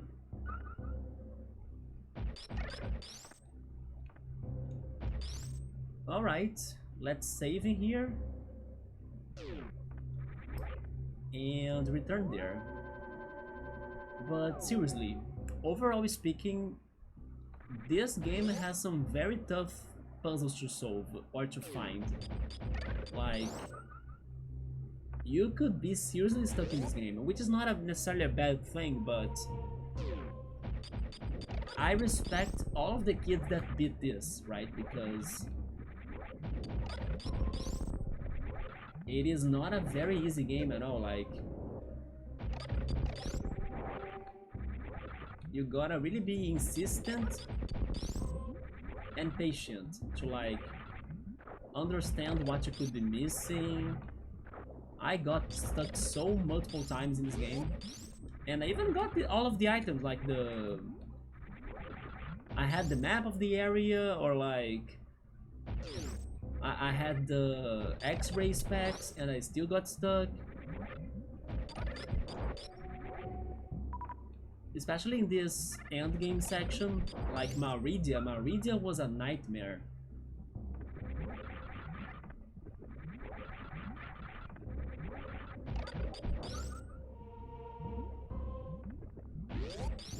So I actually think that for somebody to enjoy this game a lot, the person needs to like puzzle games. It's not just the action. Unless you got spoiled or like you know exactly what to do regarding the way to progress, you know, like you have a walkthrough or something. But if you don't like puzzle games, I wouldn't recommend this game for you. Nope. I used to think that this game was an action game only, but to me it feels more like a puzzle game than action.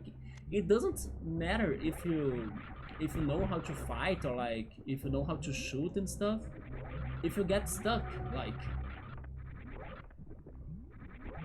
the puzzles are as important, if not more important, than the action part of it. The action part, you keep on trying it once you make it, you know, you learn the patterns of the boss, and then that's it. The puzzle, if you don't think, you'll be stuck there forever. It's not a matter of like attempting. It's a matter of like, oh my god, I have an idea, you know? If you don't have ideas, it's over. You have respect for the kids who beat Sonic. I needed save states. So I needed save states for a lot of time too. But for Sonic 2, yeah, for Sonic 1 and Sonic 3 and Sonic and Knuckles, I managed to beat them without the save stating, but not necessarily as a kid. As a kid, I could not beat anything. But the one that took me the longest to beat without save stating was Sonic 2. And I was able to do it first on my 3DS. I challenged myself to do it after, of course, watching many people playing Sonic 2 before and kind of giving me the idea on how to beat Eggman's final boss in there. And then I kind of knew exactly what was the strategy, and then it kind of worked. But this year I went to the video game museum that they were having in the park, and they had like the Sega Genesis with Sonic 2, and then I beat the whole game in there in a single run, right? So I was very happy for that, for being able to beat the game in its original console and with a CRT TV too. In some weeks, maybe in 2 weeks from now, they are going to have another video game museum, another video game event in the city that's also free to go. I'm going to go there, and I'm expecting to be great because it's also going to have anime, cosplayers, technology things too, and people doing some sort of meetings and stuff. So I'm expecting to be a good event, maybe kind of close to the one that's the biggest one at the end of the year. It's even sponsored by the same people that organize the biggest event of the city, that's always in October. So yeah, in the 29th and in the 30th, no wait, 30th, right?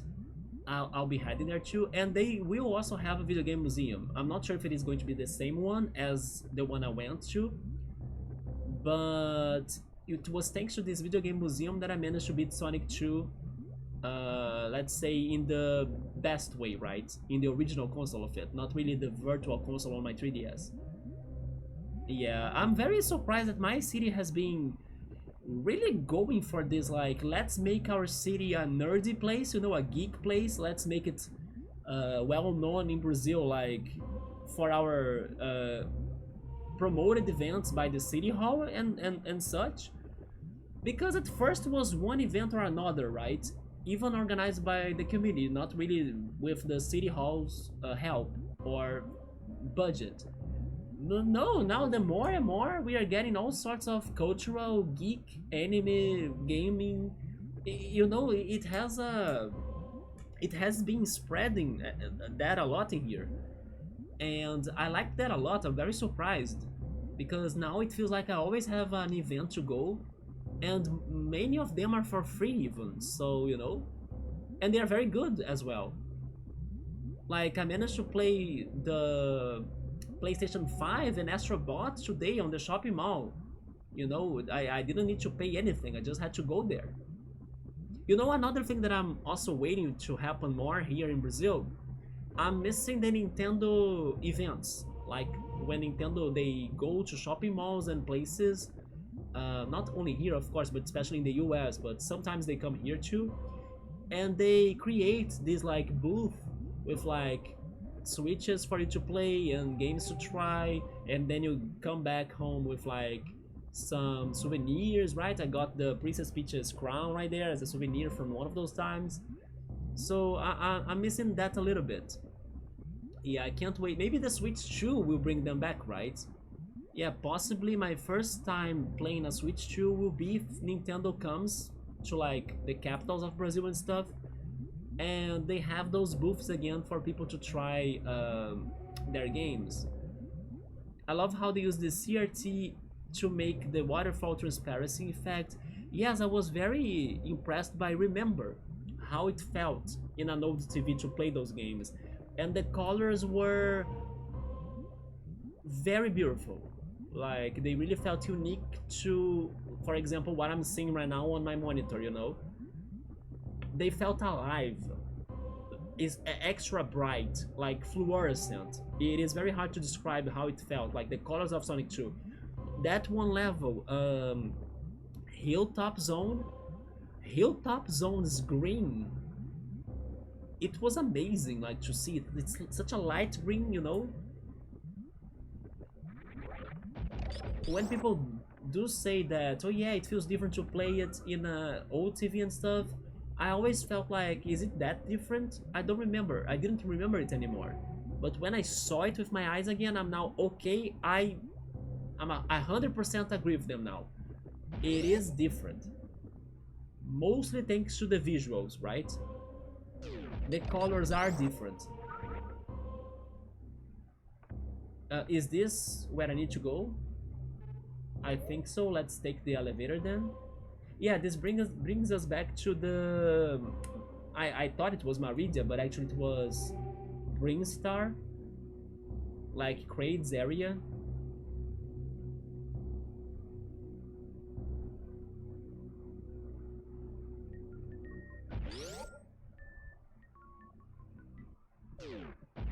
You know what? Since we are here, there is something I wanna check. Because it could be one of the puzzles that I saw it, but I could not solve it. And my last guess of solving it is what I'm going to try right now. If it is not this, then I give up. I don't know what it could be.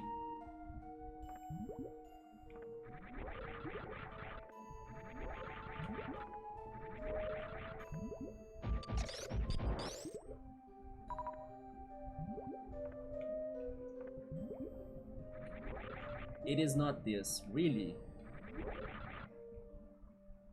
Or am I not doing it right? Wait a second. Yeah, that one upgrade, and also... No, the other one I could get, the one next to it. That gave me green missiles, I got that one. Yeah, it is just this one. It has the super jump block right there, but I was thinking that maybe this could break it, right? And it doesn't break it, okay. So I'll leave this for you, professional Metroid players, to one day, I don't know, show me in your videos how the hell do you get that, because honestly, I tried, and I did not get to it. Respect for those that could get that, because honestly, I don't know. Let's move on. I hope you know where the statue is. I think I have a good idea, Summer, don't worry, yes. Maybe I won't get there like at first try, but I have a good idea. I know the area, right? You don't know where it is? No, I know where it is. I have an idea. First boss down, let's go. Hopefully I can say final boss down, right? Can't wait for that moment. But now I'm thinking again about this game. I wonder, and I'm kinda hoping they will give me some sort of big plot twist. Like, somebody else is kidnapping the Metroid. Oh, this is a recharging place, I need that. Or the Metroid is dead. I don't know. I want some big plot twist. If it is a straightforward, direct ending, it will feel like it's missing something, because why would they make me go all the way up here, you know, and not give me the credits back there with Ridley? So the game design is trying to tell me something like, oh, you think you have ended it? Oh, I can kill these guys? Oh yeah, because I don't need them, right? Maybe I do, because I can't space jump properly. But I understand that maybe I didn't need them. Yep, you know what? I need them. I have respect for your patience for wall jumping. In the end, it taught me a lot. I'm not gonna lie, it was something that in my life I never gave too much practice, right? Too much practice until now. So I think this will be something that I will carry with me forever. Will I be a pro at wall jumping in other games? No. But I think I'll be better prepared for it when it happens. When it happens, right? So, yeah. And also getting some lessons and, you know, paying attention to the timings really helped me to understand what I maybe do wrong regarding wall jumping in other games as well.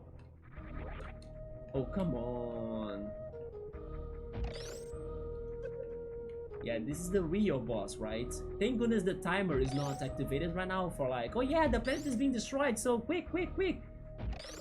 I'm going to be destroyed by this one room, right? Because I cannot do platforming. I beat Ridley, but I cannot do this.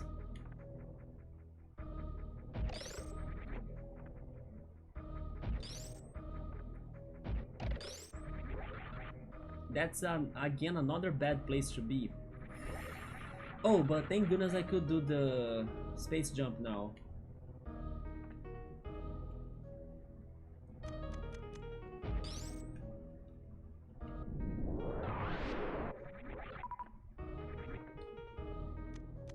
In the end, I guess wall jumping was really not necessary for you to beat the game, but there were multiple secrets that wall jumping could help you to get.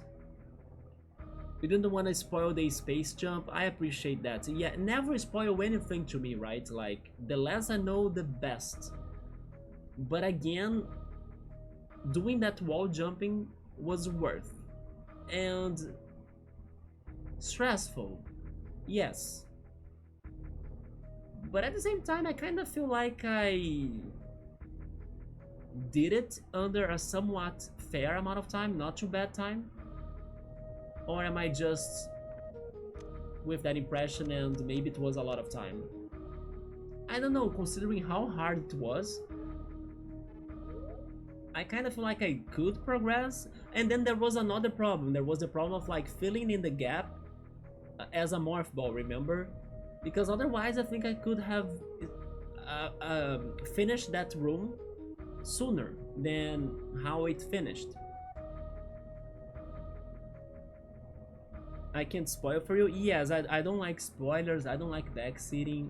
The less I know about whatever is happening, when I want advices or hints or something, I will make a question to the chat very directly.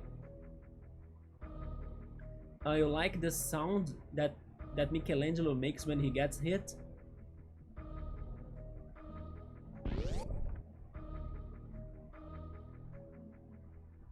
Wait, this is not the way. I need to keep on going up.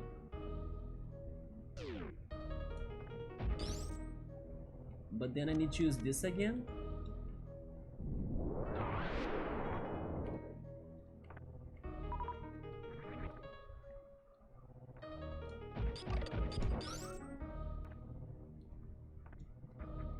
And then what? 2 paths to Crateria.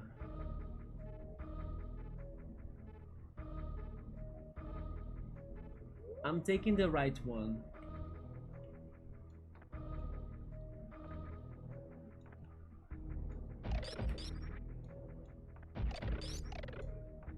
Saber, you were asking me if I knew where the statue was. It is in Crateria.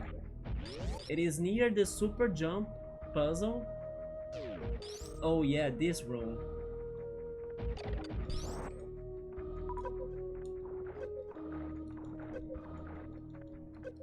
Let me off! Or out, right? Let me out.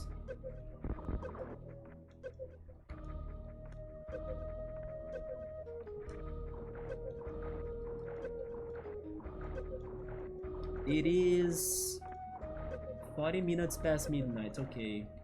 Yeah, my TV show I'm seeing from here, my phone is like on the corner of my computer. It seems like I'll miss it, I won't be able to catch it up, but that's fine, today was not an important day for it.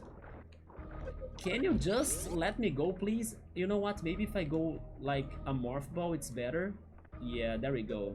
Wait, it only worked for one single block, come on!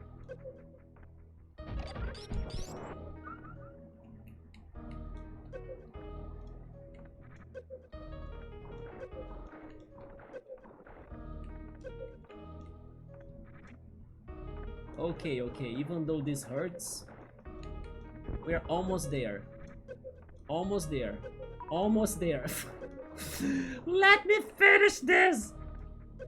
No!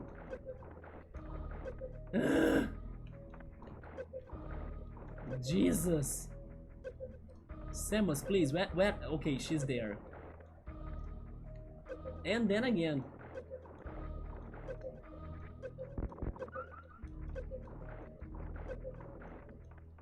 There we go, finally. Jesus. I hate that room. Be careful, be careful. At least they were not stealing a lot of my health, but the amount of time they stole from me is like never returning to me, right? Oh boy, it's more like a psychological damage than real damage. Yeah, psychological damage did happen. It made me like lose my faith that I can accomplish things in this game. I can only accomplish pain, right? So now I take the elevator by going up. Yes. Let's do this. Yes, Saber, this is the final boss. Like it's not the spikes, right? It's actually the plants. Okay, it's somewhere around here.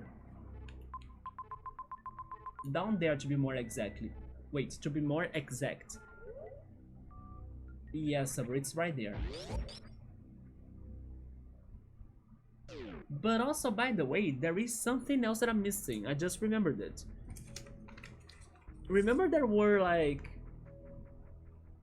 Where is it?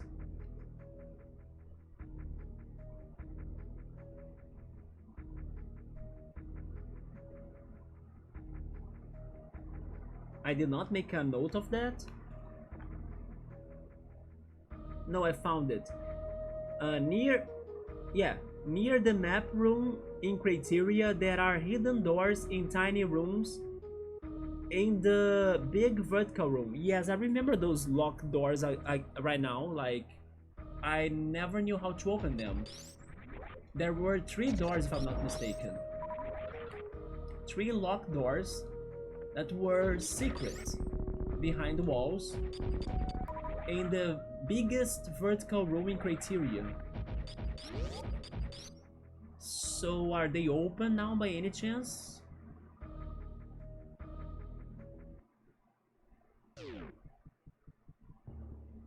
Why is this silent now? They used to play some sort of motivational music in here, you know? Some sort of...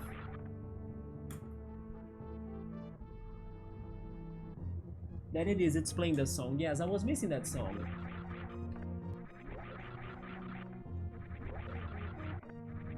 It's the most Final Fantasy song in this game, in my opinion. This sounds like when you are traveling in the overworld of a Final Fantasy game, you know? Joson, I read that, but I don't think it's a good thing to say, you know? Maybe because I don't think it's kind of funny. So that's why I kind of skipped your previous comment on that. Yeah, don't you think that this sounds a lot like exploring the overworld of a Final Fantasy game?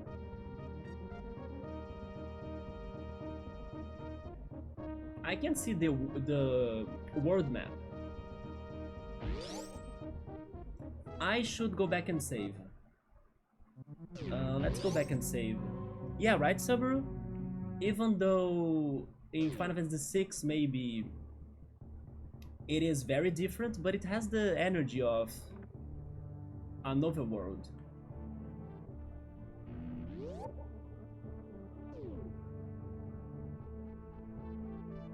Oh! Returning to our ship actually replenishes our ammo and heals us. I forgot about that. Okay. By the way, now that I have this jump, I can actually reach the ceiling of this area. Oh my god, I can finally fill up the map. But I don't know if I want to, because when I was exploring this area before I couldn't see anything, but maybe there is something.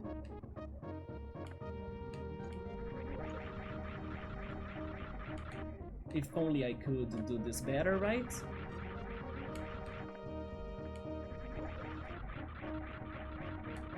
Nope.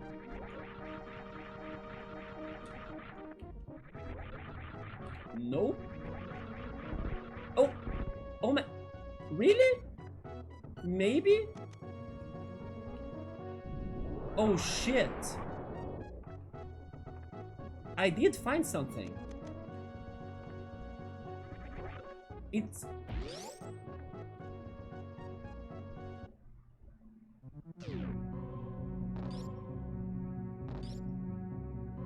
Where am I?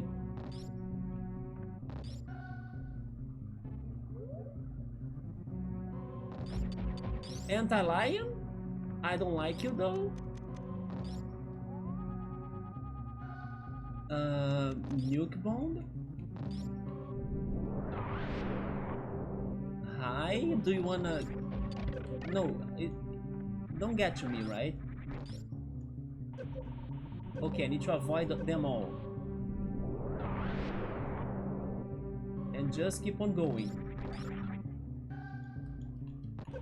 Actually, he kind of helps me out a little bit. Okay, okay, okay, so he's a friend.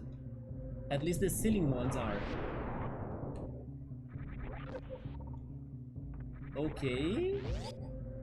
Reserve tank. Oh! Energy tank. I take it. There we go. We are only missing 2 energy tanks and 1 reserve tank. So... good job. I mean... never leave a room before being certain it's empty, right?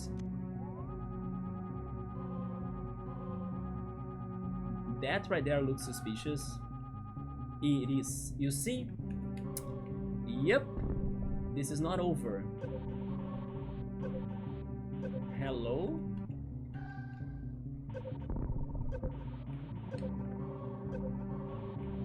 What else? Reserve tank?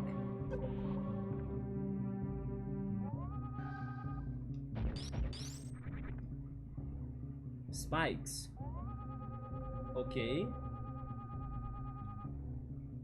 Just go straight forward and direct to that. Nuke bomb.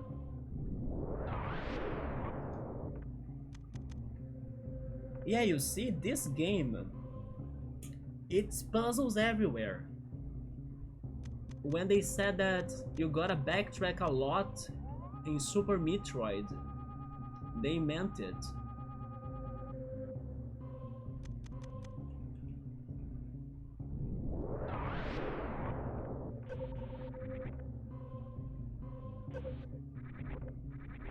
But then, wait, then what? Everything is fake, okay? Jump.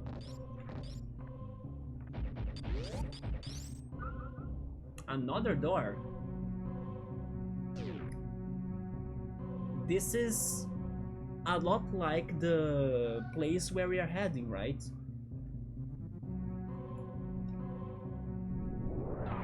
Thank goodness I have... oh, I fell for a trap.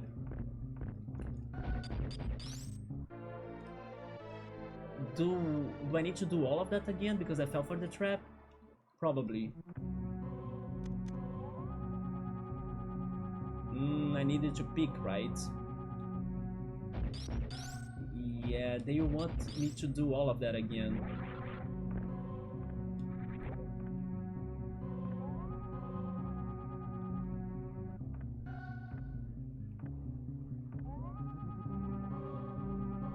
Oh, but it's not over. Oh, I think I know where. Oh my god, I just mentioned it. This is going to probably leave me in those doors that I said, like there are 3 doors in the vertical area of Crateria that I could never open. They are the exits to this, right? Most likely. Why were these bugs here? Oh, to give me the... I see, to give me the nuke bomb.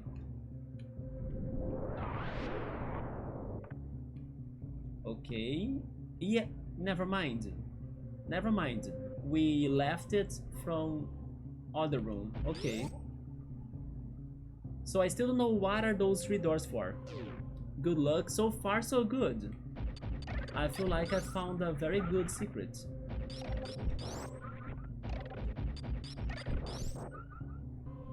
But I will go back there. I wanna know if the path that goes straight forward had a better treasure even.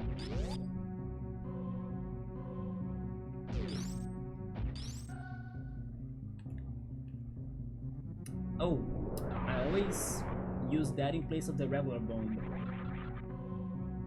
Run, run, run.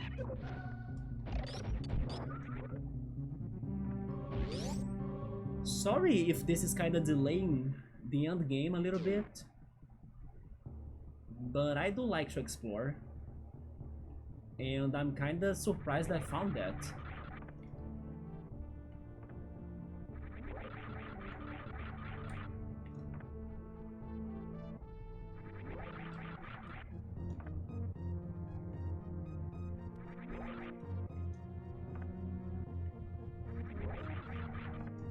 Subaru, did you start Koromon or are you saving it for another time?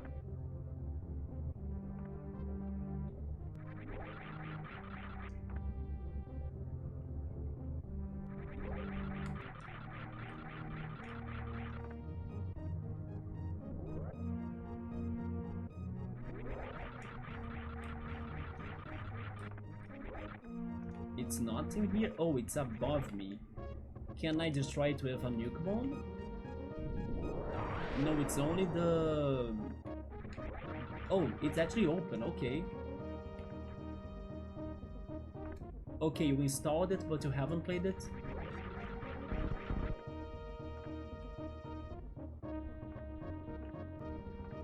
I wanna go check how long is it. Give me a second. How long to beat Koromon? 25 hours? Oh shoot. Just like the main game. Damn, okay. And if you wanna get everything, it's like 50 hours. Wow. That feels longer than a Pokemon game even. That's very good. So again, I think you did a very good purchase.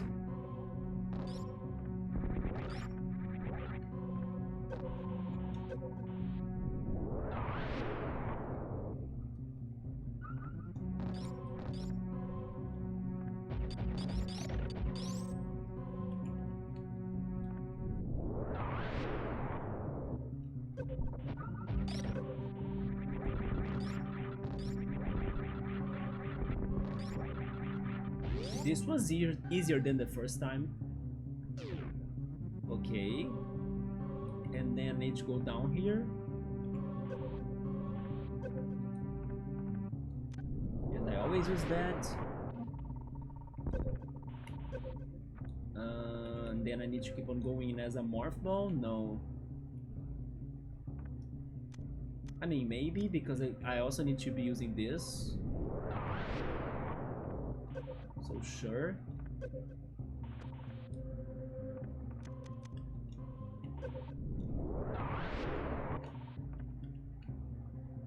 Go, go, go, go.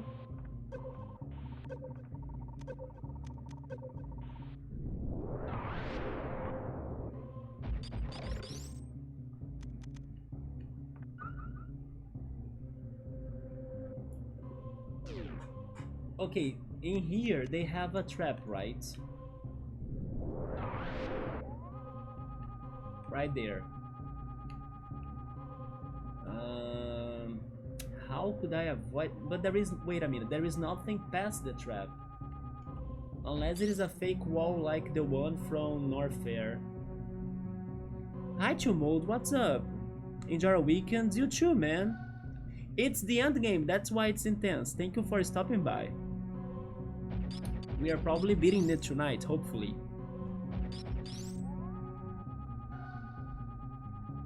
Yeah, if there isn't anything on the other side like I thought, I can just fall on the second.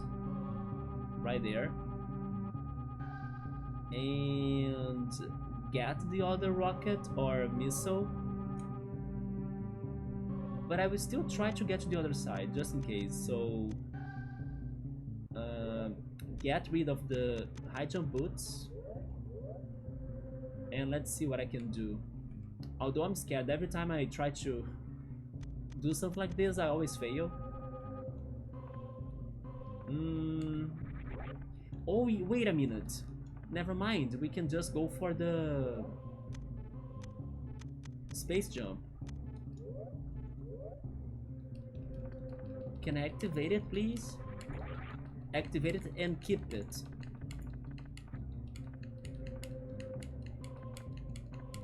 Come on. Maybe I don't have space for it. Oh wait, I almost had space for it.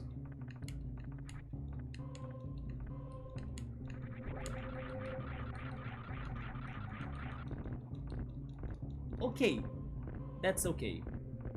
Not sure if there would be anything there. Can I space jump up from here? Maybe not. The blocks won't allow me to do it, right? Yeah.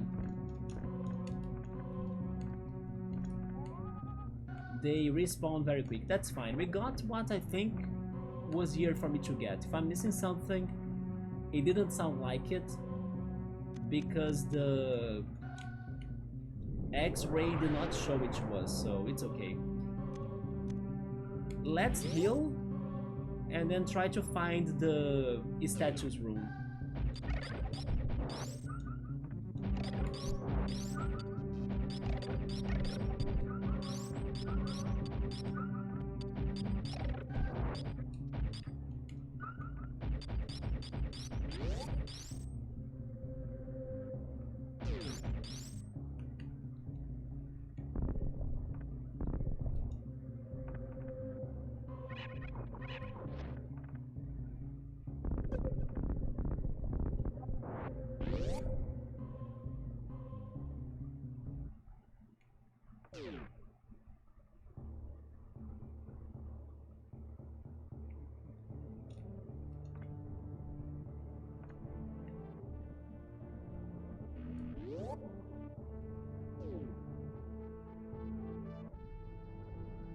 But I'm starting to think there won't be another boss.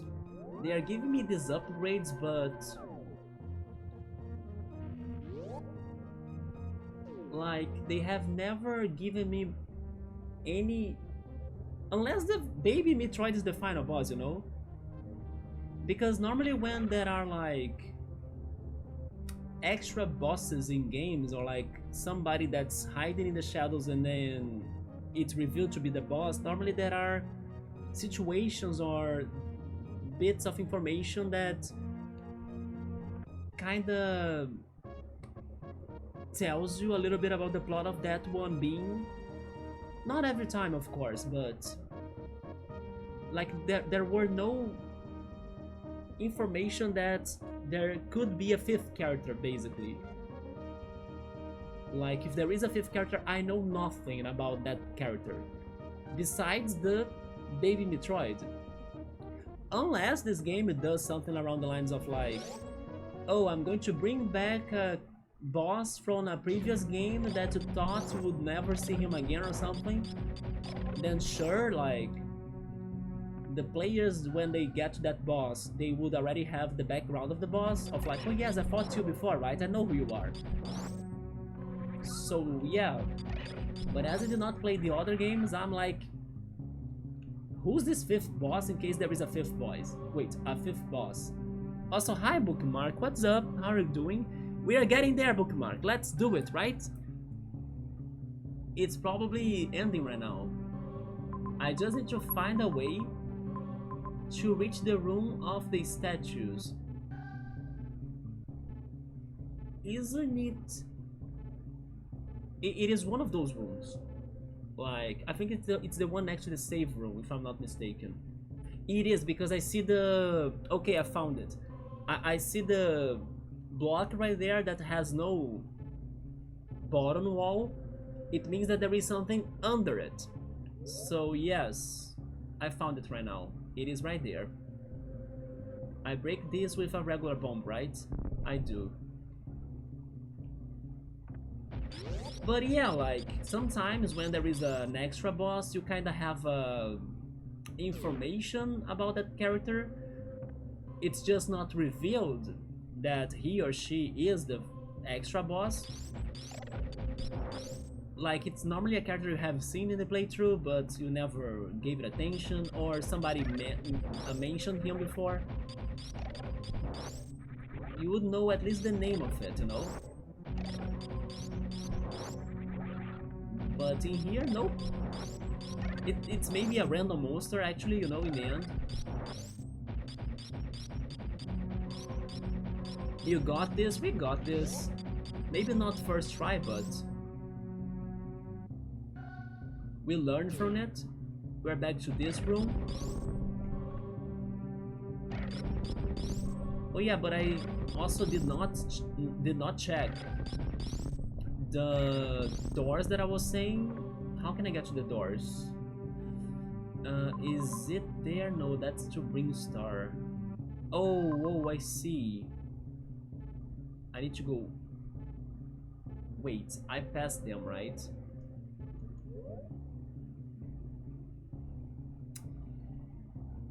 I wanna check the doors, but I have the feeling they won't be different. But we are not too far from them. You know what? Give me a second. I'm going to reconfirm that the doors are locked. Yeah, we're not too far from them. I just need to take this path, right? According to the map. Wait. There we go. Then I go down there. Yes, I go down here.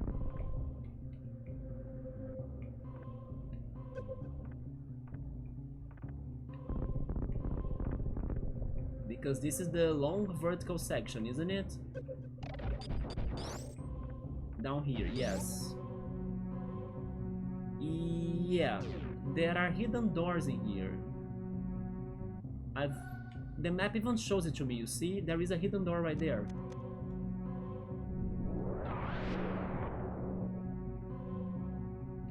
Oh!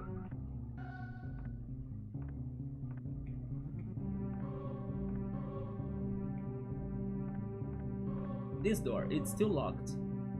Not a clue of what is it for, but I know they are here. I told you to jump, Samus. Why are you not jumping?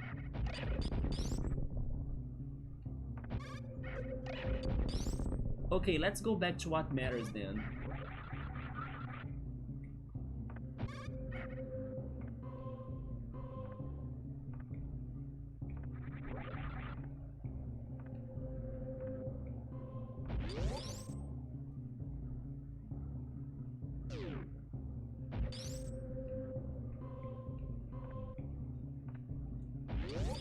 Wait. This door. It won't get to it, will it? Maybe? No. This is for something else. Yeah, this was for an upgrade, wasn't it? Yeah. It is not from here. Okay.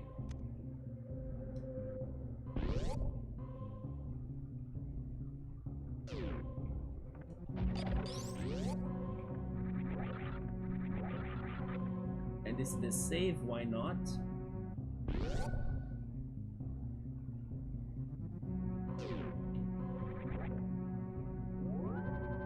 If I'm going to try to get 100%, not at all. There are only a limited amount of games that I would try to 100% them.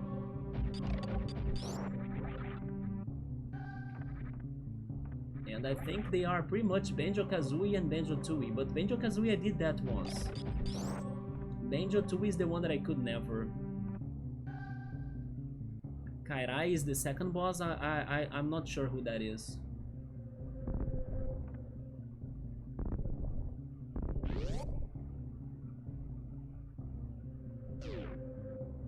Can I run from here? I could. By the way, I just realized that running that fast reminds me of the Wario Land games. It's a franchise that I played only a little, but people say it's fantastic. There is even this indie game that got very popular called Pizza Tower that was kinda inspired by the Wario Land games. It's Shredder's Apprentice, yeah.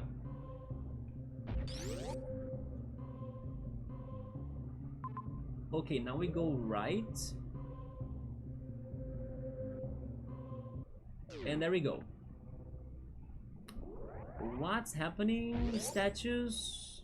Statues go K-Pow? Is that what's happening? Bye, Phantom. Bye, Dragon. And bye, Ridley.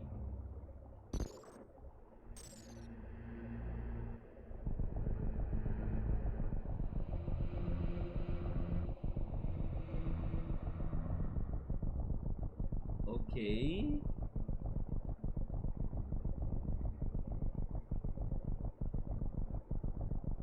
I'm still like, who built that statue in here? It makes no sense. I want answers, please.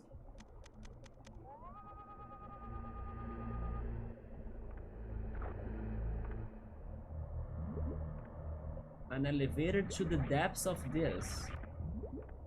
That's not fun. Mother Brains, that's you again?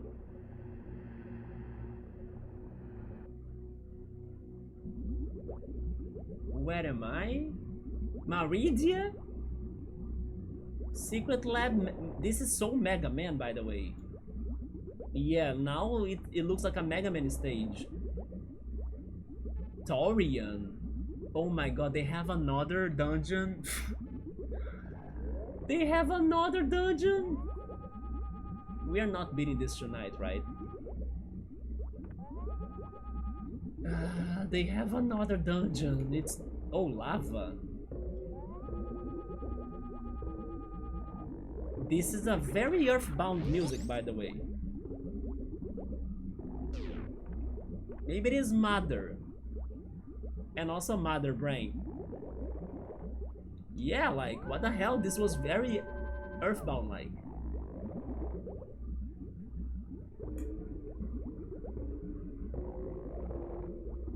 Completely earthbound inspired. Secrets? No. I still think it's funny that they recycle all of the save rooms, no matter where you are in the planet, to look exactly like this. Like, we are not close to any gold plates areas, but the save room gotta have the gold plates, right?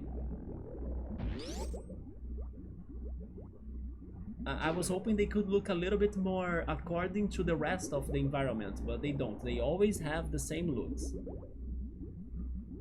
Gotta save on data, right? I'm not trying to look for something under the lava, so let's keep on going. Please don't be a long dungeon. Tourian. That's not a Metroid? I think that's a real one. Isn't it? It looks like a real one. It is a real one. Hence why...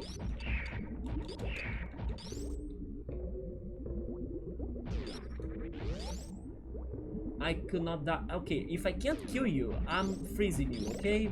Bye. Until next time.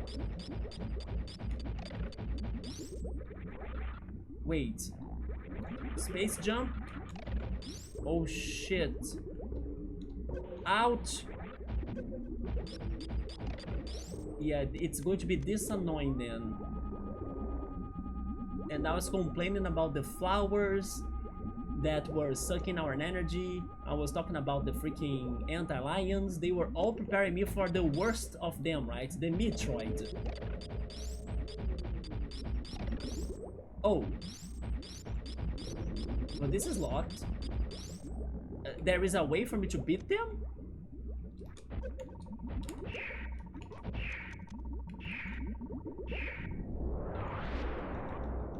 I don't think so. Double nuke bomb? Hello? Lava, please? What the...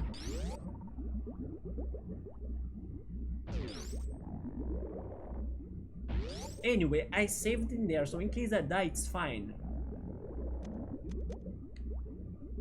But nuke bomb doesn't do it. I think the spinning attack or screw attack also doesn't do it. Green missile also didn't do it. What if I freeze them and then attack them? Let me try that. Yes. Freeze. Then green missile. Okay, there we go. Freeze and green missile. I got it.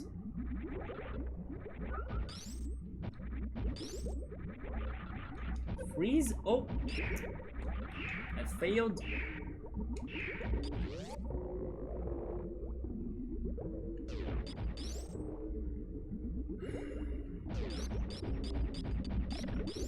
Missile can do it? It can do it, but it's weaker, right?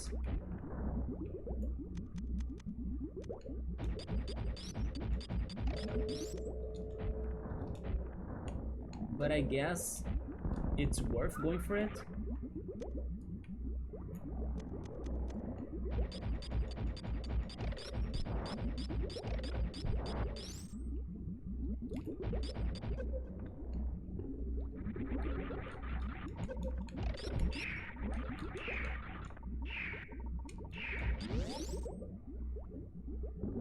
Now I understand why Samus wanted to destroy them all in previous games. I should have always known that she was right. Oh my god.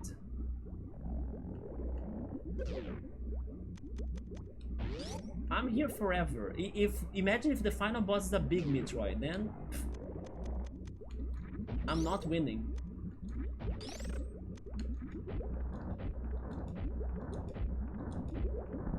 Okay, 5 shots. Maybe I should consider using the green missile to save it up. Or maybe that's the power of the green missile. It's like 5 shots of regular missile. Yeah, once they get me, there is no way, right?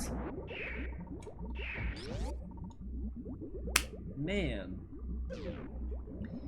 Yeah. Those are real ones, right? Welcome back, Bookmark. Your phone power down? Yeah, those were the real Metroids. Maybe this won't be a long dungeon because the Metroids are the worst already, right? So they don't need to add puzzles, they don't need to add extra paths, other enemies. It's this piece of shit. But sure, they also replenish my green missile, so it is worth going for that. Yeah, falling in the lava is better than getting caught. Okay, new strategies. Lava is friend. Lava is friend! No! I was with my missiles on, dang it. I hate this. I kinda wanna reset. Okay, I'm resetting it.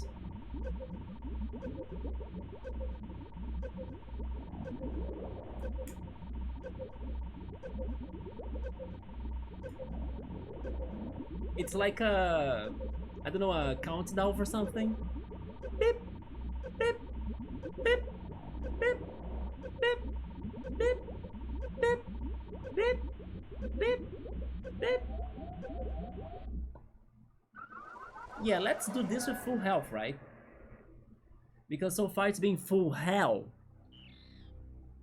Tourian, I didn't want to come here. They made me do it! And by they I mean Scapluni! You gotta know this amazing series called Metroid, they suck you!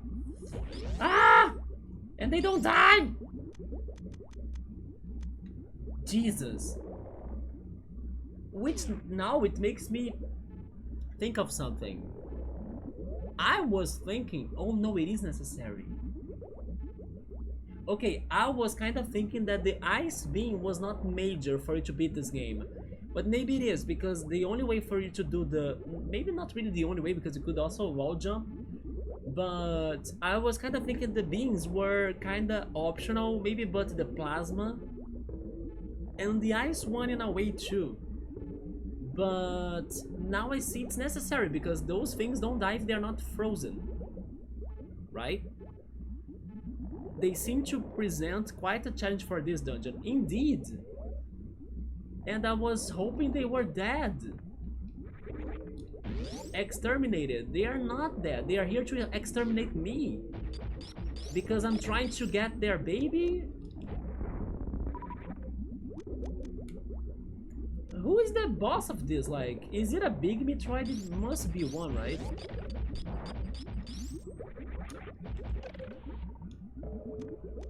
Okay, 2 down. We are missing 1 more. Just shoot. Freezing forever. There we go. Yeah, never stop the free. Actually, I can skip him if I want. Freezing, freezing, freezing. That's not freezing, game. Never mind, I cannot skip them as well because I gotta open the door, right? And I have never seen how ugly they looked without their plasma thing. Yeah, they look like meatballs with teeth. And I don't think that's a friendly way to look, right? When I'm eating meatballs, because I don't eat meatballs, but if I ate meatballs, I wouldn't want them to look like they have teeth.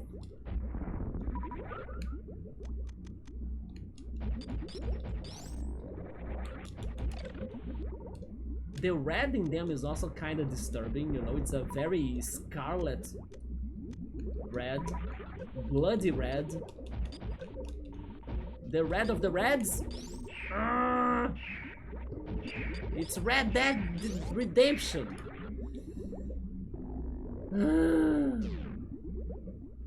They will make me sacrifice myself again to restart it over with like full health. I miss wall jumping at times like this.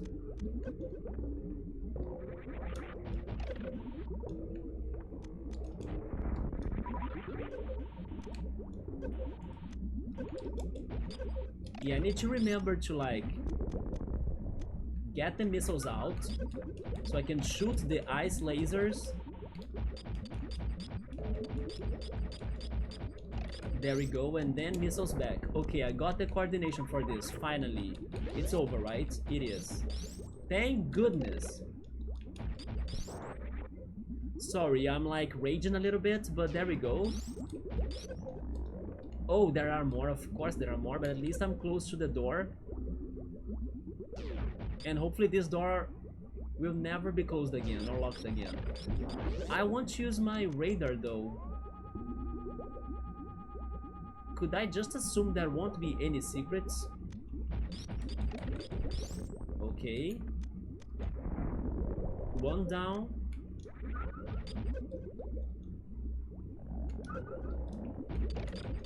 And the last one down too. There we go.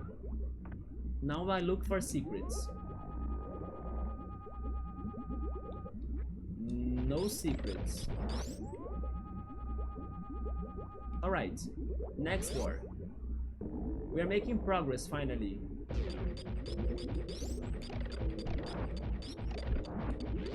Pause, wait. No. There we go. Shoot, shoot, shoot, shoot.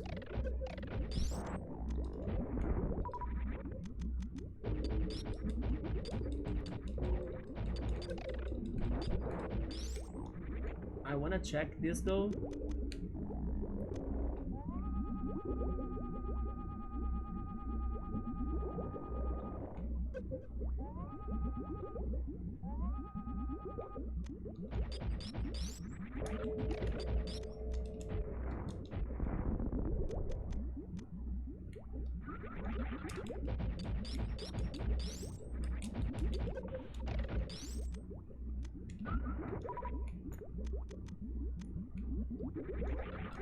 I kinda wish I was saving. I'm not sure. Is there a save point? Okay, there will be a save point down there. Good.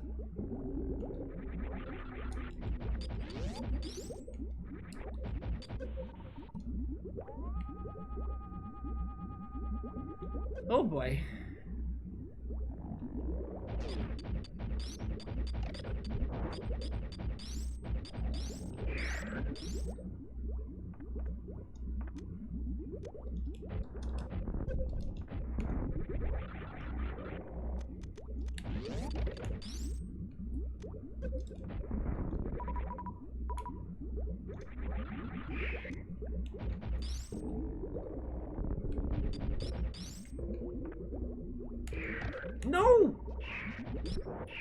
my god.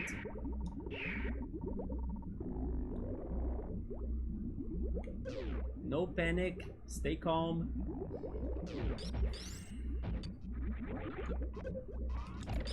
Oh my god, I got them both. Nice. Bye. Thank you for the healings. Oh, the next one, the next one, the next one. There we go. Nice. Donatello is low.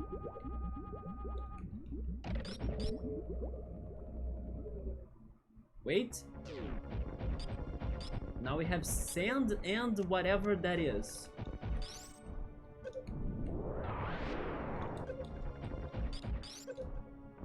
Just keep on going as nothing seemed to work. When you don't know what kills it, ignores it. Oh shit, it's that guy. I'm locked in here, so a fight or a big puzzle is happening. Oh, it was sand. They really tricked me on that. Never mind. Easiest puzzle ever, Pog.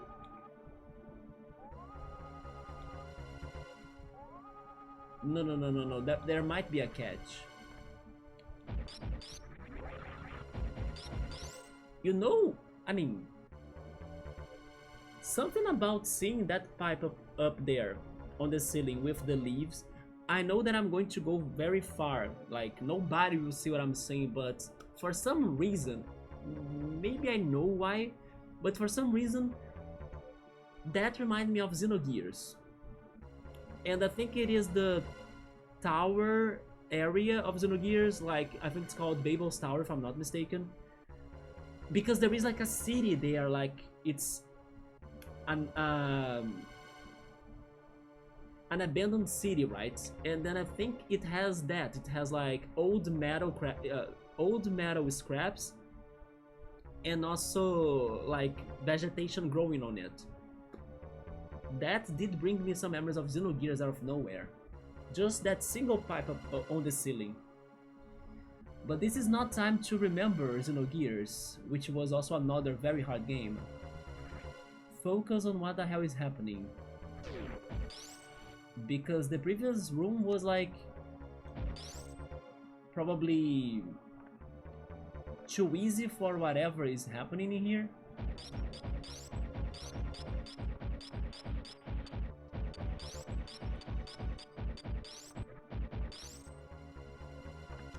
Oh, it's those guys again. I can't kill them. I cannot even backtrack. What the hell? Oh.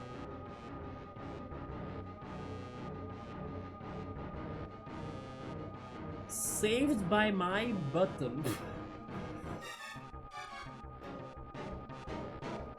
I will never leave this button.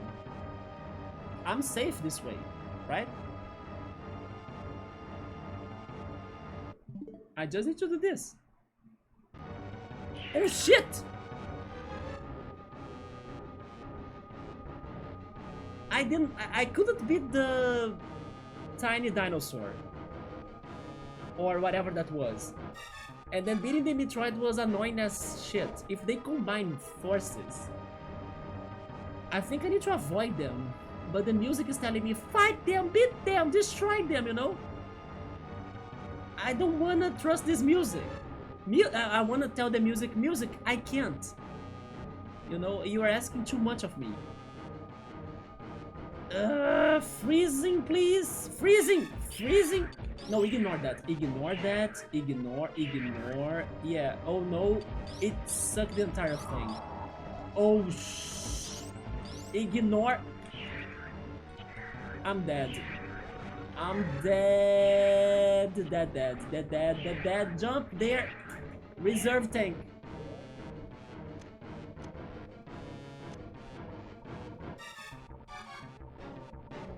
So in the end, you see, the boss was a Metroid.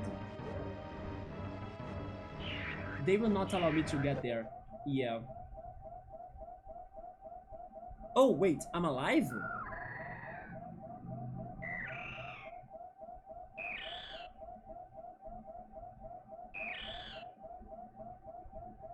They had mercy on me?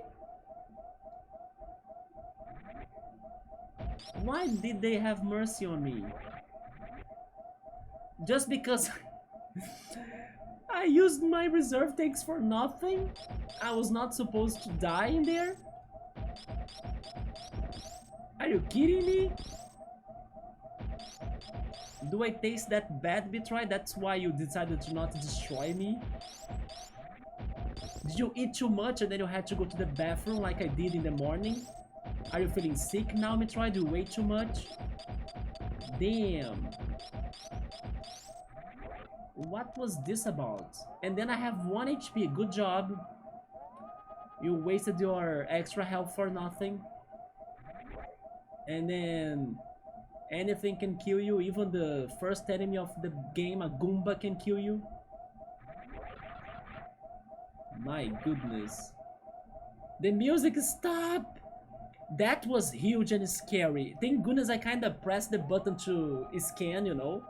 So I kinda could prepare myself to what was going on.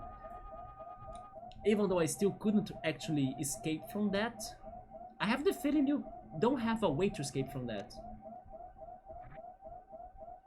Like I was discussing, it felt impossible to win, you know? But sure, can I get to the save point at least?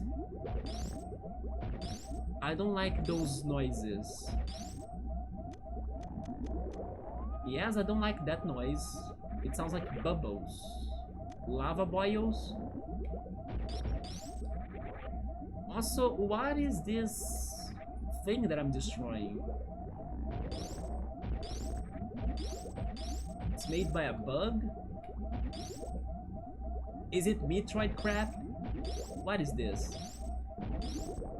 Not all of them get destroyed though. I'm checking that one first.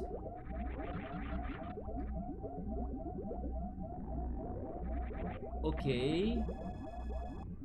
But you gotta tell that this won't work, right? Why do they have these in here if they don't work against the Metroid, if they don't work against the other enemy? It's just to give you... The energy one helps, of course, like... I'm finally healed, but... Give me missiles, that's not going to be helpful.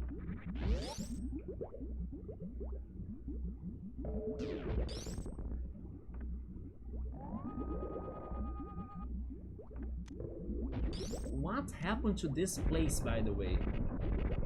We need a game that explains what happened here.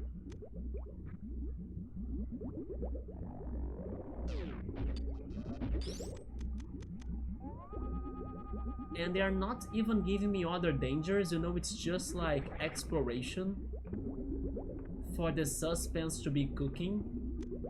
That's what they are doing. At least we're getting closer to the save point.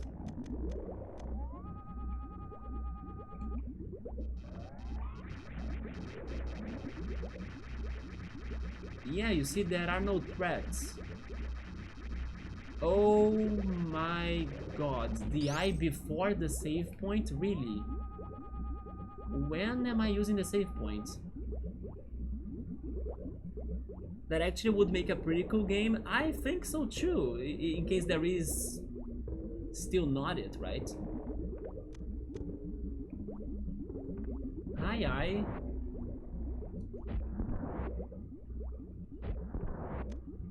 Can I save before the fight, please? Save point? Okay, I could get there. Thank you very much.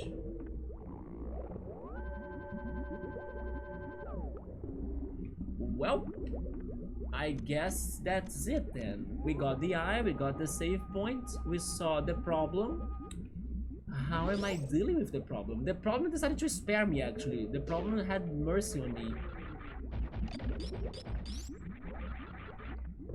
And I doubt there will be something else, but just in case. Yeah, this area is not for secrets, like, you got your secrets before, so just go for it. So there we go then. Hi, problem. Sorry for messing with your baby, I guess. Wait. What is going on? Lava? No. Restart. I don't know what's happening in there. I was not following it. They want me to be fast? Can I break that with that jump? I can't. It gotta be the freaking nuke bomb. It is not nuke bomb? Wait. What? Oh, the lava stopped. Okay.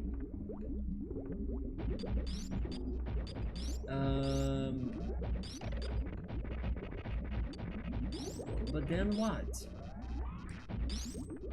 Missiles? No? I activate something down there, maybe? Secrets?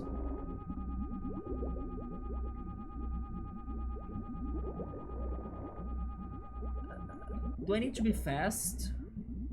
And then I wasn't fast, is that what's happening? It is not.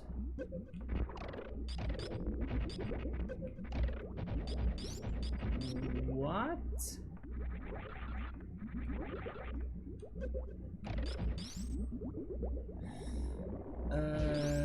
Backtrack, I guess.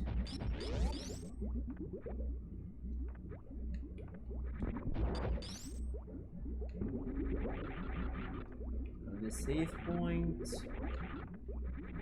No, I'm not missing anything, right?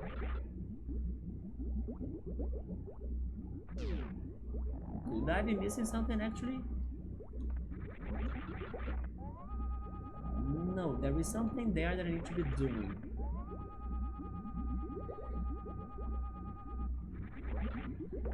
Nuke bomb, wasn't it? Is it surviving for longer until something happens? Maybe?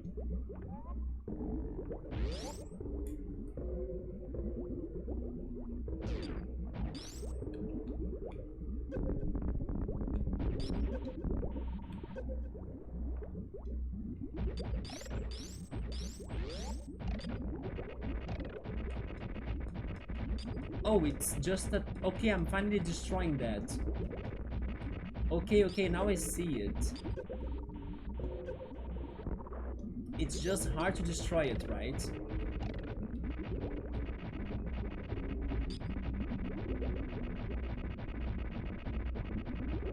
Very hard to destroy it.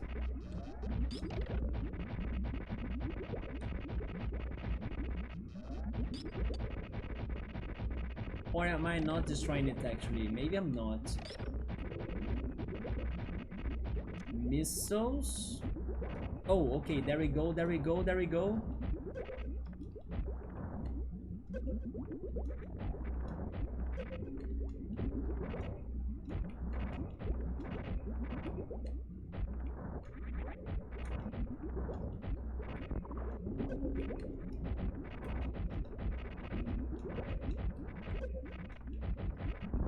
Finally.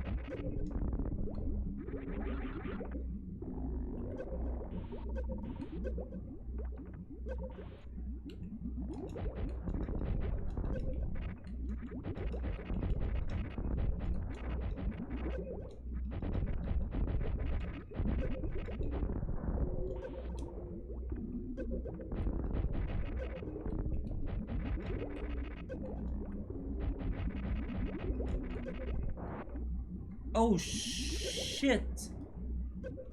It is Mother Brain in the end, so my memories were correct. She was in this game!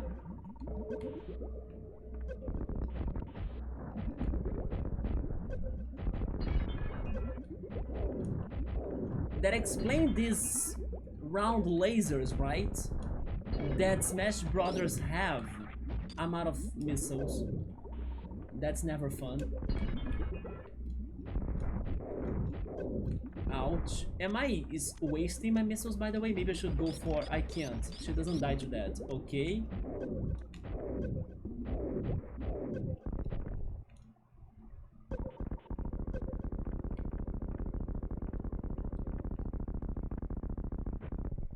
Oh no. Oh no, it's the humanoid. I have seen this before. Yes, it's ugly. Ah!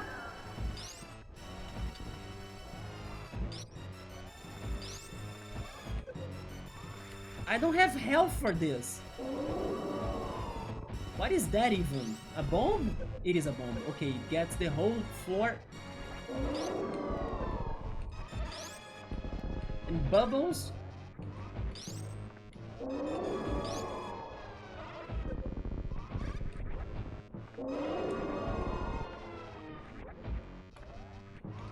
Ridley, I miss you! Yeah, if my ice beam is not fully charged, then I don't cause damage, right?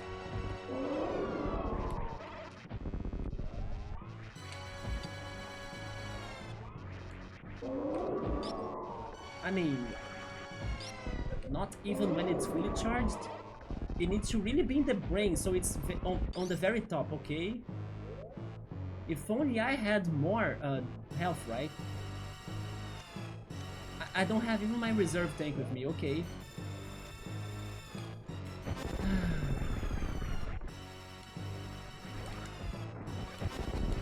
I'm dead. Whew. Good save, at least was close to this. I believe in you, maybe in another attempt, right? I think we'll have this in the bag easily. You guys are very confident, aren't you? But let's try this again. At least now we know what's going on, although they really get to my health. I beat this a long time ago. Good job. We are doing it tonight. It's freaking almost 2 AM though, but I want to try this still. Let's see how this goes. More like ripple lasers from Gradius. That's a classic. No, I also believe, but I need more health. How can I get there with more health? Like, they beat me up before I can get there. Also missiles, my missiles are all gone by the time I get there. I wonder if the nuke bomb could work for that too. I haven't tried it. Let's investigate, shall we? Could I consider using the green missiles to get through the thing faster, maybe? You know what? I think it is better. Green missiles are like stronger, right? Much stronger, okay.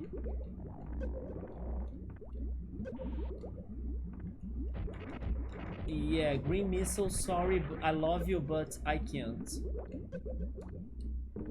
I prefer having health than having you.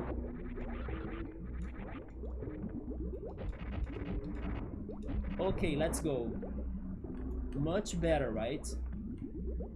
Now I can destroy that with regular missiles, or can I do it with like shootings? Regular missiles just because this also kills me.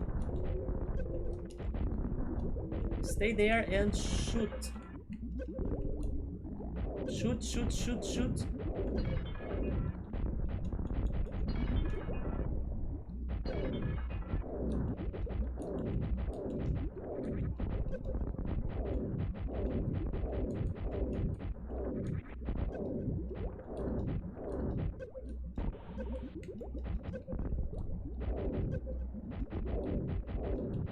There we go. I need to test the nuke bomb. I will try to start like that.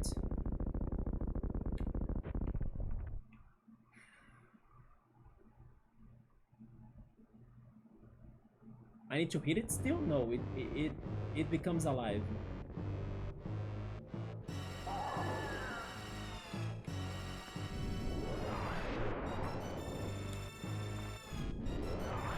It doesn't do anything, okay? Oh yeah, diagonal shooting, I forgot about you.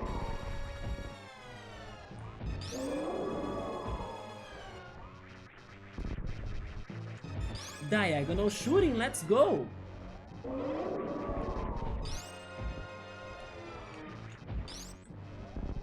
It's a bit hard though, but I can practice it. Yep, I'm kinda...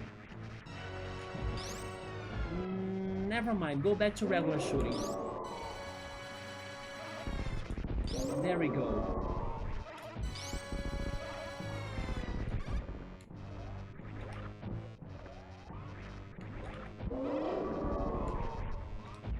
Okay.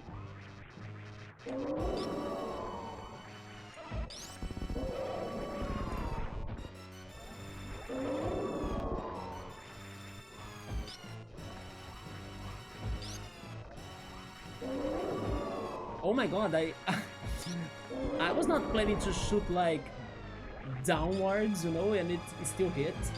Jump, I failed. Oh, the freaking flamethrower.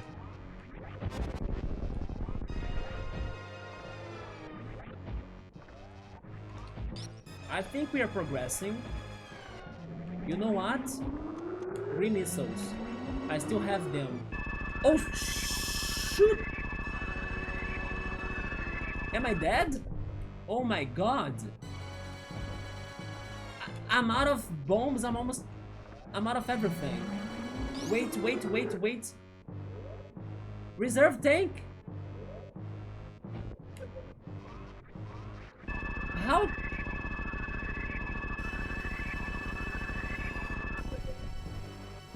No, this is...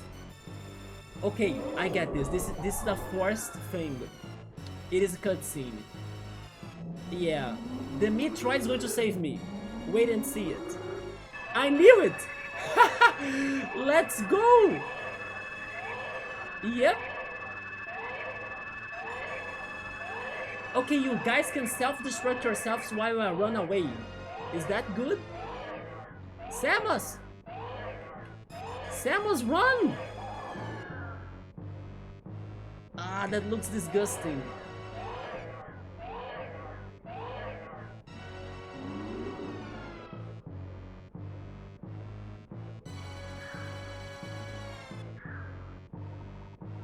Why is it doing that to us?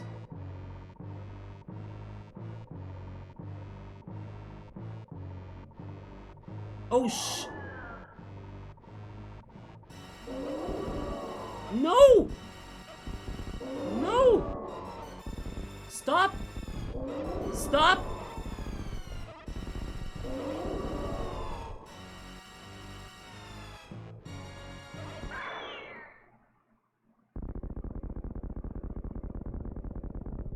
Why though?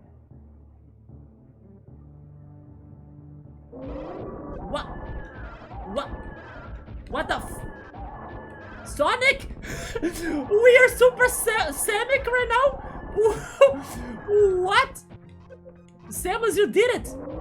You collect the 8 Chaos Metroids? You became super Semic? What the f... My theory was alright since the beginning of this playthrough. I don't know what's going on. Just shoot everybody. Everybody super Semic racing. Oh my god, work it out, please! No! Don't let the freaking sacrifice of the Metroid diagonal shooting be in vain. Samus, God bless. Get these hits right. I'm dying, she's dying, who's dying? I don't know who's dying. Is everything dying? Are we dead? What is this? What is this shit? She dead. She dead. Right? She dead and dread. There we go. Bye. Until another game. In the end of time, you see the freaking timed event? That's what I remembered. What the f... I don't know the way out from this. Like... yeah. It's a new map. Go up, go up, go up, go up. It's not up. I hope it is up. It was not up. So it's what? Down? Down where? Down here? Down there. Okay, okay, okay, okay, okay. No, wall jumping? No, not wall jumping, right? I need to go inside of that platform where those guys were. Follow the guys, isn't it? I hope it is. So, straight forward here. Then follow the guys, follow the guys. Where there is people that are exits. Yeah, it's there, it's there, it's there, here. Run, run, run, run, run. I can also die, by the way. They hurt me. Is it up? Maybe. Please be up. I guess. Get out of here. Is it up? Okay, it was up. Nice. Shoot, shoot, shoot, shoot. Ouch. Pay attention to your health a little bit too. Now I don't know. Lava!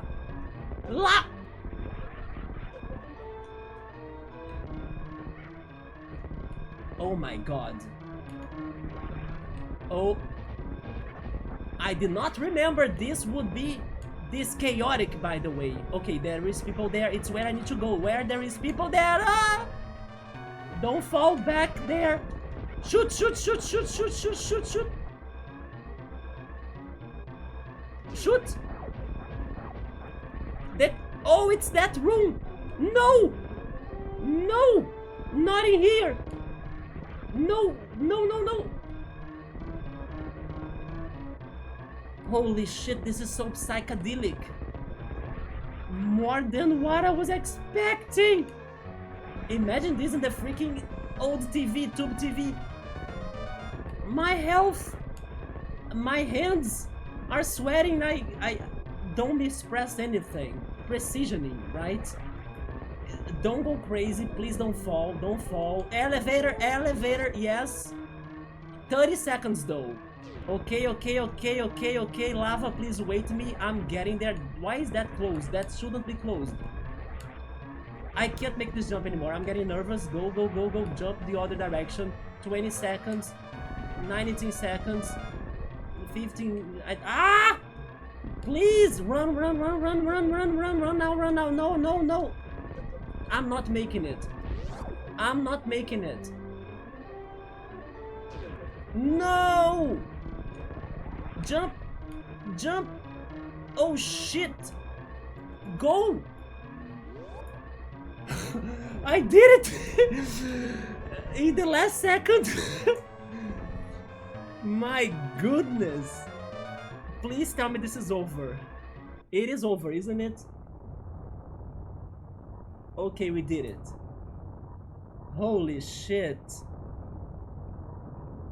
And then the plant. Yeah, that's what I remembered from this game. There we go. Wow. I'm shaking, by the way. This was so intense. But it was awesome. Like, I cannot believe it was that bright and colorful and, you know, crazy. But the Metroid did not explain why he decided to save us. Is it because we were trying to get to the baby? What happened to the baby? Was that the baby? Maybe that was the baby. Oh shoot.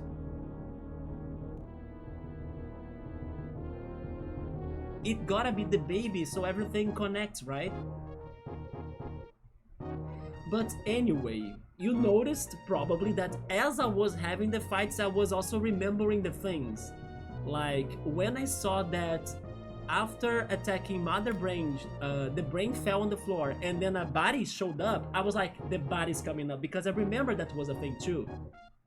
Either from when I watched somebody playing this before, a long time ago, or from the Smash Ultimate. But I did not remember the intensity of the battle.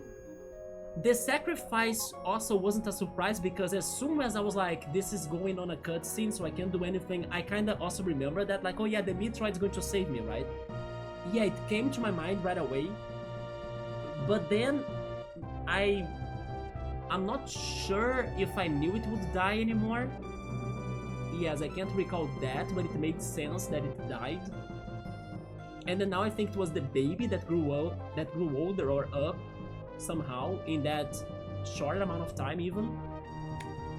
But maybe the mom of the baby? That's another possibility. And I could not remember the flashes, right? Or Super Semic Racing. Yeah, Super Semic Racing was actually very fitting. Very, very fitting. In the end, it was all about this, right? Wait, I can show it. There you go. No, yeah, there it is. Super Semic. Jesus, I'm impressed. I'm impressed on how they managed to do what they did in SNS. That was very great. But there we go, we actually did it in our second attempt, I think, which was not bad. I mean, they were not people, but oh, maybe that's the... Maybe that was the ending? Like, depending on your time, you see her differently. I got the worst time, so yeah. You continue with your gravity suit and go for the next mission. I love that 007 reference, by the way. And this is very X-Men-like. Yeah, this was... Oh! They actually have that? I mean... That's kinda scary at the same time. Like an explorer like I am, I only got 78%. Man, this game is all about the secrets, right? What the hell? I was thinking I got a little bit better than that. But sure, I'm impressed. I like that they do something like that. Like, more games should do something like that, you know? You collected, I don't know, 800 items out of 1,000. It's very nice. But man, we did it. What a game. Play again. Playing this is not the same as watching it. Definitely not. Yeah, I kind of now regret watching this at some point. But at the same time, if I have never watched it, maybe I wouldn't be convinced to play it either. I'm not sure. Because it was thanks to my curiosity in the past that I ended up watching it. So I had to have that curiosity, you know. But thankfully I could only remember some information, not everything, although as the story was developing I was also getting to some other memories, and some of them were not even certain that would happen in here. I wasn't sure if Mother Brain would be here until I saw her. So yeah, there we go.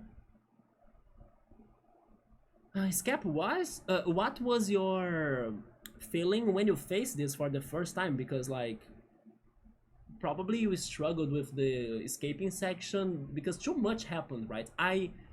Maybe if I didn't know about the escaping section that I was expecting to happen, I would have panicked even more. And then I believe I did it in the last second. I was not seeing the timer anymore, but I got there in the last 5 seconds at least. And then I was trying to get her on the right place to like activate, and it wasn't activating. And then the timer disappeared and then we did it. But I think that people probably would lose when they get to this escape sequence. I also doubt the game would allow you to redo it without having the fight again. But the Metroid, I mean, everything in there is still like a big question mark to me. I don't understand mother's brain backstory, and I've thought that she was destroyed before, but she's back here, or maybe it is another mother brain, who knows, it's a species, it's a different one, and I assume it was only a single character. This whole planet actually is very strange, on like how they have these facilities, the Ganondorf statues in Ridley's room and stuff. So, you know, there is some lore that's very interesting, but the game doesn't explain it very clearly. And I feel like I'm really missing some very important information that I will need to play the other games to understand it, right? Yeah, but... And then the decision of the Metroid to like fight me, but spare me with 1 HP, to suddenly sacrifice himself to save us. That was, you know, kinda why. But maybe one day I get to that. Sure. Maybe it's better for me to not know it, because then by the time I want to know it more, like when I feel more prepared for another game, I will have the motivation to play those other games. To like, I gotta understand more of this game, you know? So maybe that's a good thing, that I actually felt lost over those details on this game. But okay, let me see, what did you guys say? You were almost there. I mean, in the first attempt, nah, I think, because I didn't have health. But in the second attempt, I went for all of the things we learned throughout the game, like diagonal shooting sometimes, and I can't even remember. I was using the bombs, testing nuke bombs, aiming for a specific point, right? Doing the jumps as well. But in the last section, when she turned Super Semic, it was all like, just, you know, press the buttons. Because it got too fast, too crazy, too dynamic. It was more instinct than, I don't know, thought. So I was following my instincts. Just stay alive and do it, basically. It was a cyber chicken granny. She had chicken legs, right? The baby grew big. Would that be the baby? The head crab. What is a head crab, Subaru? This is what I was waiting for. That was nonsense. You did it, let's go. And to be fair, why do I still feel like... Maybe that's why we awarded him that way, right? Yeah, Dragon right here, it still keeps his worst boss award. Because he was the hardest, in my opinion. I thought he was harder than this. Like, I somehow understood a lot of the patterns of her attacks. Maybe it could be connected to like, oh yes, I have seen her as a trophy in Smash Brothers, so I know... Wait, the laser beam. I forgot about the laser beam. But I don't know, something in me kinda helped me to like understand quickly what she was doing. The bubbles, you know, the bomb. Okay, I took hits from the bombs, but at some point I was like, okay, jump, avoid the bombs. It wasn't too bad to like understand her mechanics. Maybe even Ridley was harder than her, in my opinion. I don't know. I thought that this was the worst boss as well, because he was the hardest. Freaking Dragon. And this guy right here surprised me more, because I didn't know anything about him when I played this, and he delivered it all, right? Even more than what I expected. So Krokomeyer continues with the award of being the best of this game. But yeah, what really surprised me the most in this ending was definitely the lights, like the flashing lights, the colors, everything was... I'm not sure if I have seen that happening in many video games, you know, that use of rainbow colors. like, of course, when you play Mario Kart and then you get the star, then sure, but like everything, the level was also introduced. Oh, okay, if you get the superstar in Rainbow Road, okay, I get that, but let's ignore the superstar a little bit. Thank you. You know, the level design, going for those colors together with the destruction feeling. Normally when you see something getting destroyed, it's not like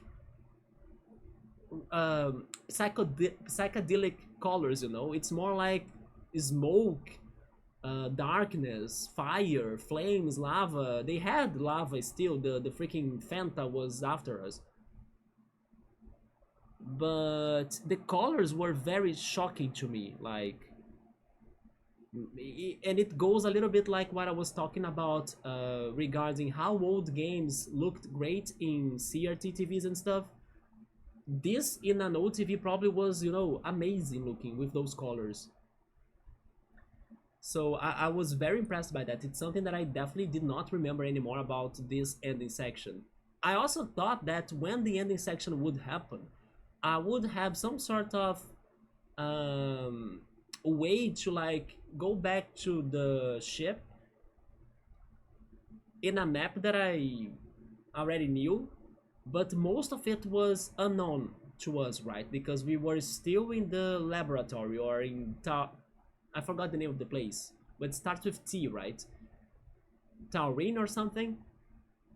Yeah, I was kind of thinking or hoping as well that when I had to escape, I would be in Brinstar, I would be in Norfair or something, or in Crateria, and we started it down there in a place that I didn't know where to go. But then I noticed, or I was noticing the game design, like there's people there, so maybe that's where you need to go. You know, I don't know, I felt that was right, because normally where there are obstacles, they don't want you to go.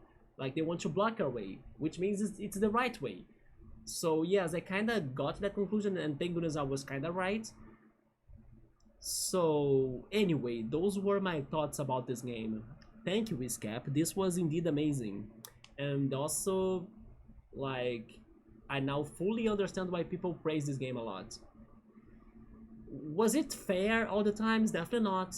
Some puzzles were very hard to crack, which of course with time, with more patience, maybe I wouldn't bother that much about them, but they were, especially this one from today regarding the wall. I wish they kind of taught me or prepared me more towards that, but there were the spikes that were fake, sure, but still, like, it was a bold move to place that puzzle in that moment of the game, you know? The moment that you just want to fight and finish the game, but then they were still asking for you to do some puzzle solving out of nowhere. So yeah, there were some trips like that regarding if you skipped one single room, then your whole progression is stopped until you finally find that room again. But it's a very unique experience to play this. It did remind me a lot of Zelda, but at the same time it feels even crazier than Zelda because it has more puzzles than Zelda. So it's like Zelda on steroids, in my opinion. So it was definitely something else. Maybe now I can finally watch the video that I kind of mentioned when I was playing this in one of the days, that I thought it was a coincidence. One of the YouTubers that I follow, they post a video like discussing the plot of this game. So I was like, by the time I'm done with the game, I will watch it. Maybe I will understand more things. Or I can kind of try to stay not spoiled anymore for the rest, right? And then see if and when I will play the other games. But very good game. With its problems, but no game is perfect, right? But still a very good game. But it's a game that you gotta really like puzzles, you gotta be patient, and you gotta deal with stress and struggles. Because some of the mechanics are tough, wall jumping, remember? Or even the hook beam sometimes. Or bosses like the worst boss, Dragon. I would be all sorts of mess, but Mukmark, it is worth a shot. It is a good game. And hopefully by the time you try it, you will have forgotten like the puzzle solutions and everything, and then you have a very good experience still. 1 second, wasn't it? Thank goodness we made it. Yes, I felt it was very close. That was the baby, so he was eating a lot. I wonder... Okay, I have a theory now if that was the baby. When Ridley got him, the baby saw us. So maybe the baby understood that we were there trying to save it. Or the baby identified us as its mom, actually. Because, I don't know, sometimes... like, the baby, of course, saw Ridley first. Or even the humans in the space station, right? I have another theory now. I'll need my whiteboard for this. Do you guys think that Selma's helmet looks a little bit close to a Metroid? Because I kind of think it does. So maybe by seeing Selma's helmet, the baby Metroid thought that she was a somewhat Metroid, and then identified her as a mom. I like that theory of mine, because I kinda know it's different colors and all, but I also think they look a little bit like, just a little bit, the shapes and all. Maybe that's what happened. And definitely Ridley was not mom, right? Ridley was not mom. So the baby preferred us over Ridley, and then that's it. Subaru said, yeah, just came up with that, Subaru. Maybe the baby thought that we were the mother, right? Yeah. I believe other M is after this, I think so too. It recognizes you as its mother from the last game. From the last game, so there is something going on from the last game? Okay. But I kinda could get that now too, that's what happened. Other M is canonically after this, but we don't talk about that. Is it really that bad? I think I may have died once, so we are together. Yeah. I was in middle school, so it's hazy, that's fine. But now I have played it, you can see how runners do it. I'm more curious about the 20% secrets that I missed, right? What the F? And I tried my hardest to get a lot of things. And I only got to like, not even 80%, like 78%. It's so crazy and big-brained. It is very crazy, Bookmark. And I like that a lot. It was a whole take on exploration. You did good, thank you so much. I also think we did great. Considering my capabilities and limitations, I can't believe we did it. Especially on how the game started. Like, I was struggling so much in the beginning, especially. Sabra said, the enemies in Half-Life, they also get stuck on your head, and you become a zombie. Interesting. I think there is no way for you to escape after a Metroid gets your head, right? I now wonder if those Ultra Beasts from Pokemon, Nihilegos, if Nihilegos were also inspired by Metroids, you know, I never made that connection before, because they also get stuck in heads. That's a good dragon. Wait, you haven't seen the whiteboard? Let me change the cam them. I was also very proud of drawing that. Yeah, I could not believe I managed to draw him that way. Like, look at that. Can you see it? I can't see it. Wait. Up, there we go. Maybe like this. Yes, I thought it was a very good attempt.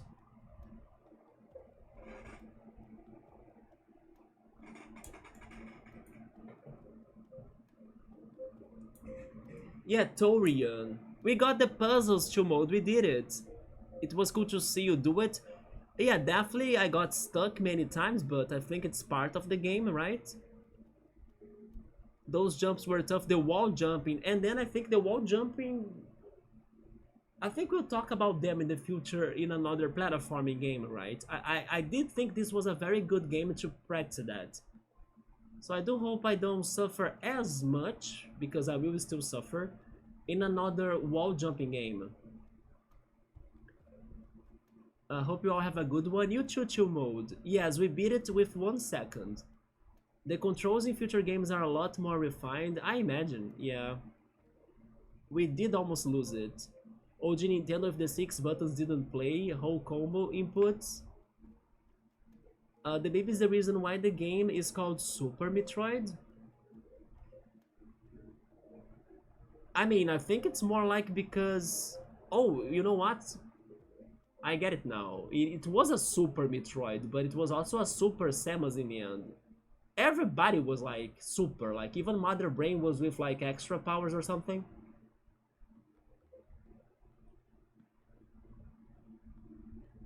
Yeah, the whiteboard 2 mode, it's like a sort of filial imprinting sort of thing. That's not the reason why, but that's a good theory. Yes, I figured. I need to play the other games though. The new bridge mode, our first obstacle in the game. It feels skatable if you are fast enough, yeah, right? You can avoid the collapsing blocks. That was fun. I'm impressed that I played this, I beat this now, and then I also liked it, yeah. I never thought I would enjoy it. And thanks to this opportunity, we made it. And it opened up doors for maybe more, right? Let's see how that goes. Yeah, it would be a mess in this game, but bookmark all of us. It is a complete different game than we are used to, so you started to believe it and then you accomplish it. But it's so grand to watch. I was very impressed too. The art's really great. Let's see if I can keep them up, right? I'm trying at least to draw the memes and things that that got to my attention in the games I play, right? Let's see how am I going to do it for the multiple games I'll be playing next.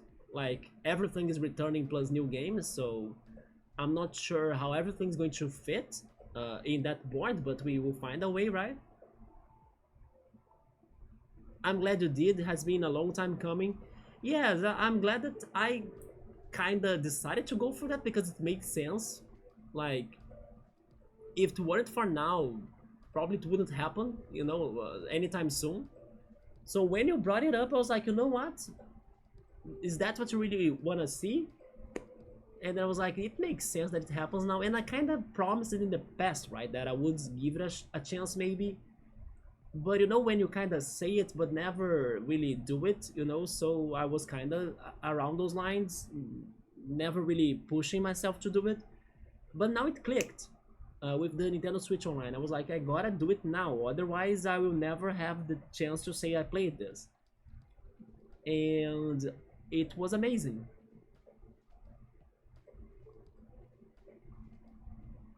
Yeah, it was very surprising, especially the puzzle thing. I really had no idea it was this puzzly, right? Yeah, lots of secrets, more than what I ever imagined. And it was very rewarding to find them, but also very punishing when you got stuck. Yeah. That's why I was saying, like, people that beat this game as a kid, you guys are fantastic. I struggled a lot as an adult. Jeez. But yeah, this game is a very big adventure. But anyway, guys, I think that's all I have to say then. It is more than 2 a.m. in here, so I gotta go. I will see how I'm feeling tomorrow.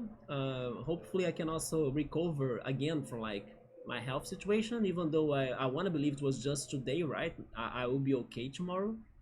But yes, I'll think of what we are doing. I just want to see one thing. I want to see how many days I have left for the Nintendo Switch Online.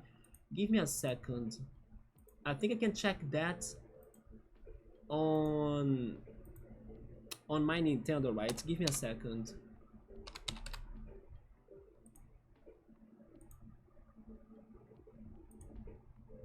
Oh, I need to log in here. No, never mind. Here I am. Or do I need to check that on my Switch, actually? I think I need to check that on my Switch. Can I check it in here? Oh, never mind. I can see it in here too. Okay, we have this free trial up to 20th morning. Yeah, 11 a.m. pretty much. So we have like the 15th, 16th, 17th, 18th, 19th, and the beginning of the 20th. 6 days. I think 6 days could work for another game, depending on the game, right? Let's go back there.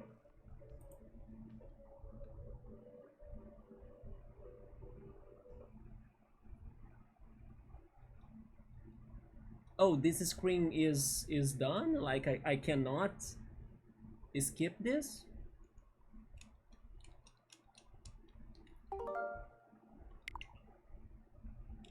I guess not, so there is no post-game indeed. Let's leave it.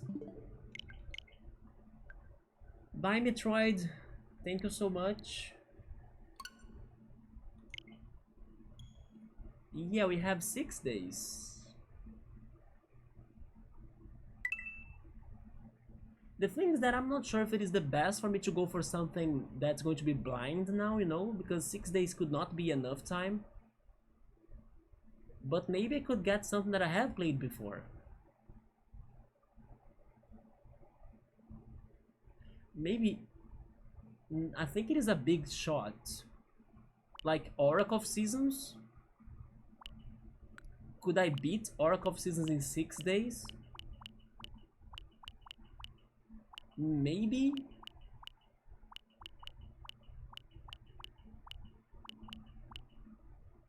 I kinda like the idea of going to Oracle of Seasons though. I mean, there are the Donkey Kong games too, but...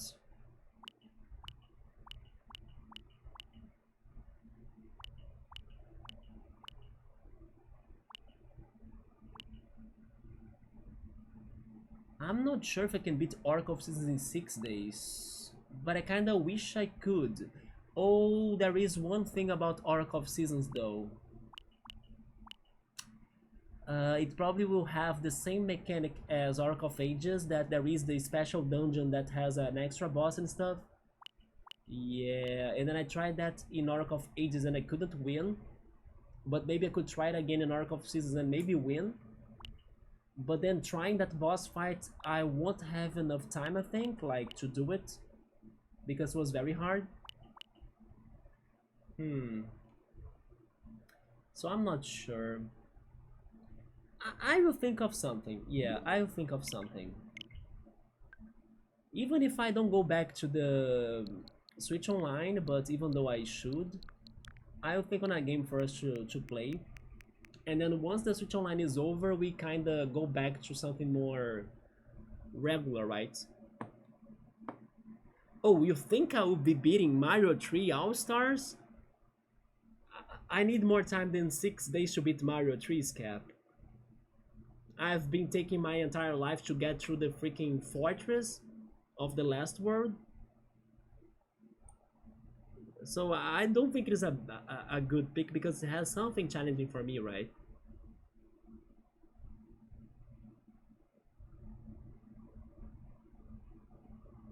Yeah, very skillful people indeed. Now you are one of them. Thank you so much, Bookmark. Yes, Chumode, it is very late right now, and I'm still going to eat something light, right? To not wake up sick. Raisins and nuts, clean veggies, and do you do hobbies, weekend chillings? I hope I can have a good weekend, by the way. I'm kinda... Oh yeah, there is also that. I need to see because there is Pokemon Go things and maybe a chance of playing video games with a friend or maybe going for a walk or something, I don't know.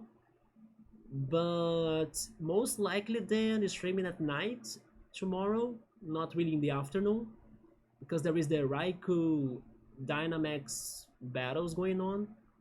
Yes, I think I'll go out tomorrow. And depending on how everything goes, maybe I'm only back in the night. Do you mean the discounts? I was talking about the Nintendo Switch Online, I think. OG games work like that. Punch Out, Punch... I'm not a fan of Punch Out though. It's another one of those games that never got to me that much. But maybe it is better playing than saying, right? I wouldn't doubt that. But yeah, I'll think of something. Yeah, I'll think of something that maybe sounds reasonable for me to beat in 6 days. And also that I think it's that what matters, right? That I can beat it in 6 days. Or maybe I should say that I feel like playing a lot. So yeah, I would beat the Street Fighter car a little. I remember that bonus stage, right? 6 days goes fast, especially on this channel, don't you think? But anyway, everybody, let me go. So thank you for staying with me for this whole playthrough. Fantastic game, we did it. With 1 second left, I want to see that on the VOD still. And I'll see what I'm playing. So tomorrow I'm probably back again. Take care, rest well, and have a great weekend, and I'll see you then. Good night.